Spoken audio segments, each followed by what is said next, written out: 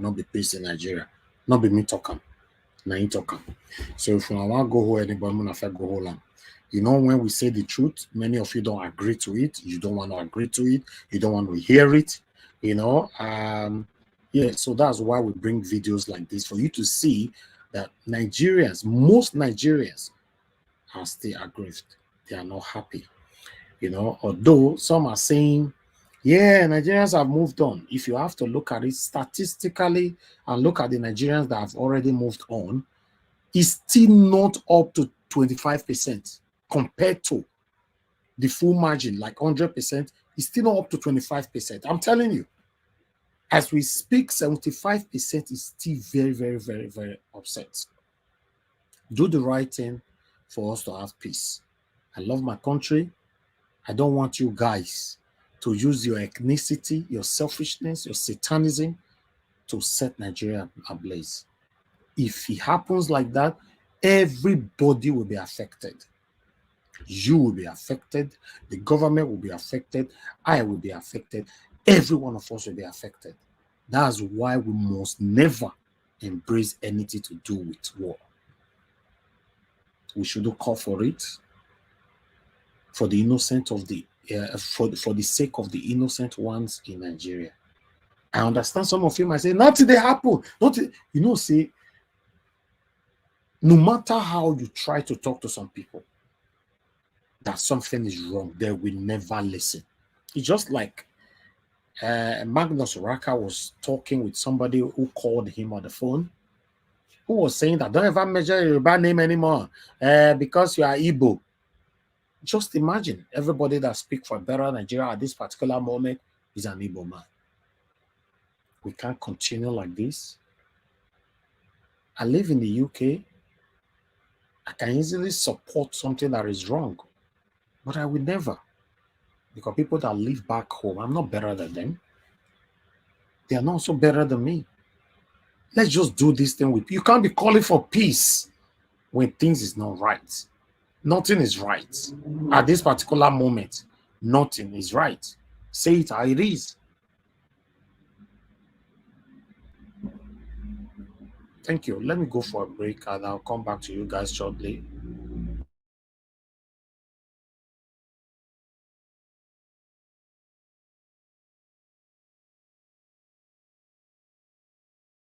You are the pillar that holds my life.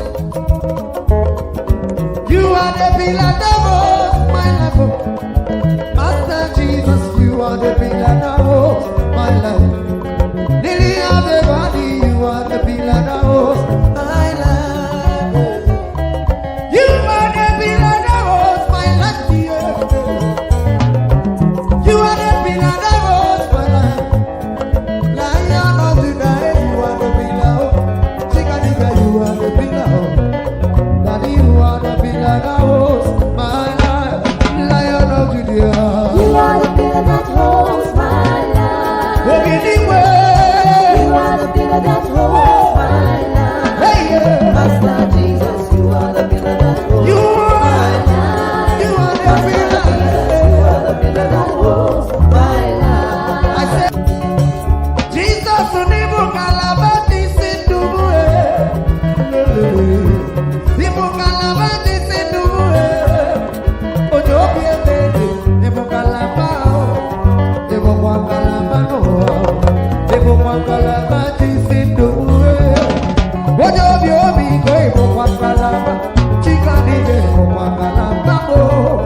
Nibu kwa kalabati sinduwe. All right. Thank you very much, my people. Please like and share, like and share. Good morning, good afternoon, good evening to every one of you right there. How are you guys doing today? It's good to be back here again. Today is Tuesday, 13th June, 2023. We're going to be talking about a lot of things today. You know, today, and I know say court happened. Yes, we all are smiling. We have every reason to be smiling. It's not looking good for APC. It's not looking good for the Tinubu and its supporters. They are just the only wearing mask, you know, that everything looks good. It's not looking good for them. You know, the courts, the judiciary is doing the right thing at this particular moment. They're doing the right thing. As you all know me, I say it how it is. If they are good, I'll say it. If they are bad, I'll say it. You know, you cannot expect me to say they are bad when they are good. At this particular moment, they are doing well. Tomorrow, you might hear something different from me. So for the past couple of days now, I've been raining praises on judiciary, but I don't know about tomorrow. So today, yes, every additional evidences that we submitted, you know, were accepted and marked as exhibits. So even though the APC are trying to oppose and stop them, you know, from accepting these evidences, the court normally say they have to accept it. So it's a good thing. Remember the other day when we play video, APC tried to oppose it, and the court said no, they must play the whole 20 minutes long video or more. So yeah, at this particular moment, the judiciary is doing the right thing. Don't listen. I'm not a biased person. I'm not telling the judiciary to favor me. I'm not trying the judiciary to you must favor the obedient. Just do the right thing. Search your heart. Make a decision and check your heart at the end of the day.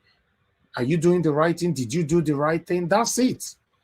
You that is watching me right now, you can deceive me, but ask yourself, can you deceive yourself?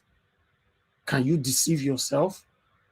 Lock yourself in your room. Ask yourself a question and answer the question by yourself. So sometimes as a human being, we just think that, oh, we can deceive everybody at the same time. No, you cannot. Tinubu did not win that election. Let's say it how it is. I don't have anything personal about Tinubu. After all, if we wanted to be biased, I would have just said, okay, because I have affiliation one way or the other with Yoruba, or Edo State have affiliation with Yoruba or whatever, then I'll be biased. I'm not even a Yoruba or Igbo man. I'm a Edo man. You people stop generalizing everyone that is fighting for a better Nigeria as an Igbo people. I'm not an Igbo man. I'm fighting for a better Nigeria, and Peter Obi is not, he did not campaign to become a president of the Igbo. He campaigned, and I supported him to become the president of the Federal Republic of Nigeria. So let's stop these things that we talk about all the time, trying to generalize. Anybody that is, look, that man was calling Magnus Oraka an Igbo man just because he's speaking the truth. I commented on the post on Instagram. Somebody said, oh, if they pay you, say because you be Igbo man. Can you just imagine? Huh? Our politicians don't to divide also. If they watch me right now, say you be APC person. Eh? You know why not to blame you? You be my brother, you be my sister. Now our politicians now divide you and I. Now make you and I not like each other. Normally in a playing ground, we're not supposed to quarrel.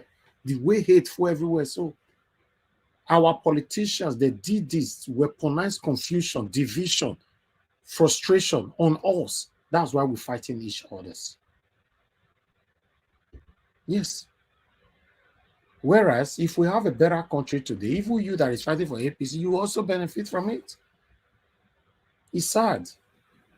When I call them satanic, some people think that no, they are satanic. They are. They don't have a heart. They don't know if you exist. They don't know if I exist. They don't know if us exist. They only care about themselves. These guys are satanic. Tell me who is really benefiting from Nigeria? Even the police that we are talking about. You know, if you go check on the police officers, now they suffer pass. You don't know. Now they suffer pass. That's why you see they take bribe, collect money for roadblock everywhere just to survive. You will they support them now. You they suffer. That make me ask that our brother at that time, Mr. Adewale, will they support APC that before he come back for forgiveness. I ask and say that question why I asked him was a strong question. If you they sick right now for Nigeria, God forbid so you get liver problem. Do you think there's hospital in Nigeria that will be able to rescue you? He said, God forbid you not go sick. I said, no, that's not the answer. We cannot be God forbidding all the time when we are not doing the right thing. In the UK where I live, they don't God forbid here. Everything works. In Nigeria, we pray for the things that the government is supposed to give to you and I. If you tell people, be careful where they go, so you can say, God forbid. Just take instruction and act to it. Do the right thing. Sometimes someone to claim that they know how to communicate with God better than you, or they are more holier than you. No. Let's do the right thing. Thank you very much, my people. Before I post out a link, a confession that was going on in the Senate while they're quickly off the mic. In fact, I think I should allow people in before we take on the court updates today. I should bring people in, right? Let me bring people in because I want us to talk this together. Let me bring people in. Thank you very much, my people. I appreciate you all. I can see more people coming in right there. Cletus, Fidelis, I can see you, Matthew. Thank you, Origin. I can see you, Daphne.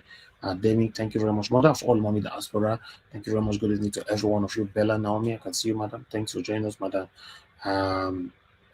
Rita, thank you very much. God bless you all. Des, Imo Sokri, thank you. God bless you all. I appreciate you all. Mr. Joseph Orji is with us. I sent Edoga, BTV Niger, Kingsley Ogbona, Joran Sadolo, Kate Johnson.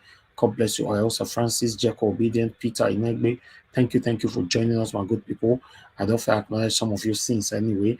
Thank you very much, sir. Thanks for the super chat as well. Afosa, thank you. Yes, thank you. I appreciate you. Thank you, super chat. And I do like watch. Guys, help us to press on the like button, press on the dollar sign, support what we do here, encourage what we do. I have a lot to show to you today. We have not even started. So I just wanted to say all that. So let me put in the post the link. Remember, for you to join the panel now, we have a new rules that can never be changed forever. So in case you are satanic, you are watching me right now, say one day they go forget, they go change the rules. No, even though I forget, our software that attached to our broadcast will not forget. That's just the truth. So you must turn your camera on the backstage. Now let me go see your face. In case you don't want me to see your face, that's fine. I know some of you, for a reason I don't know, don't want people to see you. That's fine. You are entitled to it. But me go see your face. I will see that your beautiful face. If you be woman, I'll see that your beautiful face. If you be man, I will see that your handsome face. I don't see many of my brothers where they cover their faces. You see as they're cute, or my sister where they cover their faces. I see as they fine. Because what did they happen? If you not show your face, you don't know who they like you for that. Not be the married one I talk. I talk of the one we never marry. If you know, so you never marry, you not show your face. Person did then, they comment section way fine. You don't show your face. Now not because of that one, me they show my face. So thank you very much. I can see, Lady Gina. Thank you very much. I really do appreciate this. Good evening to you. God bless you. Thanks for your continued support. And God bless every one of you that have been supporting us. I really do appreciate this.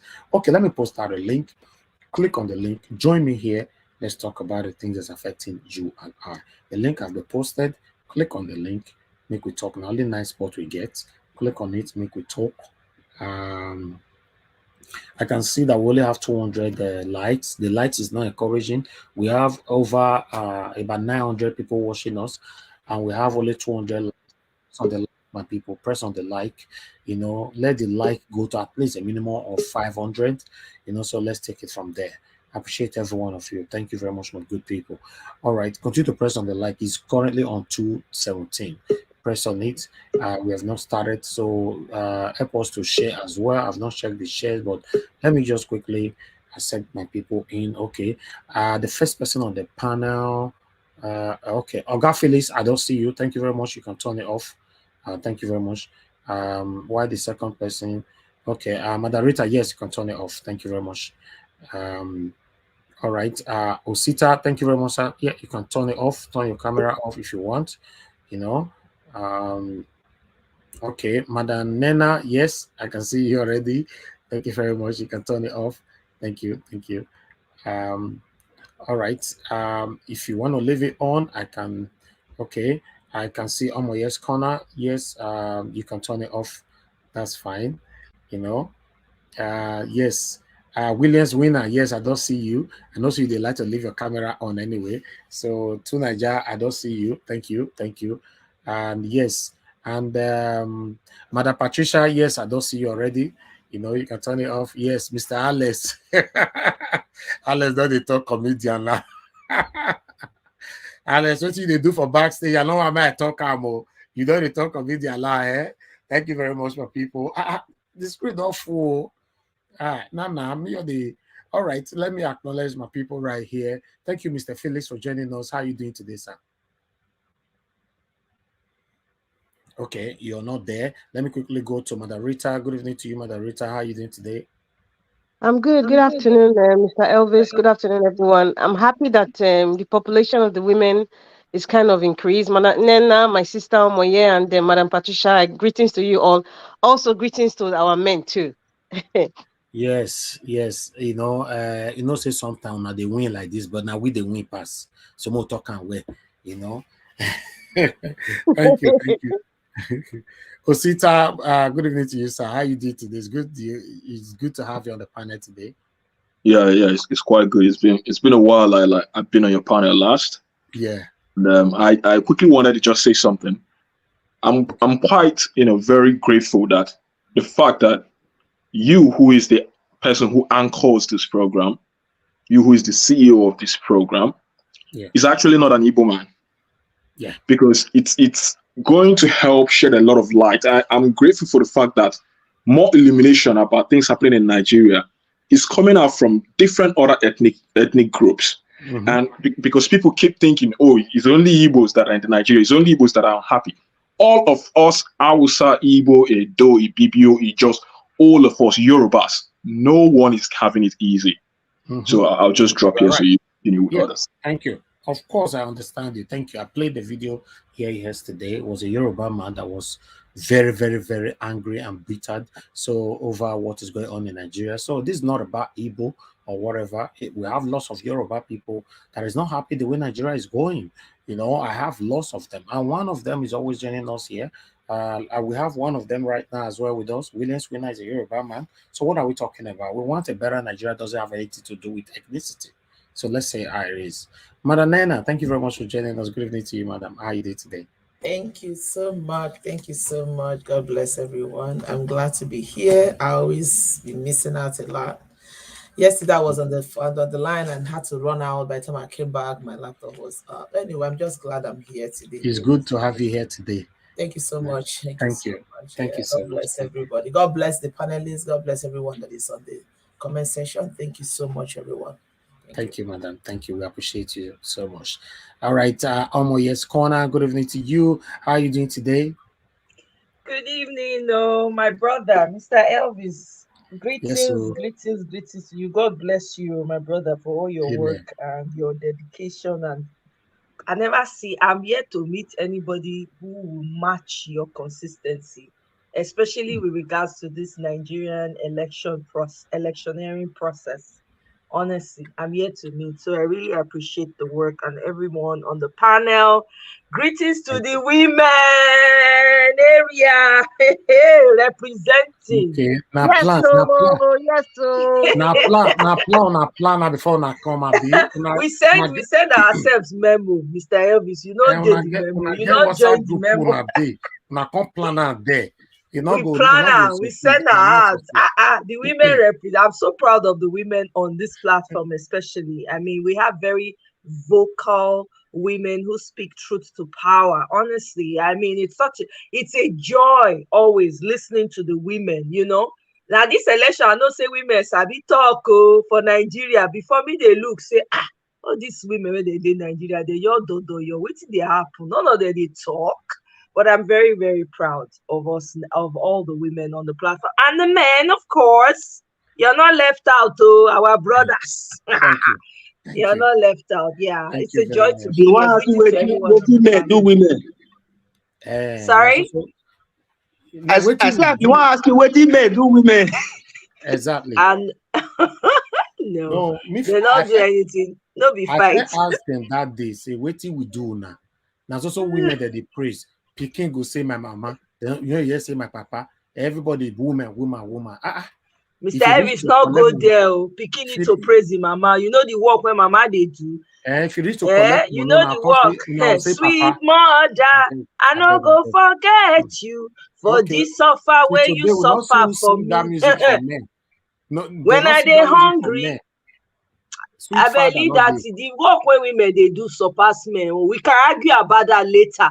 If Okay. not that one, bring the topic later. Maybe we call here on I this go bring table. down. I'll find the way All I of go us bring when down. again, mama, we know what they happen now. We know what's up. Respect I had a wonderful dad. So God rest his soul. Wonderful, wonderful man. So I know there are men who actually are like mothers too. I can speak to that because I've met, I have them in my family, and I've met people who they do the work of a man and a woman at the same time. It's a beautiful synergy, but I'm going to leave that here. Thank you very much, my brother. Thank you very much. Thank you. Gina Francis, thanks for joining us. I can see your camera already. All right. Thank you very much, sir. All right. Let me quickly come to Williams Winner. Thanks for joining us. Good evening to you. How are you doing today, my brother? Oh, my brother. Good evening, sir. Good evening. I really appreciate your strength, your power. I'm praying that God will continue to strengthen you. And also, I greet all the panelists, all our women in the house, and even I use this point of contact to celebrate the women. Why? Because today is my mother's birthday, 75 years old. So I appreciate the mothers, I appreciate the woman, and I pray God will continue to strengthen you.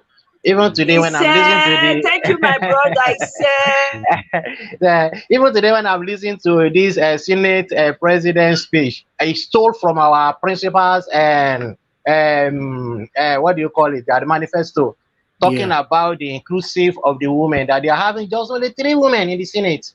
So I'm praying that women will be more inclusive. And today, thank you very much for everybody. And the truth will continue to fight on. We will continue the fight until our mandate is being restored.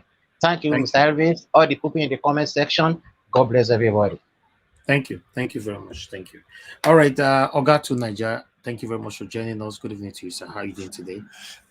Greetings, Niger Watch, and to every male on the panel. Exactly. See, I was waiting for two Nigerians to talk like this. Two Nigerians, you prove me right. You're very easy to. You're very easy to predict, Mr. Niger. Very somebody predictable. has to represent the men. Now, come on, you represent the women. Come on, now. Let's play fair. See, a man's life is a thankless job. Let's face it. Now, all these songs are released for women. I hear they say they are the ones being oppressed, but it's all good. Let's all take everything with style and grace. Yeah, it's just what it is. And that's why I just said that let's just, deal with our problems and forget about the gender stuff. Exactly. And greetings to the panelists and all the viewers. Thank you. Thank you very much. Thank you. Mother Patricia, it's good to have you on the panel. Good evening to you, man. How are you doing today?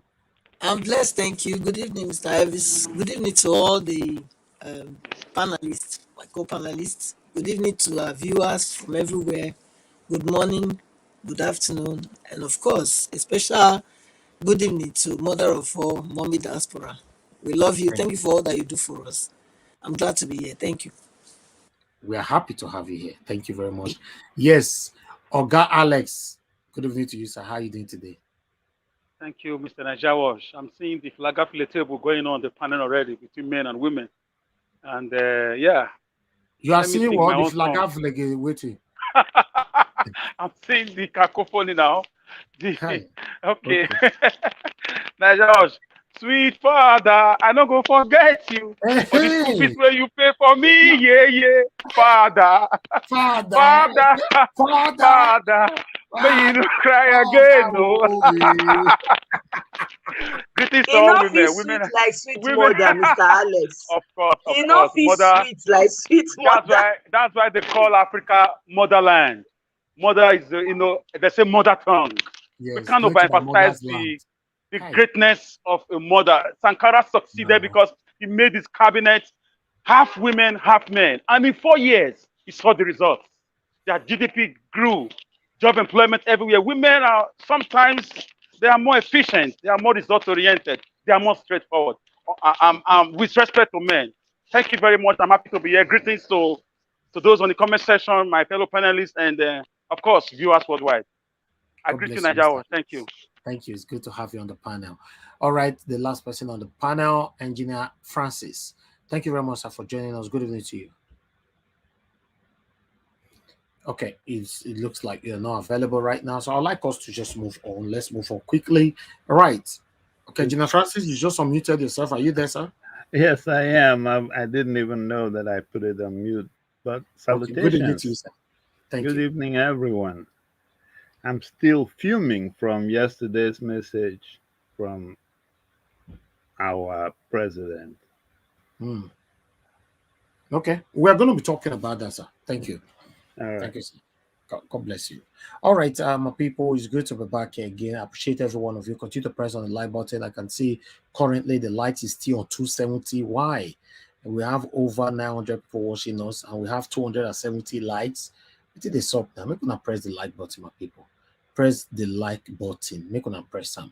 It's very, very important. I would like to take a break with this our Edo talented boy here quickly.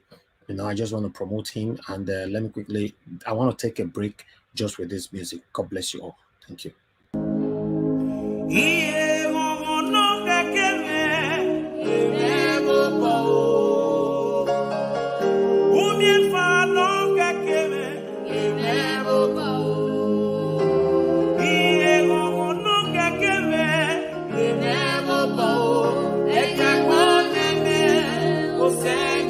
One of such people who never still believed that I really crossed the carpet to this side. But my reasons were very simple. Since I never enjoyed the support of the party leadership in APC, even for them to recognize my... Chief Whip, you yourself, you're not helping matters now.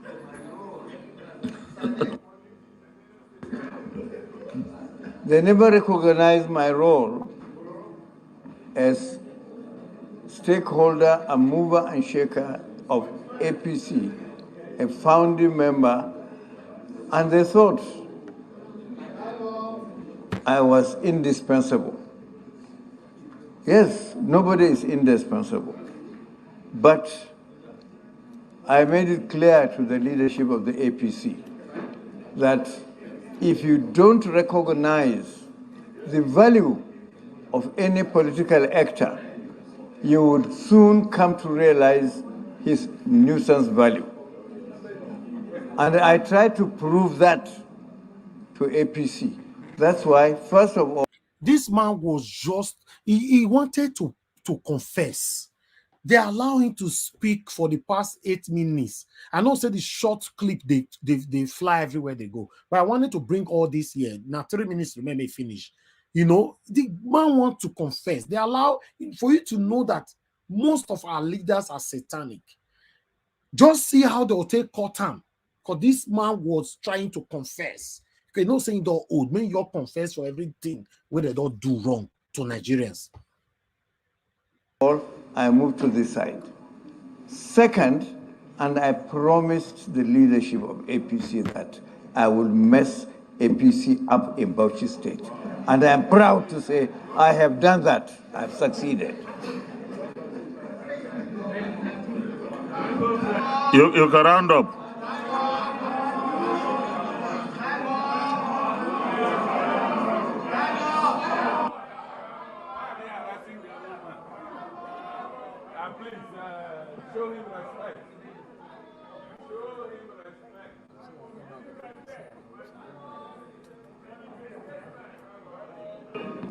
Distinguished Senator Adam Mohamed Bulkachua, please round up. You have less than 1 minute to round up. Taken 10 minutes. And why should you respect me? Because I can cross-carpeted? No, I don't want anybody to interrupt you or disturb you. No, Oga, no. You gave him 10 minutes. This man don't only talk for 6 minutes.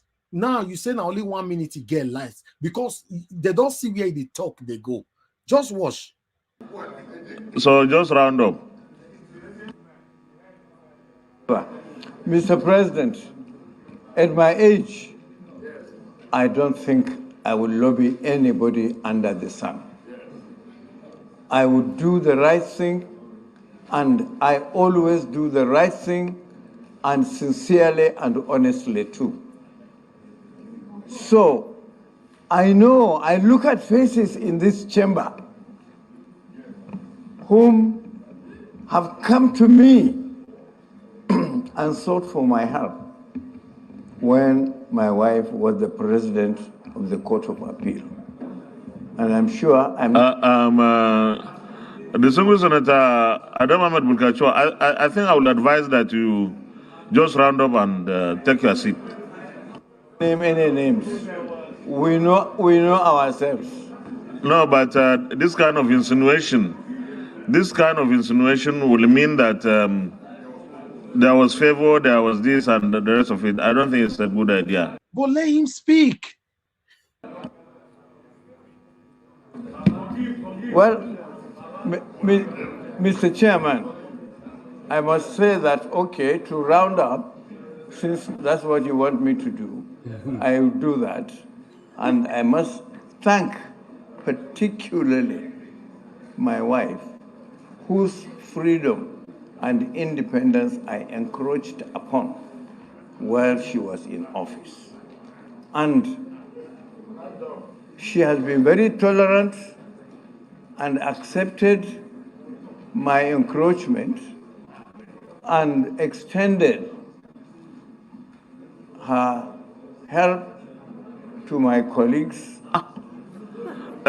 Distinguished, please, I don't think this is a good idea, go in this direction. It's not a good idea. It's not a good idea, please. She's not there. Well,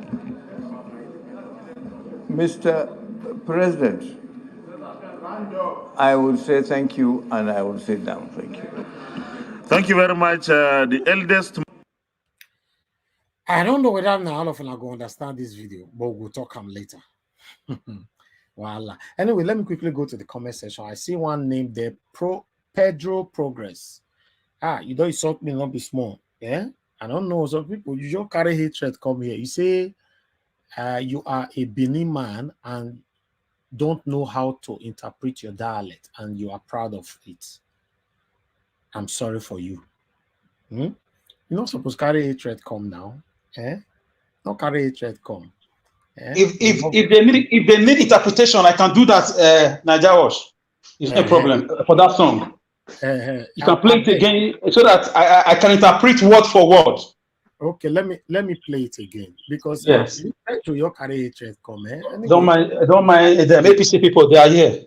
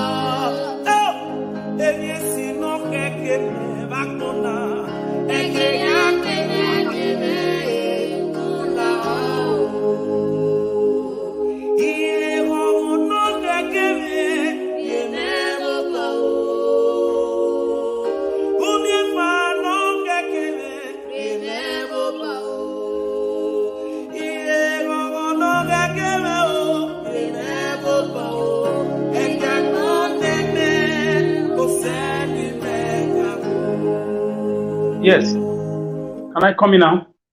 Yes. I wrote it down. He's asking God. In fact, let me address the guy on the lady on the comment on the conversation first. Just politely ask for interpretation instead of being confrontational.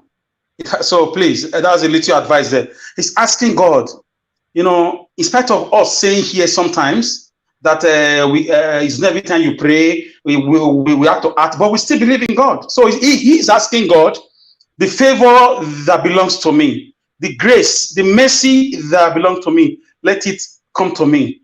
The children that belongs to me, the monies, the prosperity that belongs to me, let it come to me. Don't let the world, fight me and take this from me. The good things in this country that belongs to me, God, oh God, my God, let these things come to me. Let nobody fight me and take these things from me. It's just a prayer song, like Nigeria said. It's a prayer all through. Yes. So what other interpretation could be better than that? I don't understand. Say some people, they all get hatred, they all carry come, say, might go attack them. No, you can't bring us down, Don't worry, we love you. We love you. Let's move on, my people. I appreciate you all. Today, I would like us to quickly listen to our brother right here on what happened today in court. Then I have 2 articles after this. Then we take it from there. God bless every one of you for your patience with us. Continue to press on the like button. Now the like, I be like say the big problem for now today. We have over 1,000. We have about 1,150 watching us right now, and we only have 342 likes. And for sharing, we have 92 share. Okay, don't grow. My fellow councils number about 14 or so. Please press on the like button, my people. Please press on the like button. Let's take this. What happened is right there on the screen. Our court admits more exhibits in Obi's petition against Tinubu. So I'd just like us to quickly take it from here, despite that there's so much advert that I can't really do anything. The Labour Party and its presidential candidate in the last election, Peter Obi, on Tuesday tendered more exhibit as evidence against the declaration of Bola Tinubu as the winner of the presidential election. The presidential election petition court admitted the exhibits, which were merely result sheets and reports used by the Independent National Electoral Commission during the election. I was rushing to quickly come up for that advert. I don't like them. Okay, the LP and the OB challenging the outcome of the election in which Tinubu of the All Progressive Congress was announced as the elected president by the Independent National Electoral Commission.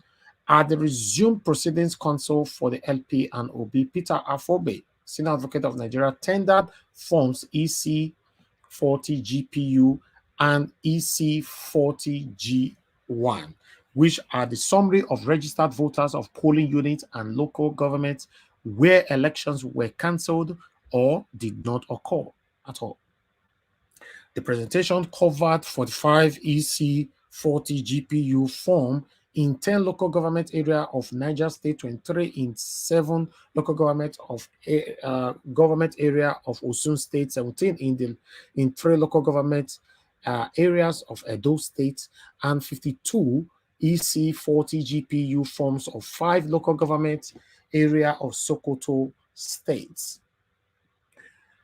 All right, then we move on from here. Then, I'm gonna wait more than others. All right. I did deal with advert for here. Obi also tendered 15 forms of EC 40G in 8 local government area of Osun State, 12 forms of EC 40G1 in 12 local government area of Edo State, 15 forms of EC 40G in 4 local government area of Sokoto, and 9 forms EC 40G1 in 2 local government area of Sokoto. The petitioners also tendered 5 reports on the conduct of the election in Niger State and 8 in Edo State to back up their allegations of malpractices during the conduct of the election.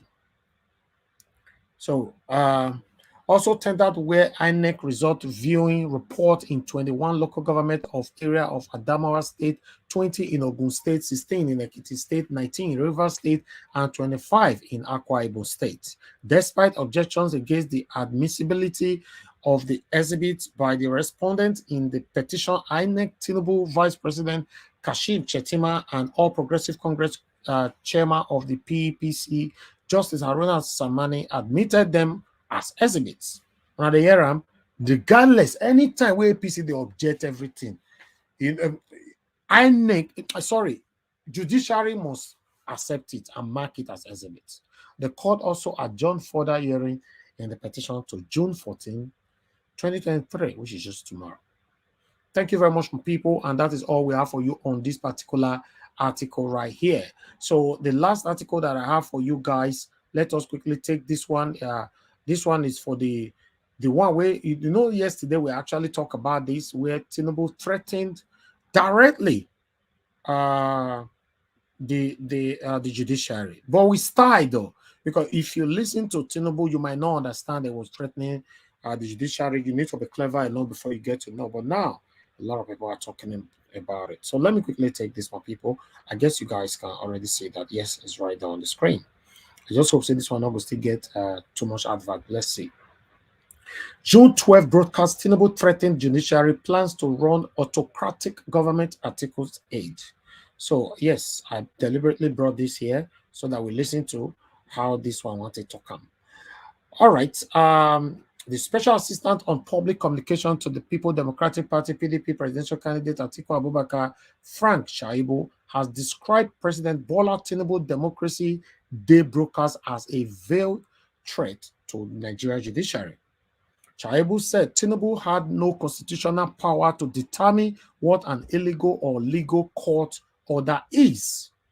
In his broadcast on Monday, Tinubu had said, unquote, it has become imperative to state here that the unnecessary illegal orders used to truncate or breach democracy will no longer be tolerated.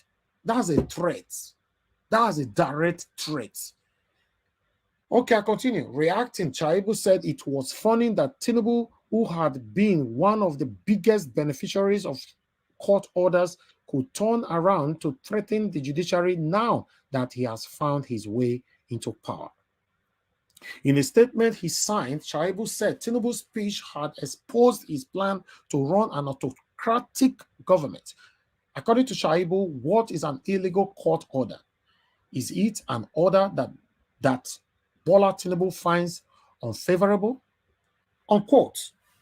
Is it within his power to determine what orders to obey and which one to disregard? This is a man who rose to power after several applications were dismissed based on technicalities. This is a man who just last week obtained a court order in order to stop the Nigeria Labour Congress from going on strike. However, now he suddenly realizes that unnecessary so-called illegal orders used in truncating democracy would no longer be tolerated when his minions in Lagos deprived non-indigenous from voting. What a hypocrite. Tinubu wants to impose the leadership of the legislative arm of government. He also wants to force the judiciary to bow to his will. Does he want to turn Nigeria into a dictatorship? All right, that is it. That is it, my people. Say yesterday, we not free talk this matter properly. So I decided to say, okay, make a carry and come. All right, my people, appreciate every one of you. Okay, that is all we have for you right now. So please like and share. I'll go on another break right now. When I come back, we start hearing from our wonderful panelists. Don't worry, this is going to be a short break. Press the like and help us to share. I know they do competition with anybody. If I offend you, forgive me. Show me love. Go there, biza. Kama bara lo ninu ife kan akanbi. I know they do competition with anybody. If I offend you, forgive me. Show me love. I go show you love.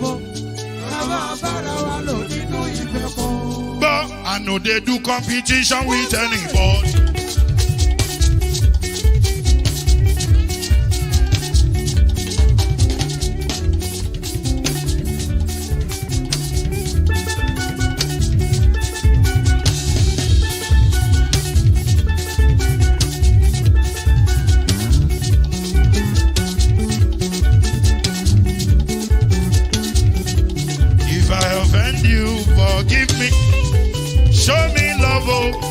show you love it. Ká má bára wa lò nínú ìfẹ́ kan.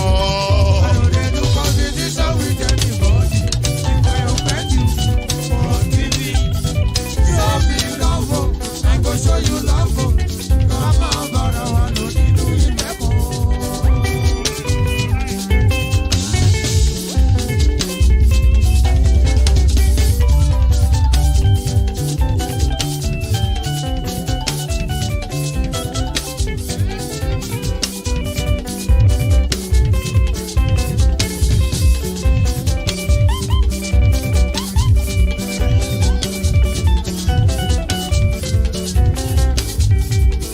No, they do competition with anybody.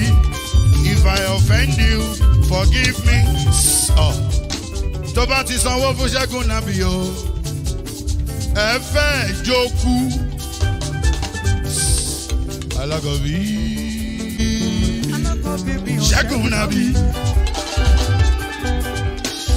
Alákọ̀bí Sábàmẹ́là. Anybody. Anybody? Any bobo bobo bobo bobo. Anybody? Mo ló ń fọlú, ó gbà mí bó ṣe rí mi láti kíníṣí. Délé mo ló ń fọlú, ẹ jẹ́ ń sọ̀rọ̀. Délé o, délé o.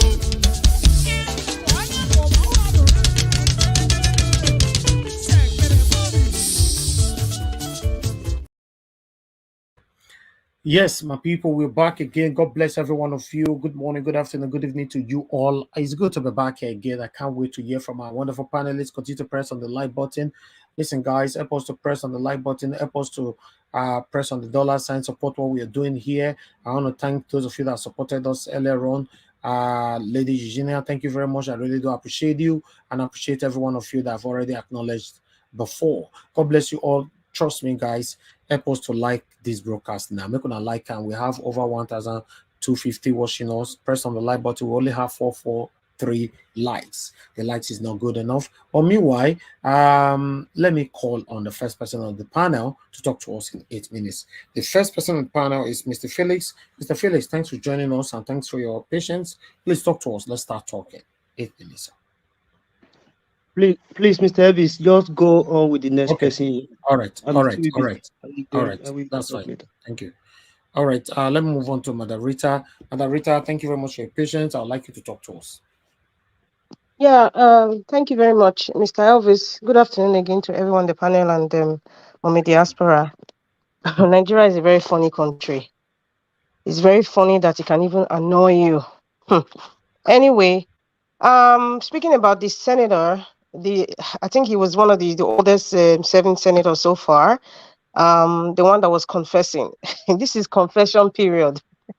You know, God is awesome because I'm not a religious person, by the way, but I would say God is awesome, and because everything is designed for a reason. Everything that happens or everything that is happening in Nigeria right now is for a reason. It's for a reason for us to learn. It's for a reason for us to understand, to listen, to get inspired, and to also know when to speak up and to stand for the truth. And I say so because I think for the past couple of days, we've been hearing a whole lot of mind-blowing things coming from the people in the corridors of power. Some of them are still in power and some of them have left. And we started with the crying senator. And then with this old man, which I think is overdue for retirement because he sounds like somebody who is actually going senile. You know, he said something. He said he vowed, I mean, talking about briefly about what he experienced politically and then how he jumped ship like they normally do, or, you know, from APC to PDP. He said something. He said he vowed to mess up APC.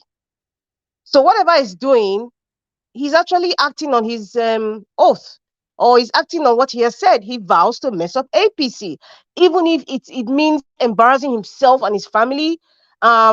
You know, when these politicians, when they make a deal and the deal doesn't work, it gets to a point that because they have sacrifice anything and everybody for their political aspirations.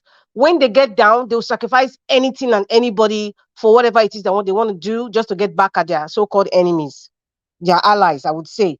So that's exactly what he's doing. And then he was cut short.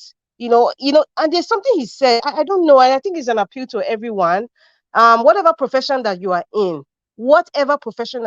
especially if you're in a profession that has to do with people's lives, that has to do with making decisions that will determine the destiny of certain people, or especially if you're working with the public, you ought to be very careful. You ought to be very, very careful, because this man now has exposed his wife to say that, these were his words, I encroached. You know what encroachment means? It's like somebody is entering your space deliberately, and it takes for the recipient to accept that encroachment. And he said his wife accepted his encroachment, and I feel that encroachment was going against the independence of her profession. In other words, he encroached her independence professionally. The decisions she was supposed to make by her profession, according to the constitution, according to what the law says, which she upholds to, which she swore to, she allowed her husband to encroach that independence. He said it. It's not like he forced his wife. He's even thanked his wife that she even allowed him, because she was patient enough to allow him to encroach in her profession. And that profession had to do with making decisions that would affect a country, that will affect institutions. So this is what is going on in Nigeria. So therefore, the judges, like you people have said, you watch social media, please, if you know you are a man or a woman, do not allow your children or your spouse or your family member or your childhood friend affect the decisions you are going to make for over 200 million Nigerian people. Do not allow those influences, because whatever influences you get, it usually comes from the house. It comes from within. Don't allow it to spoil the destiny of the Nigerian woman that is crying that her son was spied because of the decisions they have been making in the corridors of power in Nigeria. This is a message.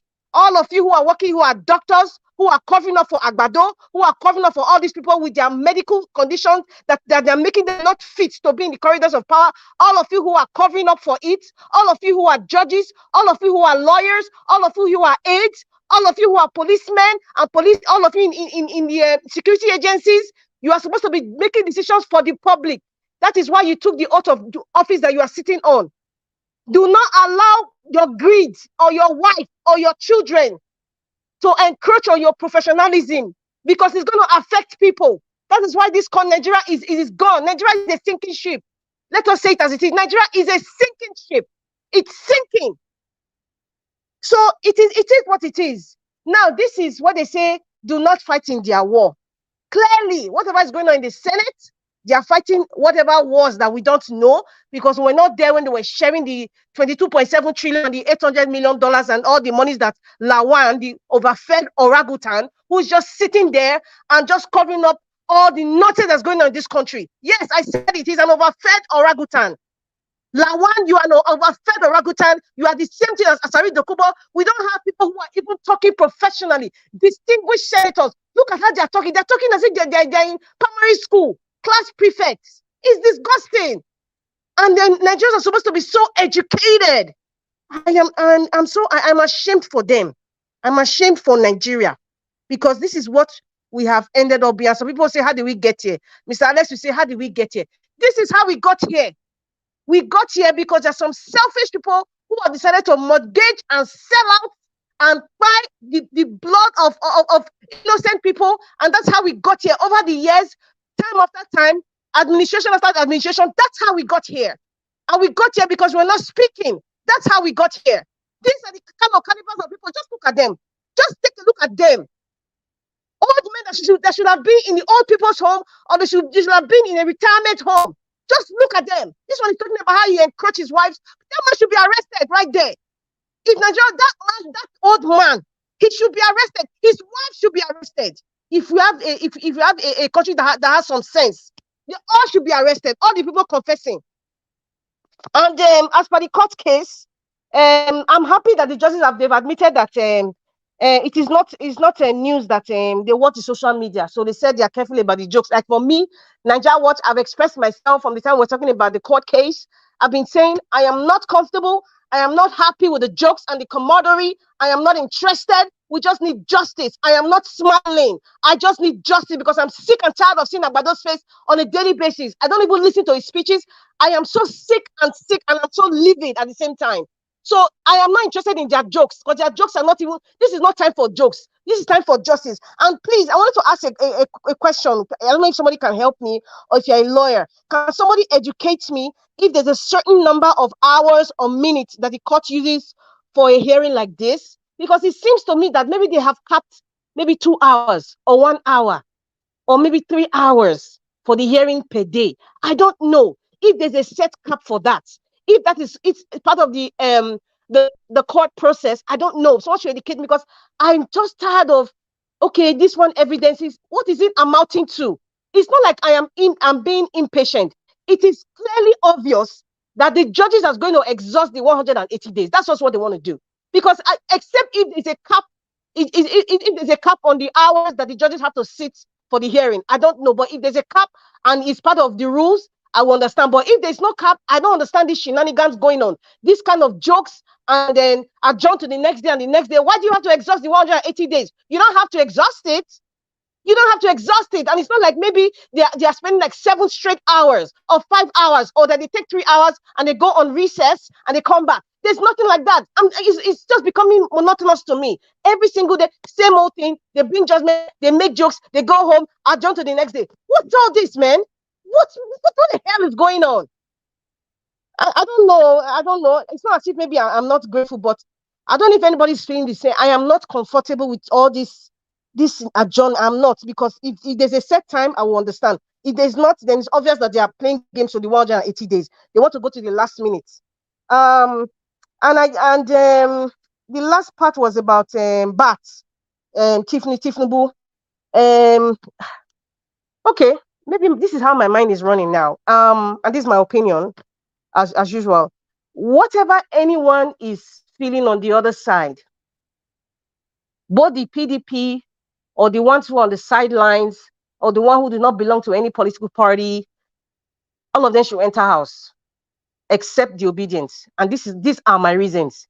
They should enter house because this is what the obedience have been saying. This is what we have been saying in Nigeria Watch. We have been screaming and shouting just before the election that if you bring this man, if Mahmoud Yakubu did not do what he did, these are the dangers of what we were talking about from day one. So PDP should not come and be crying wolf, wolf.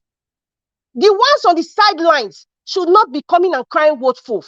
The so-called human rights activists that were silent then, they shouldn't come and be crying wolf, wolf. They shouldn't. They should all enter house because this is what we have been shouting. This is what Peter Obi, my president, has been saying. The rascality of the elite is what we are saying. This is the rascality, accumulative effect of bad leadership. This is how we got here. In case somebody says, how did we get here? It's an accumulation. They should enter out because when we were screaming, they said we are too small. Only 4 people on social media. We have been screaming and screaming. So this is the pain that they are getting now. They are not getting a little bit of the scar that is, or the big wound that is coming.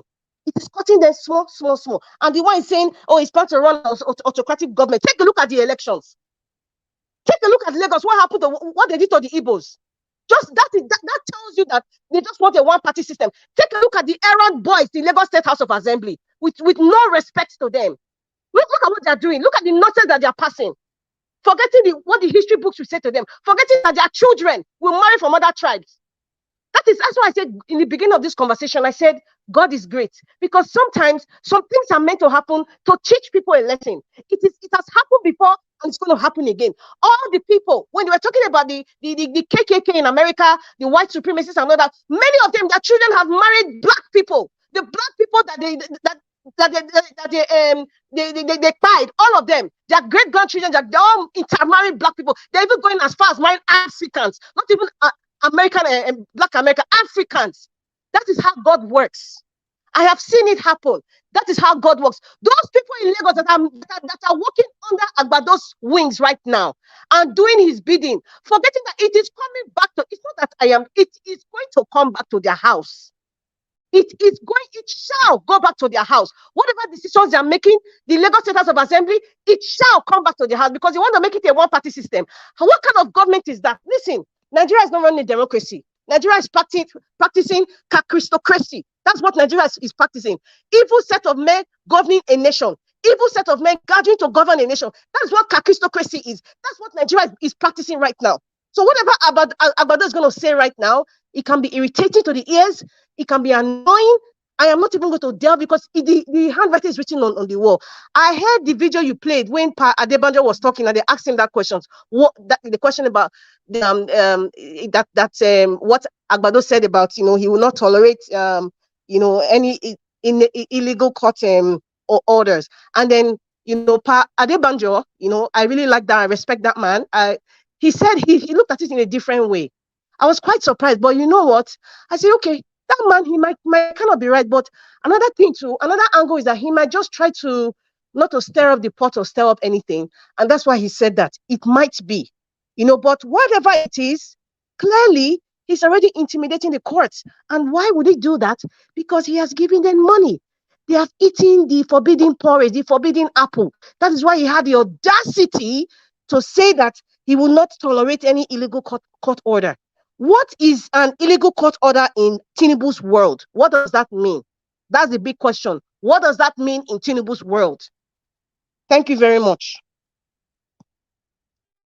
All right. Thank you very much, Mother Rita. God bless you. Appreciate your submission. I want to quickly address someone on the comment section. Etunsa, I don't understand, because I want you to understand the rules of this platform, that it doesn't matter if you are nice to us here, you share our videos, you talk good about us, or you pray for us. But when you go against the rules, you'll be penalized. All right, please, you are not allowed to tag anybody and attack anybody directly on this platform. I'm not here to mention names. You are not allowed. I said it before. I've warned a couple of people before who usually do that before, and they've stopped. In the likes of Mr. Tony and many others, they've stopped. And I want you to stop that. You cannot come here and tag anybody. This is not, this platform is not a platform where you talk down on anyone or you come to attack anyone. We are here questioning our government, and I believe that's why everyone is here. We are questioning our government for the pains that they've put every one of us through. Please, let today be the last time you will tag anybody here, please. Thank you. All right. Excuse me, Niger. Yes, sir. Please remember what Patrick. Yeah, remember what Patrick Henry said. Inasmuch as I might hate everything you have to say, I will still fight and die, give my life for your right to say it. Mm-hmm. So let's tread carefully and know where freedom of speech comes and where attacking somebody is.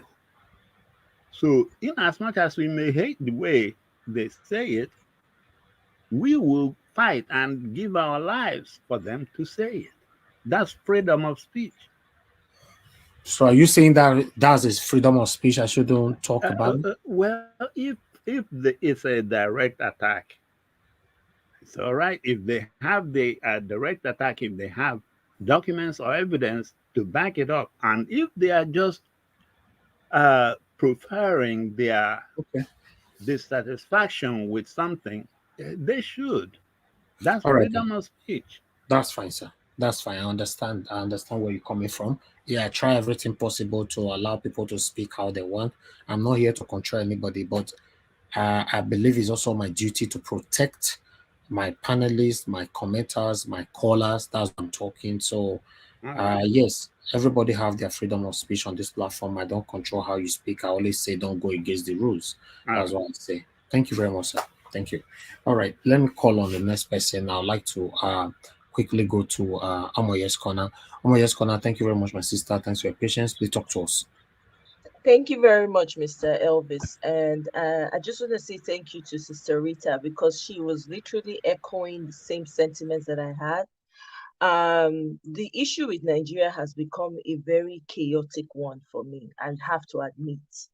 And at this stage, I just feel like if at the end of the day, if truly the judiciary can easily be bought, and I agree with Sister Rita when she says that they only listen, they only talk for like what? It's not even up. Do they even spend up to an hour in that courthouse, even listening to the witnesses and all the evidence that's produced? I don't think so. They just do that and then they adjourn to the next day. I mean, is the judiciary that lazy in Nigeria? Is that what they're saying to us? Because that's the perception that we're getting. They don't have enough time to listen to critical matters that affect the lives of every individual in that society. Don't they see that this is a very important case to all Nigerians? It speaks to a deeper problem that we have as a people. I have to say that. And you know, not to throw around words carelessly.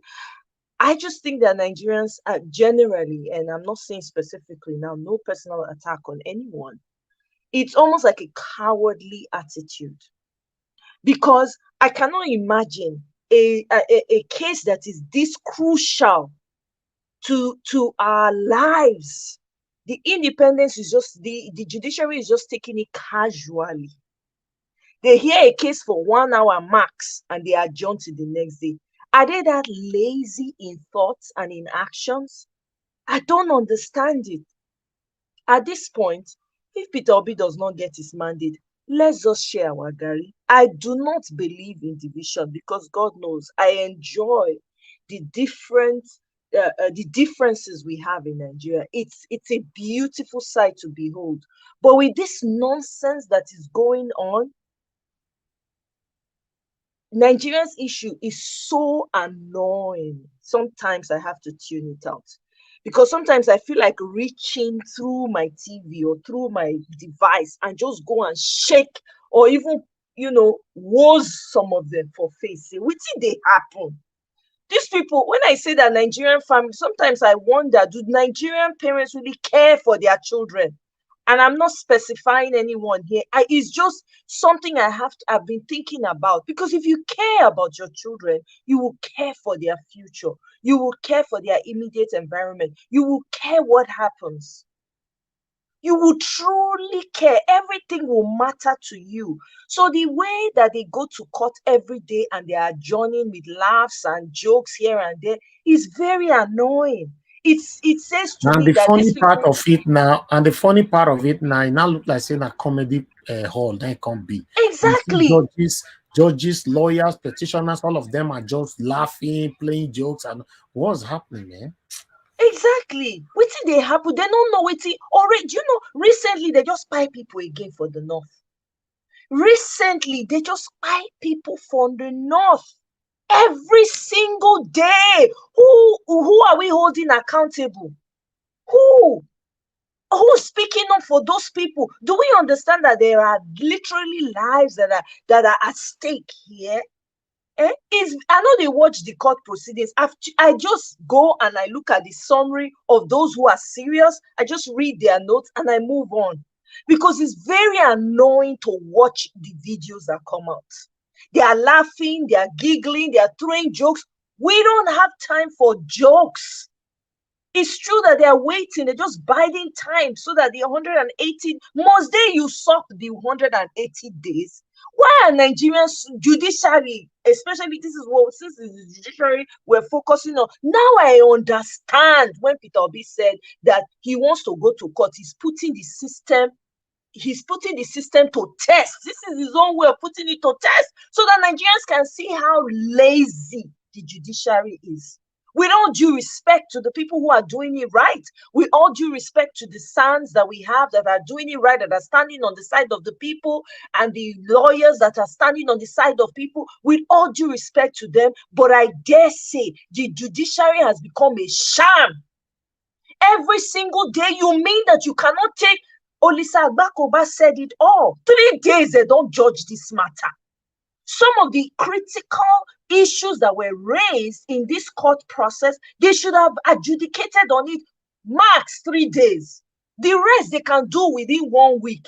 Not be to sit down, read everybody evidence and the facts that have been presented. That's what lawyers are good for. You read and you are able to understand immediately what's going on. You understand. You are in the society, for crying out loud. You are not buying gas cheaper. Your children's lives are not safer than anybody else's. Matter of fact, which one? They carry one wife recently. One judge have been a justice. They carry him. They carry him. So they are not even immune to the dangers in the society. So it's appalling to watch these people while away time, waste people's time on a freaking daily basis. I should wake up from where I am on the other side of the world, still seeing them in court. Man say, they don't go far. Let's see what's going on. Let's catch up. No, 1 hour max, they don't come out. They don't laugh. Hey, come on. Who has time for Nigeria is a joke. If Peter Obi does not get his mandate, make we divide Gary. I beg, let everybody go and self-idealize themselves wherever, because it's not worth it. Nigeria has become a sham. There's no structure in Nigeria that is working for anybody. None. Nobody is buying gas. Matter of fact, the petrol is more expensive in the south than it is elsewhere. Make that make sense. In a community where the oil is being generated, they pay more to get their petrol than other places. Make that make sense to me. It's just that right now we cannot keep quiet anymore, because if we keep quiet, a lot of it's because of this silence, of this attitude of silence. It no concern me. It no concern me. Nigeria matter. I beg. I no get time. Then na they sabi. Na they know. Na carry us which way we did today. So now make us they cry. We they cry wolf now. Nobody they come out because we don't too quiet. Anything where they give us, we go take them. Anything they give us, we go take them. Even if they push us reach the wall, when they know they push human being reach, we go climb, we go find way to create space within that wall to exist in. It is maddening. I wonder how people are still going on in that society, knowing what is playing out. People are just going around as though they don't know the danger that they are sitting on. You have people that are supposed to serve you coming out in this man's old age now. He want to confess. After he don't do massive damage to the society, you are not coming. What your confession want to do right now? What is it going to do? Because your conscience, or all of a sudden you are old age, you are not growing a conscience because you know you are closer to the ground than you are living. You see the kind of fathers that Nigerians have. Somebody when you now say that it looks like Nigerian parents do not care about their children, people will take it personal. Why would I not say that?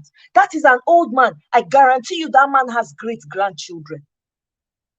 Now, in his old age now, he's now ticking down. He say, man, maybe if we not do like this, maybe if we not look at it. He's trying to confess because his conscience now is now telling him, talking to him for the first time maybe in his life. And you compromise, you go and meet, and I blame the wife. I blame because your profession is your profession, is different from your relationship in the house. A public servant of the people, you allow yourself you allow your husband to twist you, to jeopardize a whole nation. My people, that is a travesty. That woman ought to be arrested, thrown inside jail, and the keys thrown away forever. May they go drop the key for middle of ocean. We are in trouble in Nigeria if we do not do something. Now, only Nigeria, yes, say they go push people. Me expect, say, people they talk, say, oh, we cannot be calling for a massive protest now because, this Nigerian people, government, they don't care. They will just do anything to people. Guess what? There are different ways you can do a protest that will have an impact on the society. People don't want to think about it. They don't want to get creative about it. You don't have to put your body on the line. You don't have to be on the streets. You don't have to. Nigeria is a society, if we need to tell each other the truth, that your leaders do not see you as living things, as living human. They don't. You are indispensable to them. In a society like that, you have to come up with creative ways to impact their government. They won't do it. We are here shouting from the top of our lungs every single time. Nothing happens. You go on different spaces, people are making noise, nothing happens. Is this how we're going to continue? Sister Amoye, can I say something? Yeah, go ahead, sir. Thank you very much. I want to clear one thing. The wife of this man is the president of Appeal Court, meaning she appoints judges to positions on cases, not even just as a person. Most of those judges of this presidential court and the governors, political cases, she's the one appointing people to it, judges to it. Meaning the damage is numerous. Now I just put in. Thank you very much, sir. Exactly. Pa Edwin, exactly. You All see right, the damage that these people have done to us as a people, and we are folding our hands. How long are we going to fold our hands? The system ought to stop all of a sudden. If Peter Obi not getting mandate, make we share Gary. Simple. I stand for that one right now. That's where my mind is. Thank you. And the worst part of everything, if I have to add to what you all have been saying since, is that as we speak, talking, nobody's arrested. Somebody will confess publicly, nobody will be arrested. What a country. You will look at the other one that went to bring airline. You know, is the man arrested already? Eh? What a country. But when you and I commit anything, they look for you. Anyway, it is well. Let's move on, my people. Let me call on Tunaja. Tunaja is the next person on the panel. Tunaja, thank you very much for your time with us, your patience. Please talk to us, sir. Greetings, Ninja Watch, and greetings to everyone on the panel, chat, and viewers. The case, I think I share some of the frustration that they're having with the way the Nigerian judiciary are handling the case. So far, they seem to be, there's no sense of urgency to what they are doing. Exactly. And, like I don't care. Yeah. Eh? The entire thing is also reflected even in the House of Assembly. They don't seem to realize that, you know, this is an opportunity for them to really do a lot of good work and actually do it with, so that people actually not just you know, pretend as if they are doing it, so that people see it being done. You know, when you say you're going to be around, some of them should be volunteering to say we do weekend, we do evening sessions and all the rest. Not this one, they just come sit down and crack a few jokes and then you just go away. That it just makes people feel like, what is going on here? It's almost as if they are trying to buy time for the current president to do as much damage to the case and to the process as much as possible. Because if you want to dispense justice, one would think you want to dispense it as quickly as possible so that whatever damage is going to be done, just in case the wrong person is in office, you know, you have to want to expedite the case a little bit faster, but they don't seem to have any sense of urgency. And this is the pattern you see with many Nigerian institutions. For me, and for a lot of us that are here expressing this frustration, it shows you that we see it clearly that there is a lot of work that needs to be done and needs to be done yesterday. And these people on the ground don't seem to reflect that at all. They seem to be completely detached from the urgency of the situation. And that said, I don't know whether we talked about the tuition fees law that was passed earlier on today. So that one is something like the subsidies is something that is welcome, that they should start doing some of all these things so that the students are not able to, that at least they're able to go to school. What I'm concerned is that they said something about it has to do with grades. Based on grade is how you can get in. And if it's based on grades, we know the richer people hire private tuition and teachers to teach their children at home. And what is going to happen is that the poorest children may be left out of getting those student loans that they are using to get this and that they need to get into school. It should be mostly you have to pass. Obviously, the university has to want to accept you into university, and then if you are from this low income background, you should be more entitled to it than the ones that are already rich and they too can have access to it. I don't understand why Nigeria don't do things like that. Every time they give like subsidies, everybody was getting subsidies, rich and poor alike. You know, the ones that are stealing billions, they were all getting the subsidy too, including for neighboring countries, as it turns out. But they don't target the poor people in the country, and the same thing that you see with this education bill too. So if there's something that needs to be done, we need to start lifting the poor out of the situation in Nigeria, and because those poor is where you get a significant low life expectancy that brings the Nigerians life expectancy down. Most of all these people, they live over 53 years. It's the people that don't live that long because nobody is really catering directly for them. They say they want to help, but whenever they help, it helps everybody else. And that's something that Nigerians need to pay attention to, because whenever they say they want to help you, watch whether it's targeted towards the poor, whether it's just targeted towards everybody. Then if everybody gets it, then the rich will just keep getting richer. The structure of inequality will still remain, and privilege, all that will just still remain intact. So that's something I really wish we want to start paying further attention to. For me, my biggest issue that I would like to see addressed is the security part, because that is something we've never done before. We've never really taken care of our security before, and if that happens, then I will say, okay, maybe things are beginning to change for the better this in the country. Because I said it yesterday, 70 people or so were kidnapped, and women, children, and so they were abused. We know what that means. This is something that is happening repeatedly, and if you check the news today, you probably see them, and they don't even bother to report them anymore. They just put them in the back pages on newspaper. IDP camps are still open. All this nonsense is still going on. Personally, if I was any leader in Nigeria and all those lawmakers, they really need to buckle down and do their job. This is no time for job. And if they think it's going to be a time, it's going to be as the game as they are playing before, it's not going to be like that. There are a lot of diasporas that are getting ready to come and challenge whatever nonsense they want to start pulling off there, because they will use all the platitudes and tell you that they're going to do this, they're going to do this, they're going to do that.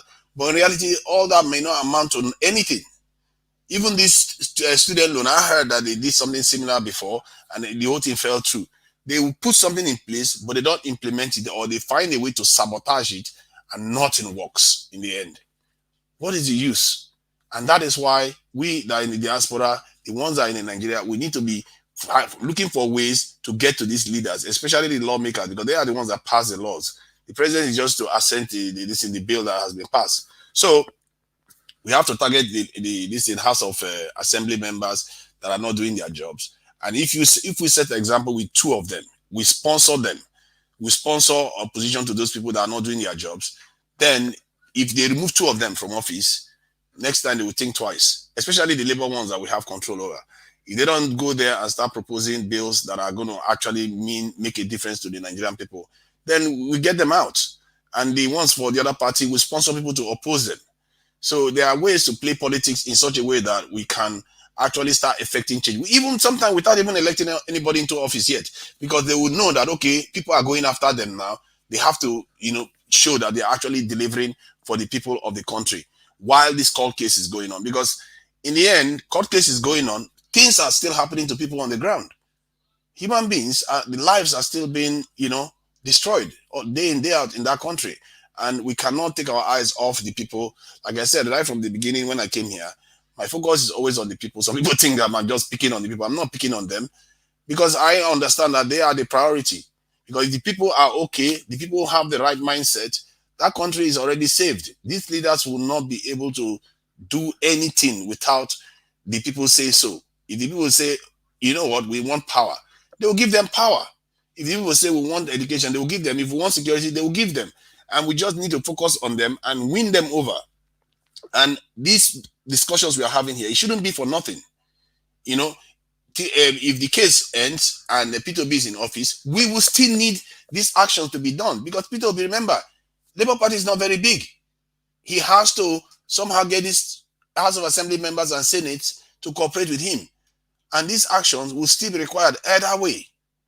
So we need to keep our eyes on the ball on that front. And, you know, we all need to think about what we can do. The ones that know how to work together, they need to start looking at how they are going to be working together. Me, I'm looking for how I'm going to work with people too, to start actually making change on the ground. Because there's only as much as you can say and educate people. But you also need to, when you have the opportunity to move pull the lever so that things can actually change for the better in that country. And I get the feeling that they are beginning to notice it, because remember, one of them said, we said something in the court about, you know, some kind of military rank in the judiciary there, and suddenly people took it up in social media. Point is that they are listening, they know what we are saying, and maybe some of the things we are saying is also already affecting events on the ground, and then we should be doing more of it, demand more. And for me, nothing these people are going to do will impress me if they don't fix the security of that country. Because what I see is the more you build and you don't fix the security, all I see is a situation that you just build something that somebody can come and destroy overnight. That's all I see. And I don't feel comfortable with that. I don't feel comfortable with my own people being left undefended completely like that. And that is why, for me, that aspect needs to be fixed, because it has never been fixed right from the beginning in 1960, and after we lost control of our country to the Europeans when they came in. So that is something for me. That's how I look at what is happening now. As you can see, it's not necessarily tied only to the court case, because if either way, we still need to act, because P2B on its own cannot do it. Thank you.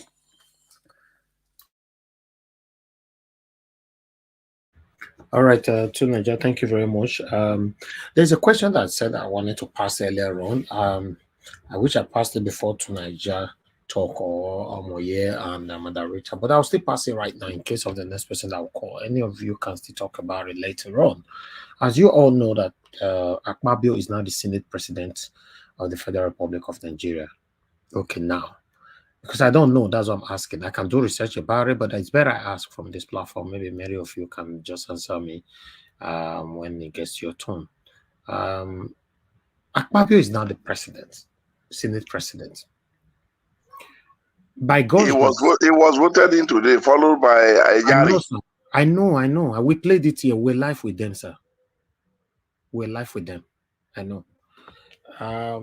What I wanted to say is that if, by God's grace, Peter Obi is declared the winner of the president to become the president of Federal Republic of Nigeria, what will happen to Akpabio? Will Akpabio remain like that, or Peter Obi can change him?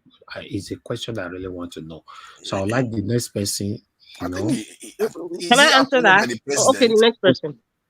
I don't think he's appointed by the president, is he? I think the senator, the largest party, appoints the head of the Senate. Yes. So he still remains there. Okay, that means that's correct. So he will work on that, Peter Obi? Yeah. Yep. If he wants to cause trouble, it will cause a lot of trouble. And this is why the work that way still needs to be done.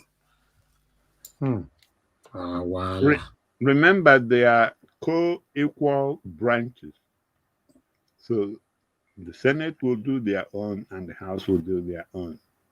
That's why Tinubu meddling in the National Assembly's ranks and stuff. The big problem. Yes. So that means... No, go ahead, sir. Random.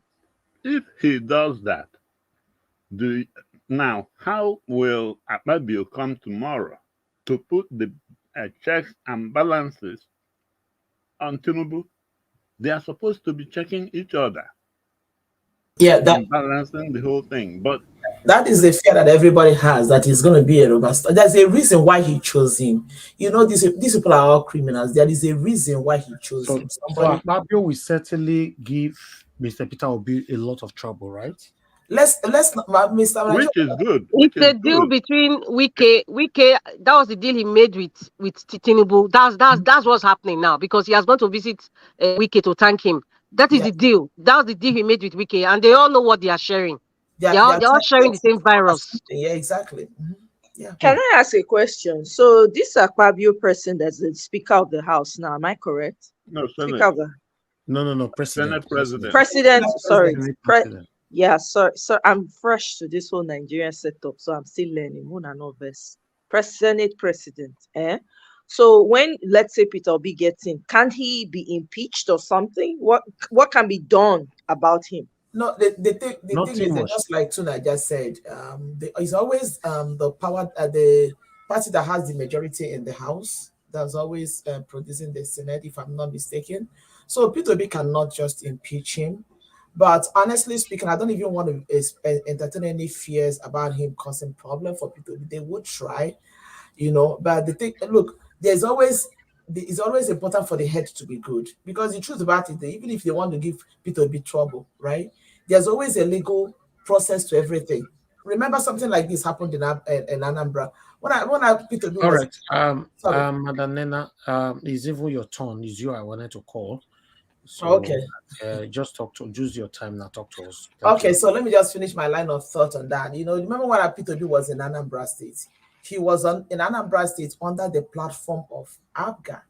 He didn't have any single party member in the House. That was why it was easy for them to do what they did, and they impeached him. But at the end of the day, look, the beautiful thing about Peter Obi is that when you don't have anything against a person, he always have a good case, So even if Peter Obi comes, they want to give him trouble. They want to.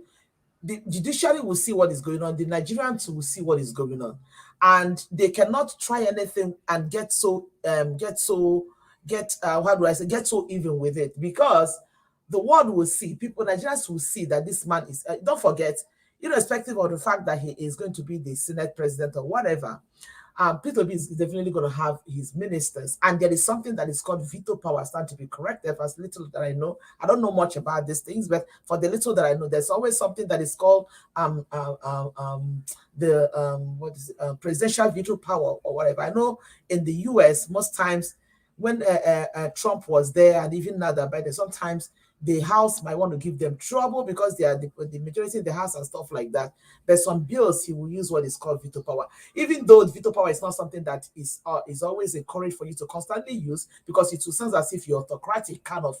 But the point remains that when you are on the good side of the law, even when the members of the House are trying to give you problem or something like that, there's always a legal way to go about it, so that you can still have a smooth running presidency. So like we're saying, this is like jumping the gun, because I want to believe that when Peter Obi gets there, Peter Obi knows that some of these things will be an uphill task. He knows he is up for the challenge. I believe that strongly.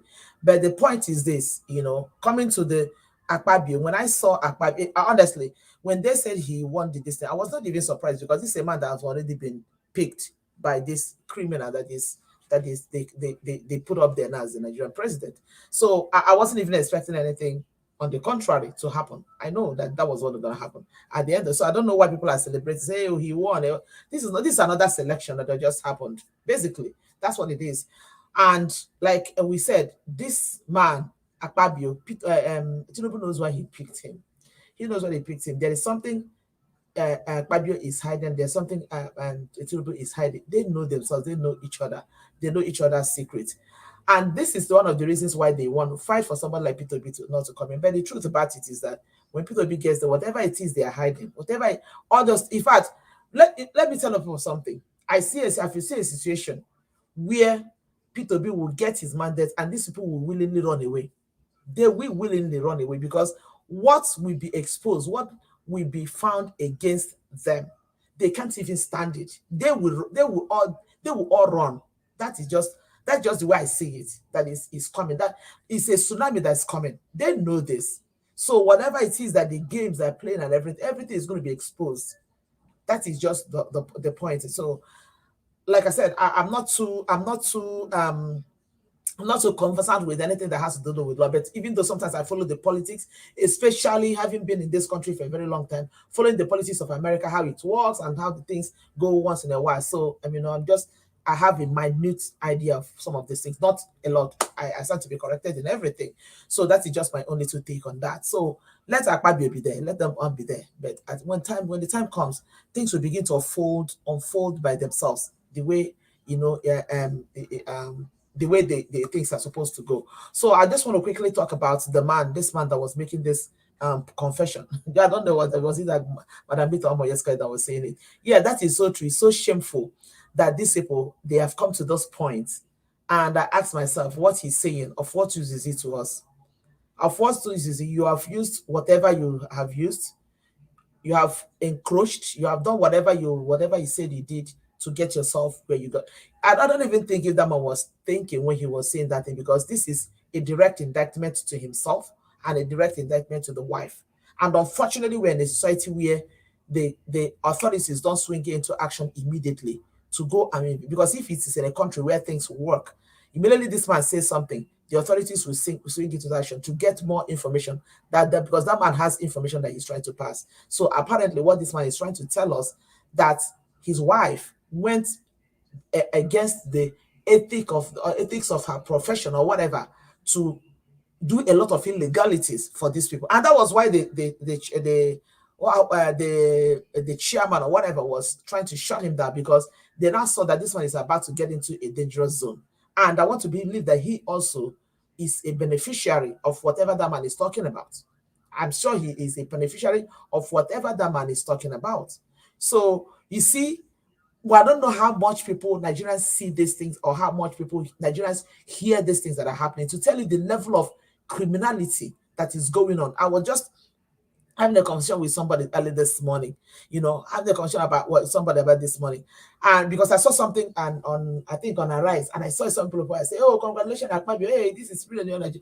And I was asked, I'm like, I don't even know how blinded.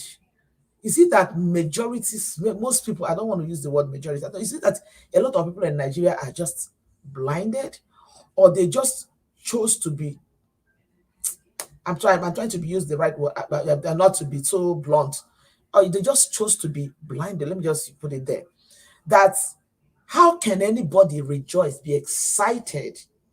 Okay, for the sake of argument, let's just say that Tinubu, whatever he is, that he's trying to do some things, even though whatever he's doing is similar to what happened with Peter Obi and Ngige in Anambra State, what is called the Ngige paradox. This is exactly what he's trying to quickly do this. People are saying, oh, hey, I mean, the Nigerians are having lights. So Nigeria can never have light before, 24 hours non-stop before. Now they know suddenly, oh, this one is happening, this one is happening. He's trying to do everything fast.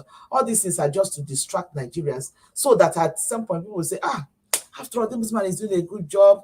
Peter Obi should just relax. And this is just, the more you look, the less you see. But then the question I was asking, I was having the conversation with somebody from Nigeria that I spoke to. I'm like, let's just say, for the sake of argument, that probably Tinubu, probably, which I don't see anything good come out of that man. It is not. There's no how anybody will convince me that anything good will come out of Tinubu. Look at the kind of people that Tinubu is surrounded. Anytime I look at them and the pictures of people that go to visit him and at Asoro, I ask myself, how can anybody even begin to imagine that anything will ever come out of this bunch? How can anybody even think of it? I see the likes of Hope Uzodinma. I say it every year, every day, without apologies. Hope Uzodinma is a curse to Imo State. That man is a curse to Imo State. I see him, they say he's the chairman of APC governor. So I see the likes of him come to Asorok and address Nigerians.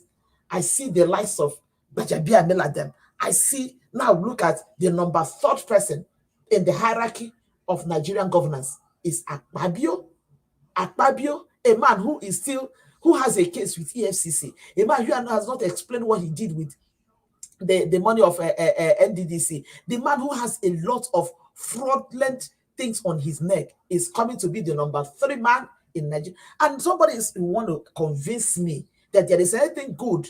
At what point did they become this sense that they will suddenly stop being interested in the Nigerian treasury, that they will suddenly stop being interested in sharing Ghana must go, that they will suddenly stop being interested in inflating things and like, at what point, how can anybody even convince me that there is anything good that will come out of these people? That Tinubu is sitting down, surrounding himself with these same people, and it baffles me, and it makes me so angry when people come to say, oh, the likes of Akpabio, he has a lot of experience. Experience in what exactly? Experience in criminality. Okay, all these people, they say, oh, they're so experienced in the this thing of governance. They are so, how come they are so experienced and Nigeria is 100 years backwards? These people have been in the corridors of power for as many years as I can remember. Yet Nigeria is back, and somebody is still coming to tell me that they are experienced in governance. Experience in, what has their experience done for Nigeria? Where has that experience gotten Nigeria? When Obama was coming in as the president of America, people were saying, oh, because he was a senator. He was a lawyer, he was a senator, he did a lot of things. People say, okay, this man had experience in this. And when he came in, people saw that experience translate into good governance. People saw it translate into good policies, and one policy or the other. People saw that happen. And somebody is coming to tell me that Akpabio, his experience is the most experience in what exactly? When you go to Akwa Ibom, ask them the unemployment rate in Akwa Ibom, how terrible it is. What did this man do in Akwa Ibom State? What did he do with NDDC? And somebody is telling me he's experienced, he's the most experienced man to be the number 3rd person in Nigeria. How can anything good come out of these characters? How is that even possible? I don't know how where Nigerians put their, I don't know where some people put their brains and their head when they talk and when they think and the way they reason and the way they think. I find it difficult to understand it. It's so ridiculous. So as far as I'm concerned, if that man that was making that comment in the house, they're supposed to get, somebody needs to get that man. That man needs to make more confessions. He needs to expose more things. And that wife of his, who used her office to do all these things, these are people that have jeopardized the wealth and the happiness and the safety of Nigerians for years, because she used her office to manipulate, to put in the wrong people in a place that they have no business being into. And that is why Nigeria is where it is. Somebody like that needs to be arrested. They need to be questioned. They need to be put where they belong. And from there, they need to get more people that may have benefited from the so-called encroachment. And that means this man, by his so-called encroachment, was in the house, taking Nigerian money, getting all these benefits, all this. When I hear the kind of allowances that all these our so-called lawmakers are getting, it gets to my skin. Get an allowance for every single thing. Get allowance for paper towel, get allowance for newspaper, get allowance for this, get allowance for that. It was when during the time Buhari was about leaving that I even saw that these people get allowance for hardship allowance. I'm like, is this a joke or reality? And somebody is somewhere, a judge that is supposed to be respected, is using her position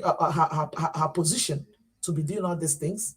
That man needs to be questioned, because he said most of them in there benefited from that. That's why they're trying to shut him down. But as much as because I saw even before this video, I saw the tweet on Obi Ezekwesili's Twitter handle this morning, when she was tweeting about, somebody making a confession. Initially, I didn't understand what she was saying until this video is played. I'm like, well, okay, this is what Obi Ezekwesili was talking about. And such a person will be allowed to go, and that woman will still be sitting down and be delivering judgment in this country. This country is a joke, but some of these things need to end. And as for Tinubu threatening the lawyers, I mean, the judges, Nigerians need to understand it, irrespective of. That's why I said, unfortunately, I couldn't make a comment yesterday on the when they were talking about democracy and everything. I said, this what we have in Nigeria is not democracy. Democracy, for the layman's definition we know it as a government of the people, for the people, by the people. First of all, this government is not by the people. It is not for the people. And it has nothing to do with the people. It is all about those people. That's why you see the likes of Audios Okalo come to the floor of the house to make a fool of himself, crying like a baby for what? So that we'll come and begin to sympathize with you, feel sorry for you, that Nigeria is not fair to you. If Nigeria is not fair to you, how do you explain to somebody like me, that Nigerian has happened to, who lost a sister because of the foolishness of Nigeria? You're telling me that Nigeria is not fair to you? Are you for real? Are you kidding? It's so ridiculous. It's very painful when we hear things like this.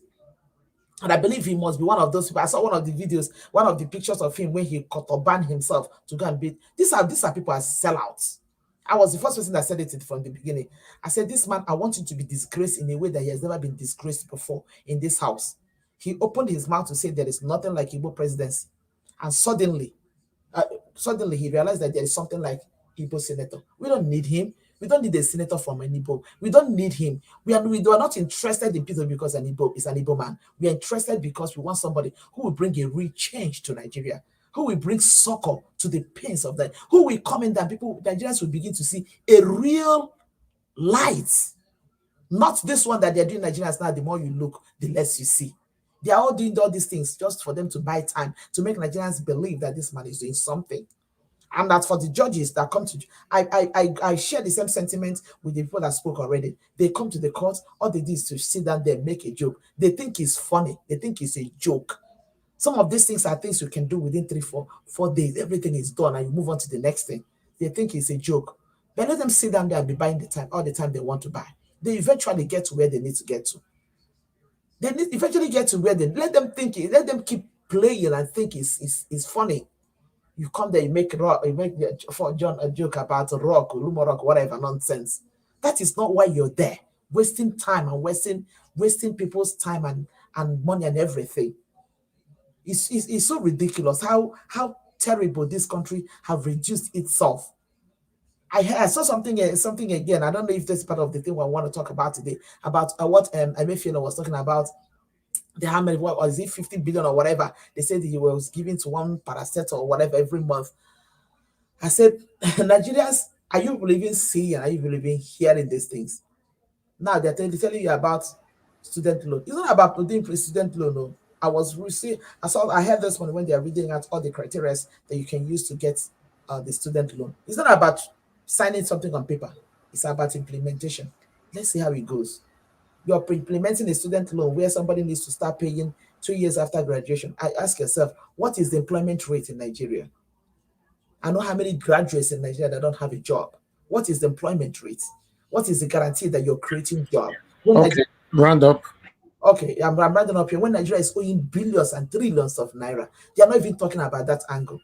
And I saw something, I don't know, allegedly, I don't know if that is true, about the fact that they said, I just saw, I don't know if it's true, that Dangote has been given license to start importing food. Like, a lot of nonsense is happening in Nigeria.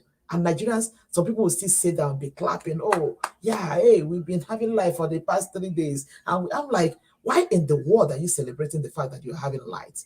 So where I am, it's not even something I even think about light. I mean, it's not even something you think about. It's not part of the thing when somebody, that you have to worry yourself about if it's going to be or it's not going to be. People have passed that stage, and somebody gets light for 24 hours and you're celebrating it. It's so ridiculous. Anyway, let me stop here for now. Thank you so much, Mr. Nigeria. God bless everybody. All right.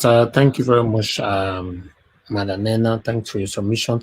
Guys, I'm going to help us press like or make on a click on the $sign to support what we are doing. Please, we appreciate you all. We currently have 534 likes. Please, let's take that to 600. We still have over 1,000 people watching us at this particular time. So the likes should be more than that. If you know you're watching us right now, you have not hit on the like button, you can do that now. Thank you very much. I was before the starting, Mr. Nigeria, there's just one last thing I just wanted to just throw in. One of the criteria they said that somebody has to get for them to get the student loan is that if you don't have a drug deal.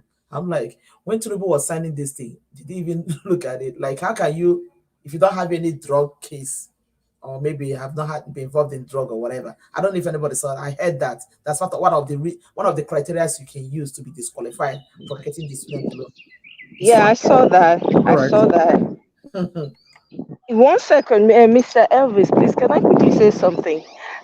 So, 10 seconds, please. People waiting.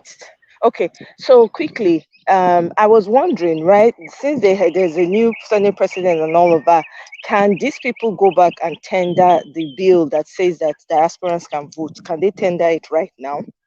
That's all I believe so. All right. Anybody can answer that on the panel. Thank you very much. Okay, let me call on the next person with us here, which is Madam Patricia. Madam Patricia, thank you very much for your patience. I would like you to talk to us. Good evening to you once again. Madam Patricia, are you there? We can't hear you. All right, we can't hear you at all. We can't hear you. Let me move on to the next person. I believe you have a network issue. So I would like to call on the next person here, which is Mr. Alex. Mr. Alex, thank you very much for your patience. I'd like you to talk to us. Good evening to you, my brother. Thank you, Mr. Najawash. Good evening. Once again, I greet you, Mr. Najawash, and your technical team. I greet those on the comment section, my fellow panelists. I salute you for your continuous sacrifice for humanity. Thank you. Thank you, everybody. I want to continuously, as usual, express my disappointment in the lackluster and lackadaisical way these people in the judiciary arm of government, which is supposed to be independent, the way they go in a laughing jacka mood, going about these tribunal cases on a daily basis. It is sardonic. It is maniacally bewildering. It will let you know that the country is rotting, and we need a cleaner. We need a cleaner. For God's sake, we need a cleaner to clean this mess.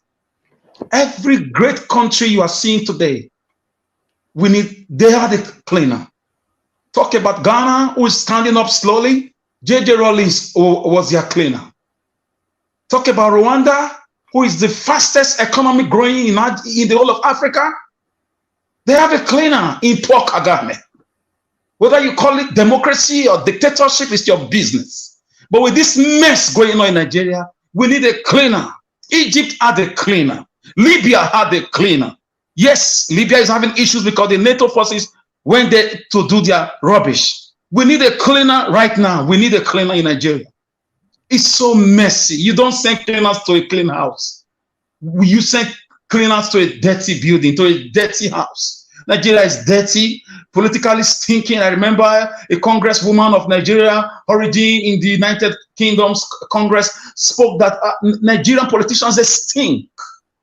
They stink. This is why we need a cleaner. I don't know who that patriot will be, or who those set of patriots will be, that will put their freedom in seppuku, that will put their freedom in jeopardy, that will stake their neck to clean this mess. Is a mess. The system of government, the judiciary, the governors, the Senate, all those things are a complete mess. It's a mess. They don't care about the citizens.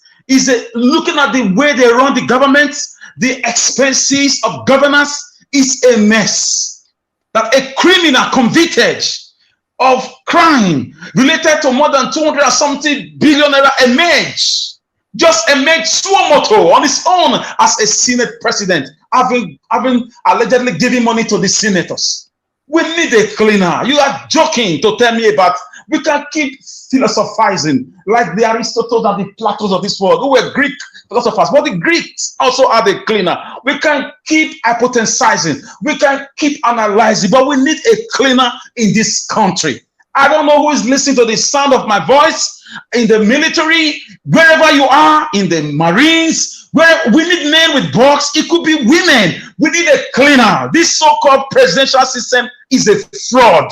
from 1999. Let me tell you, Singapore had a cleaner, Malaysia had a cleaner. You can't produce good leaders in a dirty environment. Sankara was a cleaner of Burkina Faso, and today his legacies are still enduring, and they're celebrating him. We need a cleaner. We need cleaners. I don't want to use some certain words because of the rules of the platform and YouTube rules, but we need a cleaner in this country. We need a cleaner. Some, you know, they will tell you there are many fishes in the ocean. No, there are many dirty things in the ocean, many plastics, many, many wasted, things in this ocean of Nigeria. We need a cleaner.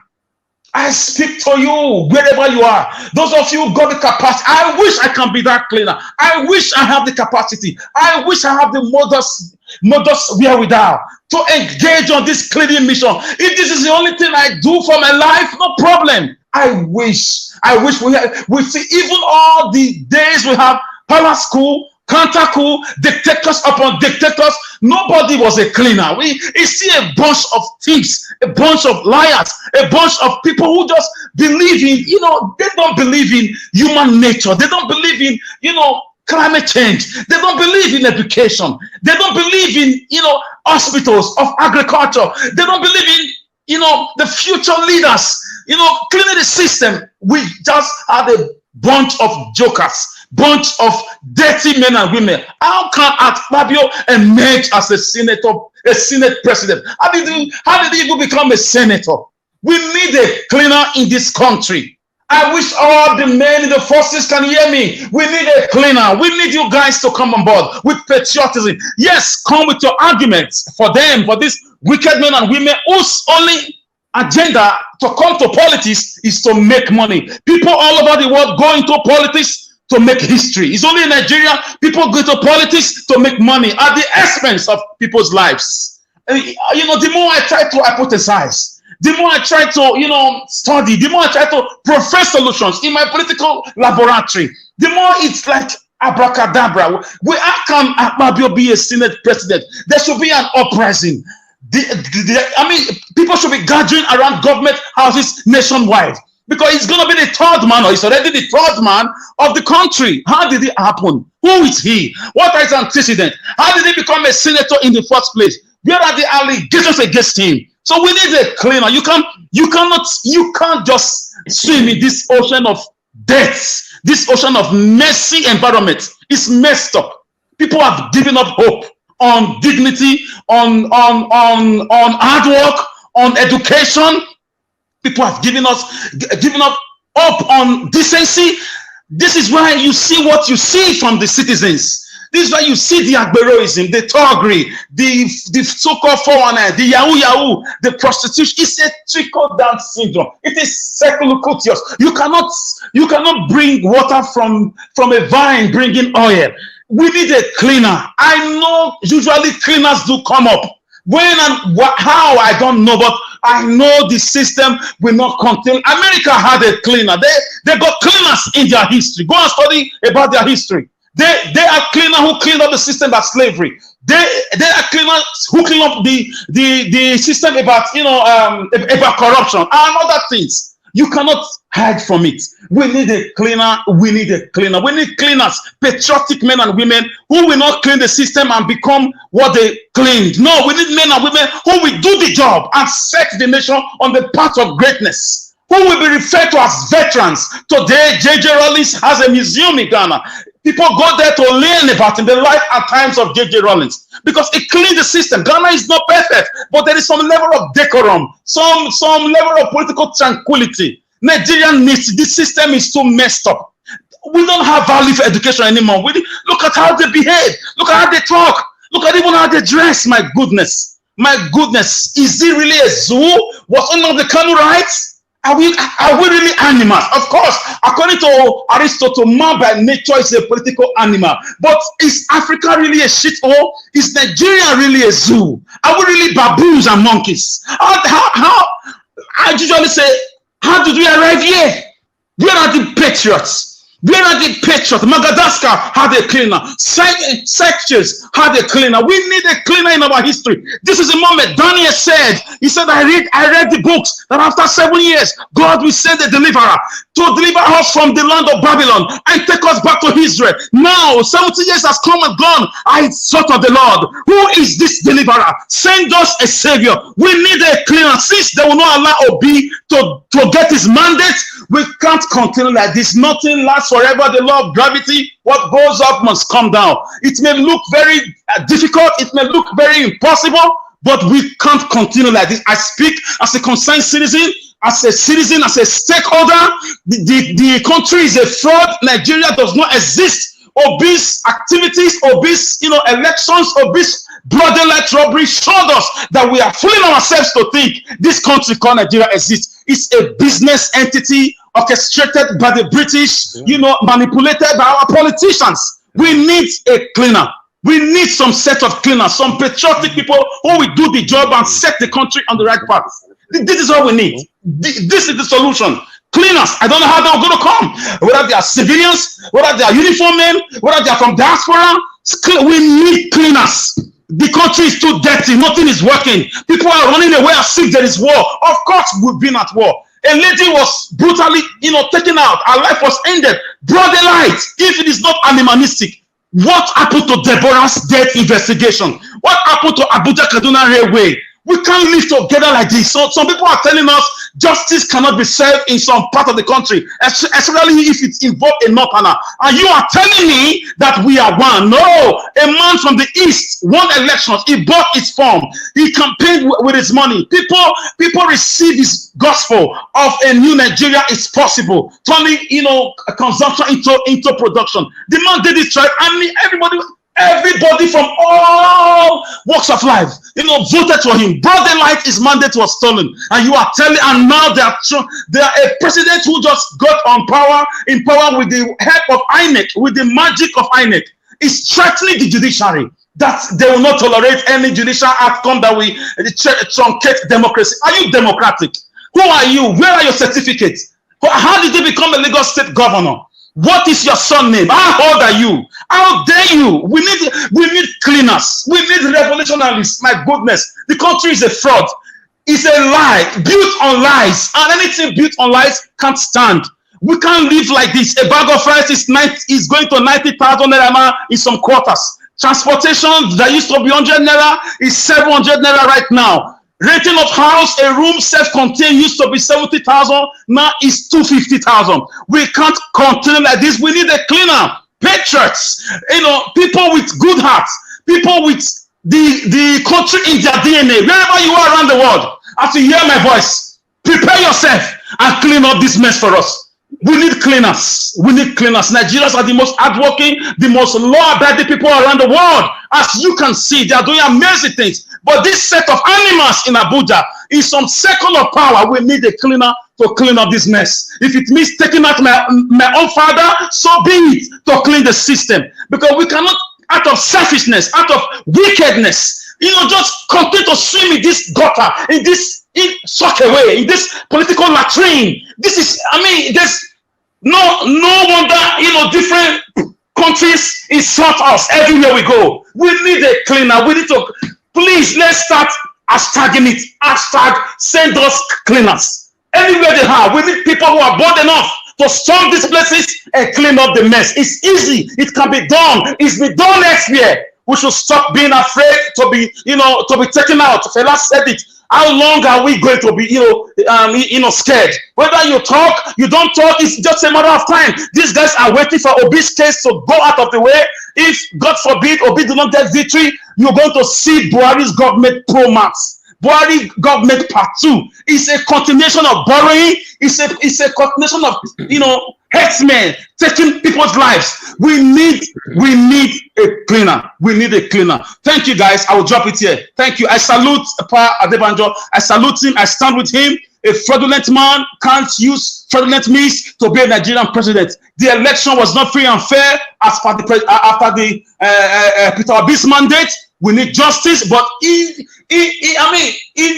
conclusion, we need a cleaner. We need cleaners. And I know cleaners will come. And after cleaners have come, people like us, you and I, who have the country at heart, who got the DNA of the land in your blood, who knows that you have no other land to go to, we will come on board and build this nation again. It's a bit either they break it into different countries or they set it on a true confederalism, on the Aburi Accord, a weak center and a strong region. People should develop with what they have in their regions. This used to be the practice until the discovering of the oil, the so-called crude oil have made them mad in the north. The northerners have told us that they can have, the northern leaders, they've told us that they can have Sharia in the north, but we in the Edo State cannot have Ogun law. We cannot have Mabi Water law. We cannot have Ishango law, but they can have Sharia law. We cannot have Bible law. They can mention Islam in their fraudulent constitution a number of times, but we cannot say Jesus in our Nigerian constitution. It's a messed up thing. Criminals are now senate presidents. Criminals are now parading themselves in Aso Rock. People need to go out of the system. They must go one way or the other. Cleaners will come. Thank you. All right, thank you, Mr. Alex. Well said, but they are not stopping the South from having any laws. Yeah, that was the only area I had an issue with, where he said they are stopping us from having laws. They are not stopping us. That's what I wanted to also talk about. Yes. Who are not stopping us? Well. Please tell me. You said what? The North are not stopping us. The North are not stopping us from our own. Okay, can I ask you a question? Okay, maybe I said something there, but who ordered the Lekki Toll Gate massacre? Who covered it up? Okay, let's focus on the area where you said a lot of great things. I think you 95%. Okay, maybe, yeah, but my dear brother, you know, I respect you a lot. You are my respected brother. According to Peter Obi, we need cleaners. It's too messy. It's too messy. You can't breathe. My respected elder brother. Yes, he's my respected elder brother. We have to have emotional intelligence. I'm going to Madam Rita. We have to have. The truth is, the reason why the law is not balanced is because some of us in the South sold us as well. We shouldn't put all the blames on the northern. Yeah, the cleaners will clean everywhere, Nigeria wash everywhere. I said, even if it means taking out my own father for the country to stand, so be it. I'm serious. My brothers are listening to me. I said, so be it. The late Oba Bini, who just passed on, he told us if it means destroying the palace because it's close to the road for those states to develop, so be it. When somebody was doing road expansion project, beautiful work. So be it. Everybody. Exactly. Thank you very much, Mr. Alex. You always saying it how it is. That's one thing I like about you. You're not a perfect person. I'm not a perfect person. And nobody listening to my voice right now is perfect. Yes, I support that we need a cleaner, a total cleaner. Immediately when we finish cleaning, then we'll reintroduce capital punishment to cement it properly, because if we clean up everything and then we don't have capital punishment, trust me, Nigeria is finished in totality. Nigeria is finished in government, is finished with the people. So we need capital punishment for people to know that zero tolerance when it comes to corruption. Zero, not 1, 0. Yes. Yeah.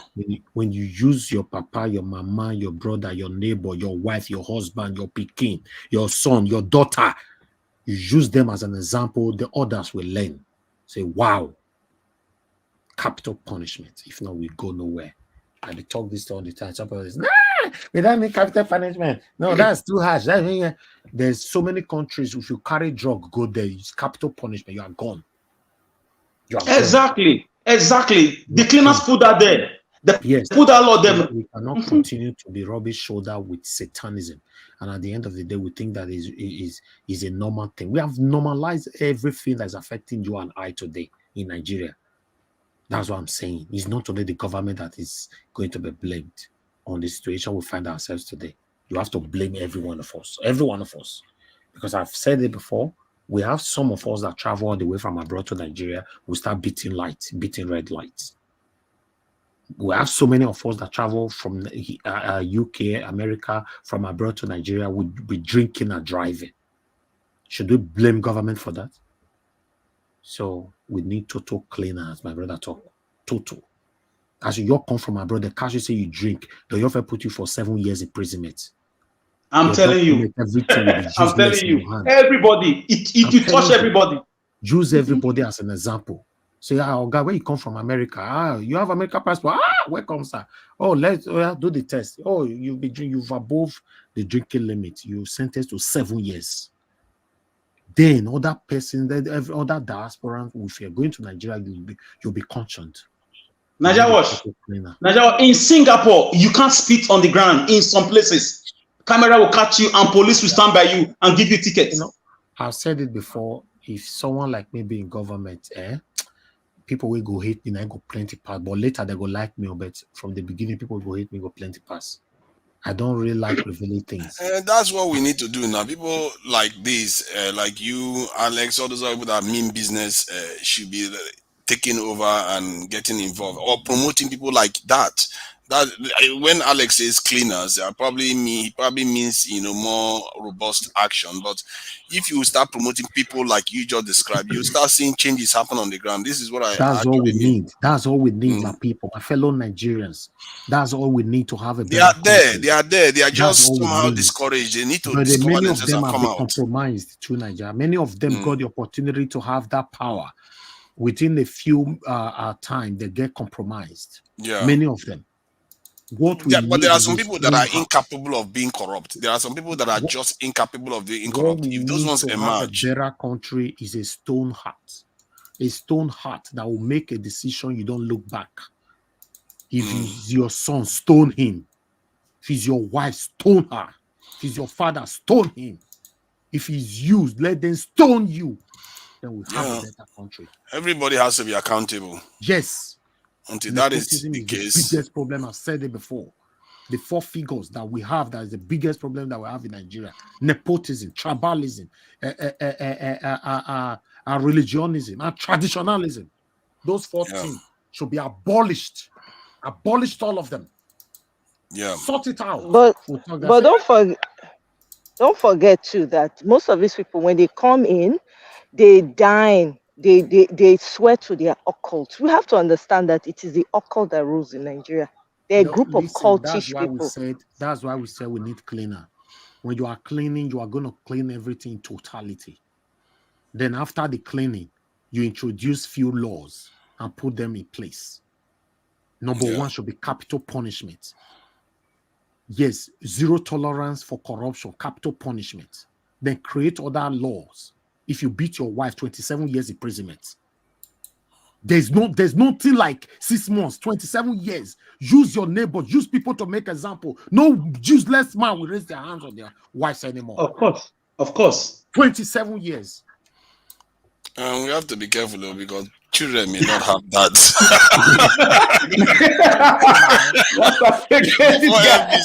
I knew you were coming. I knew you were coming to Nigeria. So they should have a morally so they should what you're saying is if they don't deal with better be plain though, because No, I'm just saying that too much extreme, then you create another set of problems. Maybe 5 years, maybe 5 years or so. Let me tell you something to Nigeria. There is somebody that sentenced to 29 years in prison in the UK, right? He circulated, no, not 29 years. I think about 50 something years. And waiting the year go thief now wristwatch. But during the time, the person died put. It circulated on social media and everywhere. Everybody got it.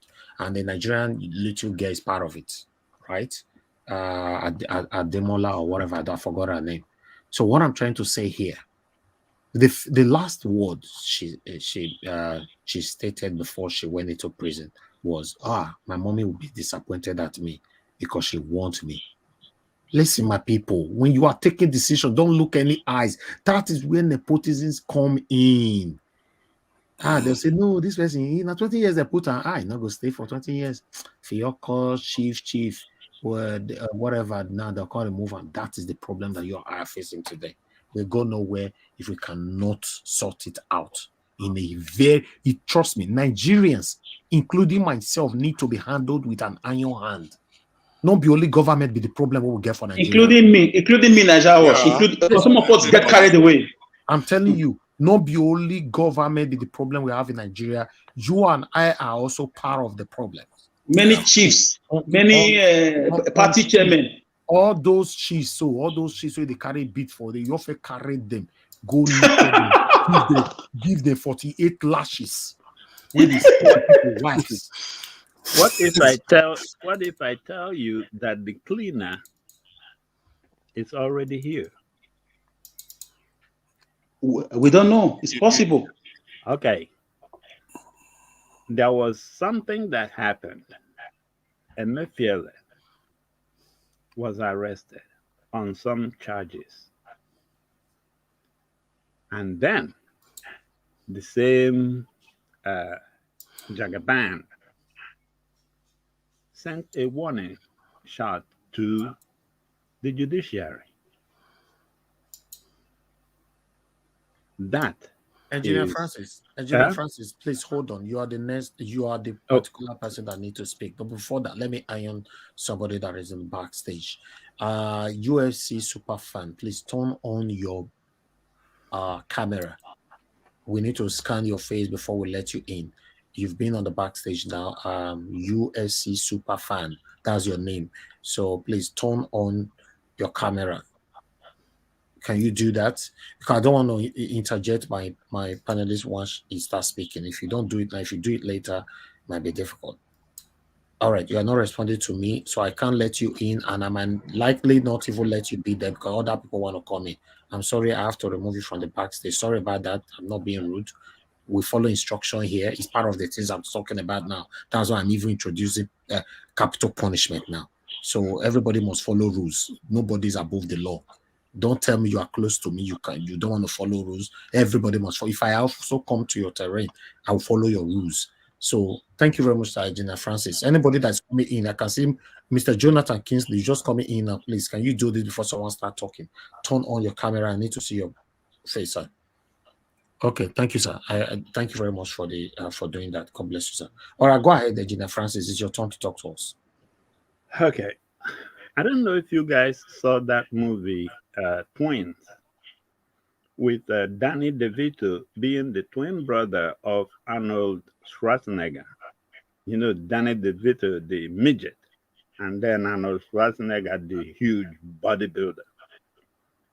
And at the stage, some gangs were about to beat up Danny DeVito. And then Arnold Schwarzenegger walks in and beat them all up. And Danny DeVito turns at them and says, "You mess with me, you mess with my whole family." Good. That whole family in Nigeria today is democracy. Yes, you formed some charges and arrested Emefiele, and now you're sending signal warnings to the judiciary. I think the cleaner has come. That is the obedience. How about if we have a 10 million man march on Friday, this Friday, in support of the judiciary, telling them, stay your ground, hold this democracy, and telling that idiot in Asarok, you mess with them, you mess with our whole family. It's not only Obi, it has to be the democracy. Some of these judges and justices are standing by the fence. They don't know whether to jump in, take bribe, and sing their song or do the other one. Now is our time to tell them, stop shaking. We got you. Come, join this democracy family. And then let's see how it happens. Because if we don't recognize that united, we get stronger. If we don't recognize that there are some, like that Abia State rec officer for the INEC, if we don't understand and acknowledge that there are some judges and justices that are like her, but they are afraid of their lives, of whatever. We, obedience, which is democracy in Nigeria, we have to adopt them and tell them, run no more, come and join this democracy. Believe me, we get them, we are moving somewhere. But if we keep putting it in a way where it is easy for this monkey in Asorok to come and start splitting and dividing and intimidating us, we're not going anywhere. So the time has come. I say, let's say this Friday, everybody, let's come and support the justice, the judiciary. Let's come and support this democracy in every state, everywhere there is a Supreme Court or whatever. Yeah, my brother, can I interject you for a second, if you allow me? Go ahead. When I spoke about cleaners, let me explain the concept of cleaners. A lot of times, cleaners come out of necessity. Apostle Paul said, even if I don't want to preach the gospel, but necessity is laid on me. Sometimes I don't feel like being on a jar wash. Even Nigeria Watch said sometimes it don't feel like coming out, but you have to do it. You have to come because of necessity and conviction. Cleaners is not about matching. They just show up in from the history I've read of different countries where cleaners show up. They just show up. It gets to a point where people can't breathe. That's where we are in Nigeria. So it's not about matching all those protests. Cleaners can take. It can be two men. It can be one man leading a few men nationwide. They've already planned it and they just show up.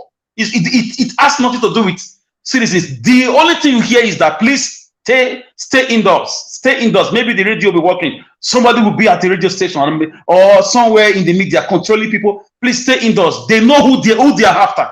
Cleaners go after the people. After the people they want to go after and clean up the mess. And a lot of times they clean it up and they walk away. They supervise elections and they lay a foundation for progress, prosperity. These countries we are into today, Singapore, Malaysia, even Libya under Gaddafi. Kagame is doing it. America called them dictators.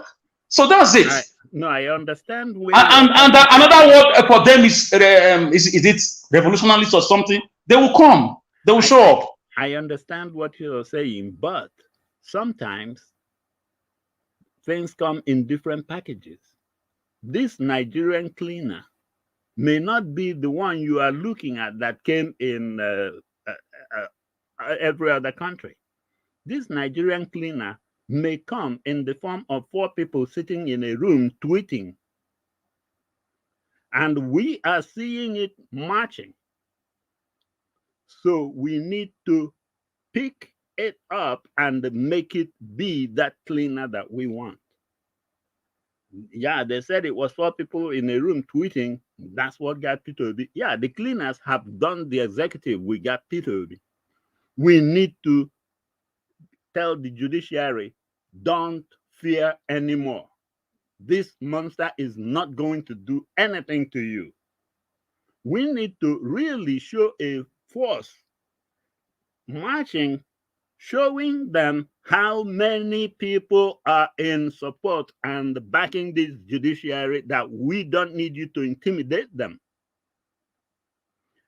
And judiciary, make your ruling and let's see who will come and touch you. So the cleaner may come in a different form. Just have an open mind that it may not be in the form of somebody like Jerry Rawlings or one person. It may be in the form of 250 million Nigerians. They might end up being that one cleaner.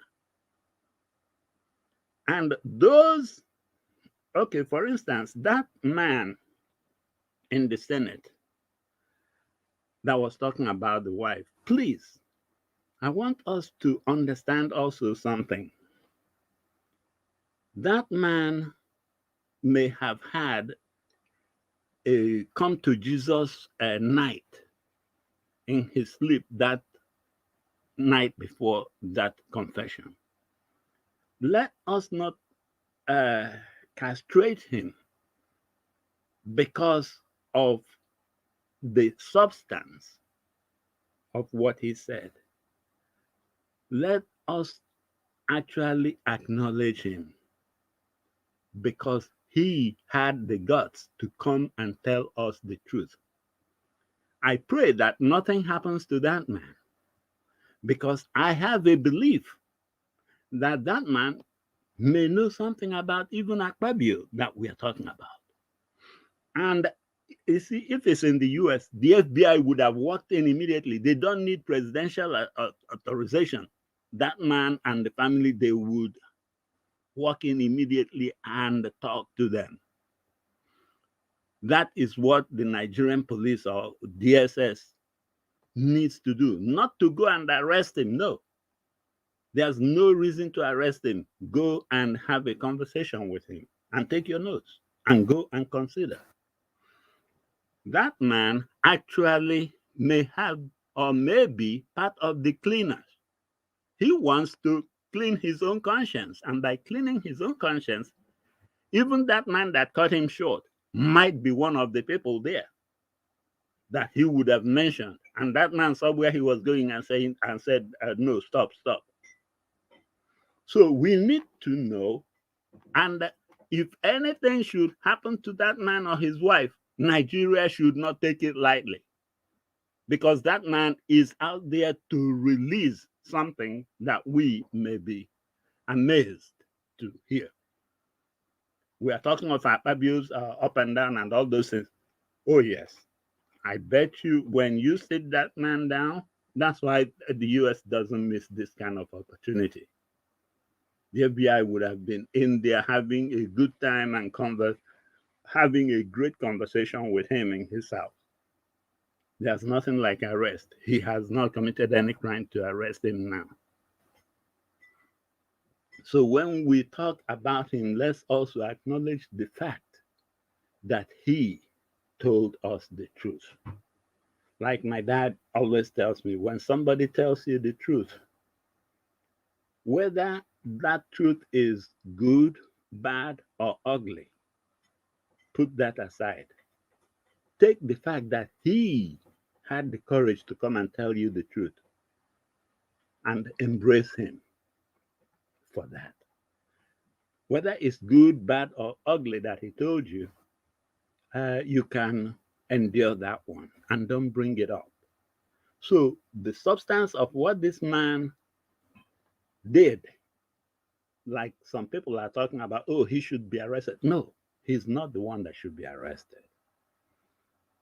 It is those people that he is about to tell us about. Those are the ones that we should encourage him and hug him for having the courage to come and tell us that truth, and then further investigate those people. And in fact, what I will emphasize on is, please, obedience everywhere. Talk about it. We need to come together and show our solidarity with democracy by inviting the judges and justices that are being threatened by this idiot in Asarock. We need to tell those judges, don't fear anything. Don't run anywhere. Don't go against your conscience. Even the ones that have taken money from him, good. Take that money and spend it real well. But on that day, make sure you stand for the right thing. Oh, yes. Take the money and make him feel that you're on his side. On that day, come and give us the real justice. And let's see how he will come and touch you. We are behind you. So we need to really strengthen the judiciary. If we have the judiciary and the executive, I believe the legislative, oh yes, they will even purge themselves, those crooks in there too. They will be the ones that will know how to just pack their things and run away. But we need the judiciary. And this is our chance. This is the time when the judiciary is crying for help. And if we are really for democracy, this is the time we should go to them and say, we're here. Let's go.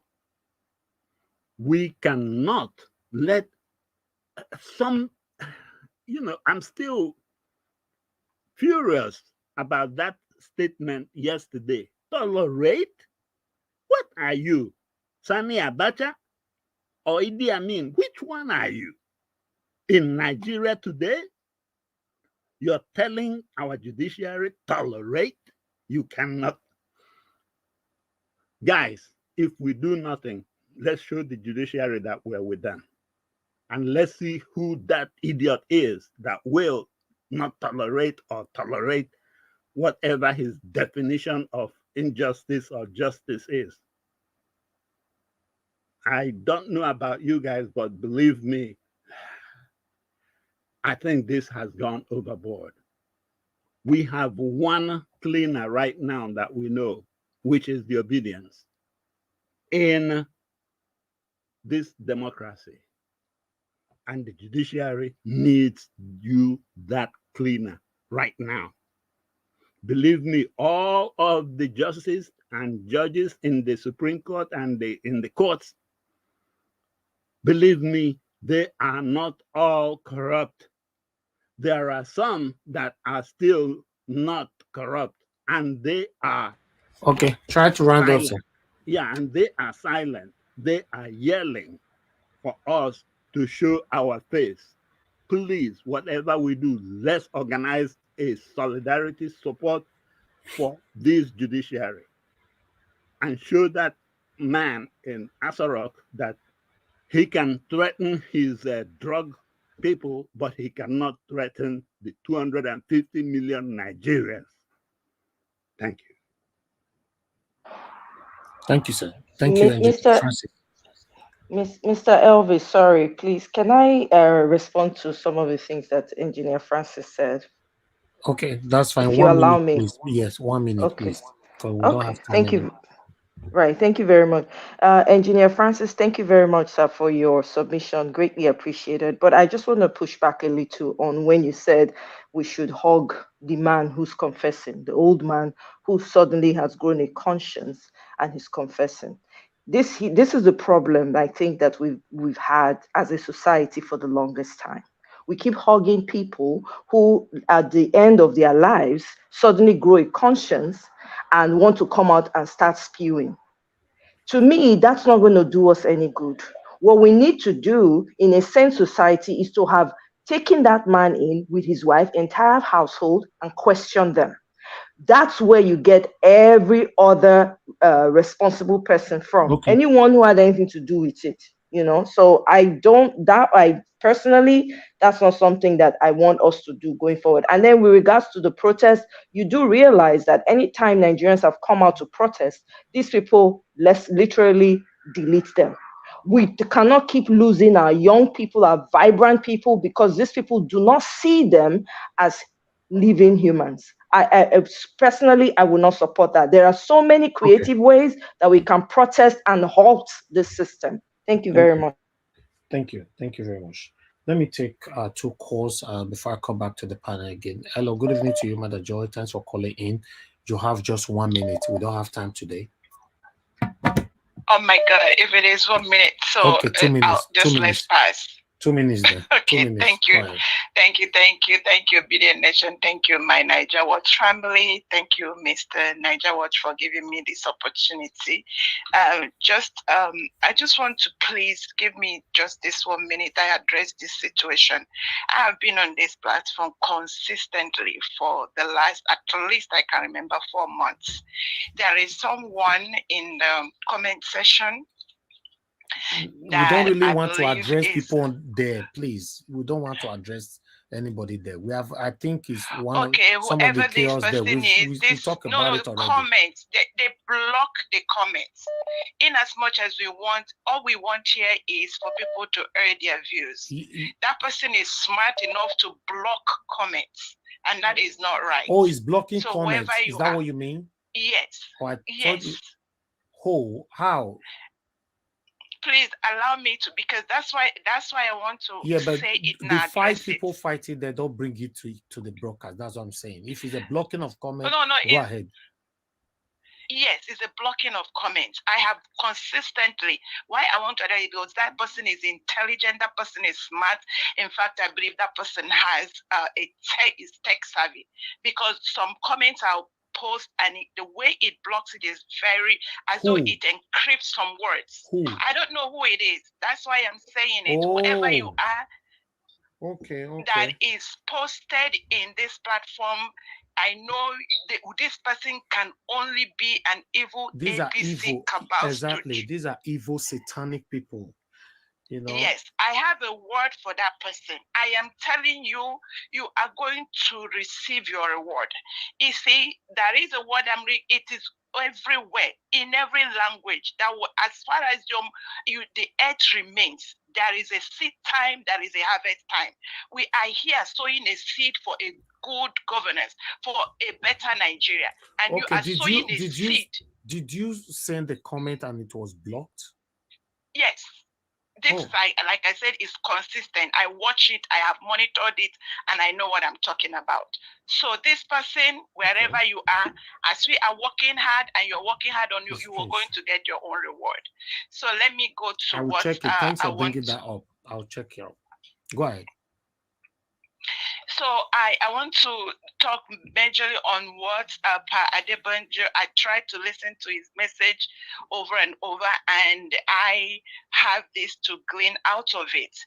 One of the things that stood out for me that he said is how they worked so hard, and at the moment they wanted to have, he said the constitution, they saw it was flawed, there is nothing to write home about it. And these people were able to force them, cajole them, talk them into opening coming on board, and let them in. And then this is consistent for the last 20 to 30 years. They have used the same tactics. What I see is that there is a group of the cabal, cartel, criminal that they saw a loophole, and they have been using it consistently for the last 20, 30 years. And they have been able to hijack Nigeria as a nation, and they are only serving their own interest. Everything, if you want to, let them bet, all of them that are there at the seat of government, in the corridors of let them come and challenge this. If they are not these boogeyman, phagocytes, kleptomaniacs we are talking about, let them go and arrest all the people. The 800 billion naira, 22.7 trillion. We are talking about the ones that are the airports, airline, this thing, scam. Everything is like major scams, and nobody has ever had the guts or the audacity to call up and even prosecute one. If you people are not criminals, go and prosecute all this. So if you cannot, then you have to give way. And Mr. Niger Watch, let me tell you, I agree with what engineer the last person that spoke, I agree with what he said. Yeah. Yes, we are here because what these people have done, they have consistently watched a good time to strike. They did it for Pa Adebanjo them. When it was time for them to strike, they talked them into, just wait. We were going to do it. Then the same thing, we voted 30 states, 25%. Abuja, even up to the Abuja wanted to override that 25%. The judge ran away. So please round up, madam. Please. To strike. Thank you. So what we are doing, we are not going to give up. Obedience, we will not give up. We'll continue to push until we get this mandate. Thank you. God bless you. And Madam Joy, please, can you comment now while someone, because we're already working on it. Just go ahead and comment now, and let's see if we can get your comment. Thank you. Okay, thank you. I will send you this if it didn't go, I'll let you know. Okay, thank you. All right, thank you very much, my people. Things like this, I thought is some of the things that is going on there. I don't want us to address it, but if it's something like this, we need to look at it and see what is going on. As you all know, we have lots of satanic people here and there. Okay, let me quickly appreciate Alex Osarodio.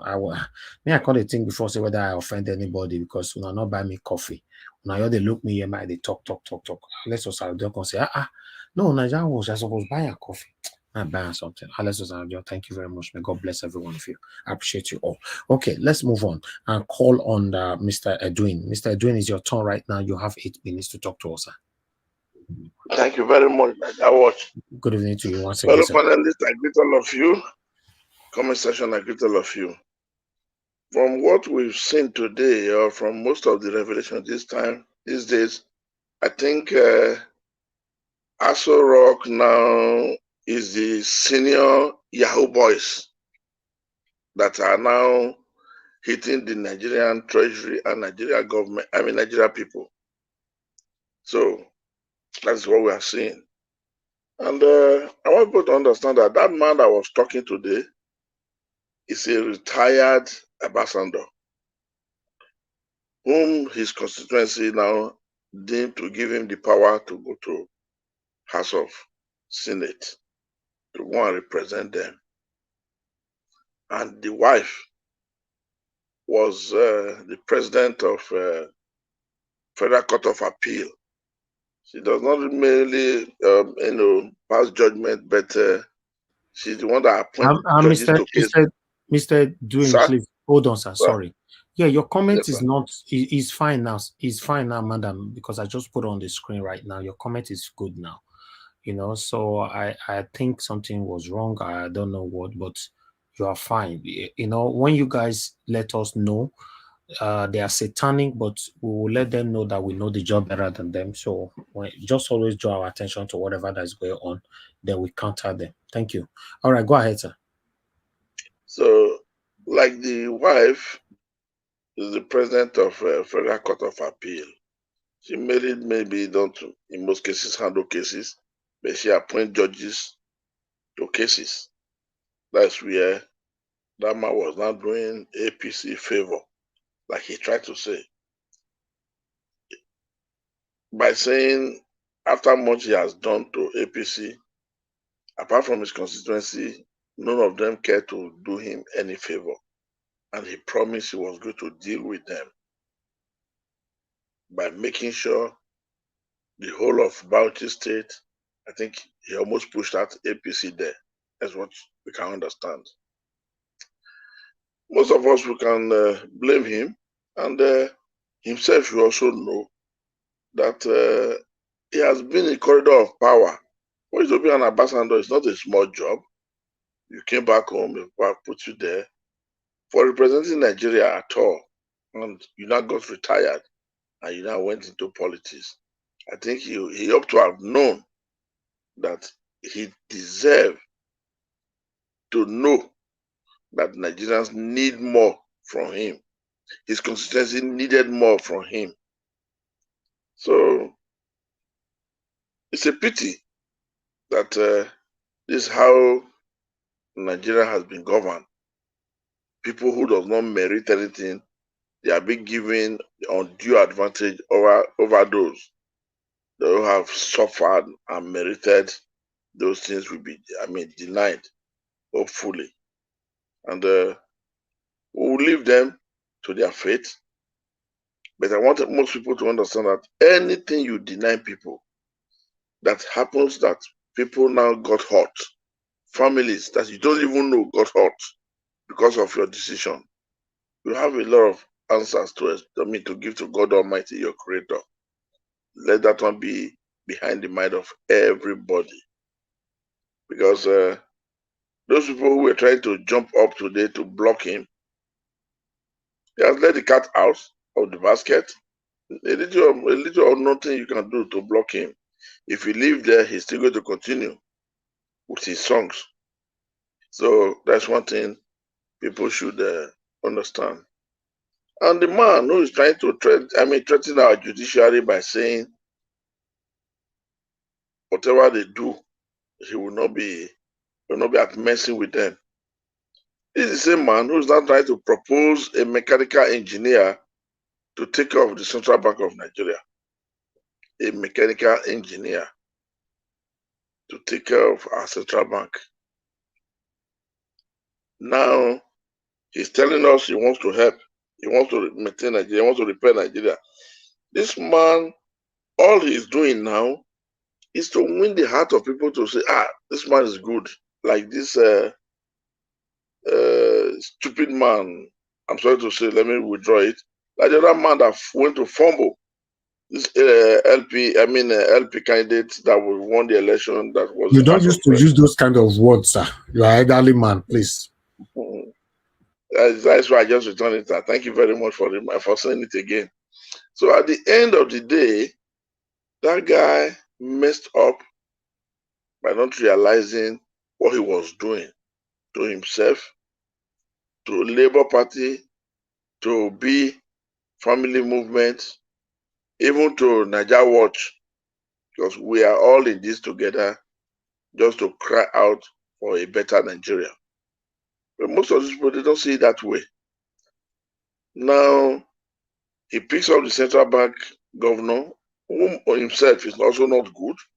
He thrown Nigeria into pains and agony.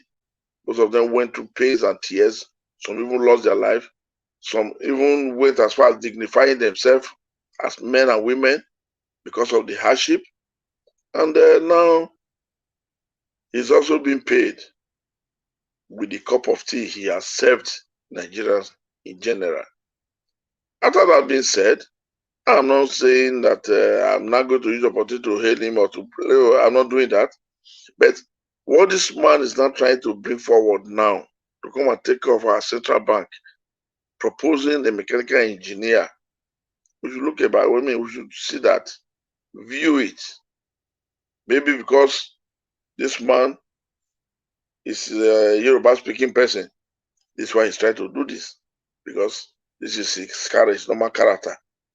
And if people want to think this man maybe will be good, then ask yourself, when he was the Lagos State Governor, how did he govern Lagos? When Lekki Toll Gate saga happened, what was his role? Now, when this political, drama was going on through court proceedings and whatever, and through the INEC, how did he now prove to Nigerians that he was the best for Nigeria? He would take he would take anything that he has been able to been awarded in true faith. Did he do that? No. Instead, he corrupted those, both corruptible and the uncorruptible. He succeeded corrupting all of them. To now say, because he wants to be the one, because local time has come. And such a man is not trying to say he wants to deal ruthlessly with those people who are, like he would say, destroying the society or not doing the needful. Did he do the needful? That's the question. So I want us to understand that this man is not serious. But I am only warning those who are trying to see him now with all these things rolling out. He's just rolling them out to buy time, win the heart of people, and deceive Nigerians the way Buhari started. When Buhari started picking people, throw them to jail. At the end of the day, what happened later? And then let's go to the courts. Most of the judges, like my brothers and sisters in house, try to say it's like a child's play. I think, let me use I think because I can't be 100% be too sure. That what they normally do, I think they always break the sittings in most cases during the week. That is, they start by 9 and then end up by 2 with maybe Peter Obi or Atiku. They start the second sitting by 2, they end up by 5 or 6. It depends on what they have that day. That's what, because it's like every day they handle the 2 presidential complaint cases. That's what they are doing. They don't just sit on just one throughout the day. No, they always break it. I think that's what I was made to understand. So I think that is why we are seeing it that way. But after all that, after all said, that does not mean I am supporting them. They can do better than that. Like my big sister, Auntie Rita said, Adomoye, by saying it's like they don't know why they are there, what they are doing. They don't know why and the urgency of this Nigeria true situation. That's correct. They don't know. If they know, they would have also, when we hear maybe they are saying 8 in the night, we'll not say, okay, they always close late, but because of fear of insecurity, they not close on time around 8 or 9. They would have said, okay, this is what they mean business. Because they said they are doing it, it's not proper. But my explaining how they break time is just because I want most of my brothers and sisters to understand that they break it into 2 every day, 2 sittings, one for Labour and one for PDP. That is on that ground there. Now, they've succeeded today, and this is a man who said he's out to bring Nigeria out of dilemma, out of pains and destruction, out of financial plague, to bring Nigeria to a clean slate and a clean standard and give us a better life again. And it's now bringing Senator Akpabio, the NDDC chairman that rep havoc in the NDDC. And now he's bringing it back again to come and head our Senate. That's to tell you, he's already putting people that matters that can help him. These are people who are chess players of crime that is not putting on the seat of power now because himself is not going to be, he's not going to be a genuine leader.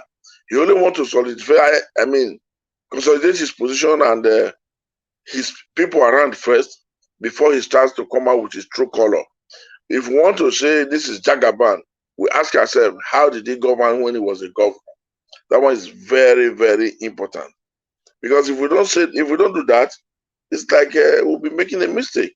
And I also want most of us to also understand, whoever that this man is pointing right now at the helm of affair in a sensitive position, those are the same people that also brought out big cats to support him. This is what this man does. If you have to get the big, then you have to also bring big.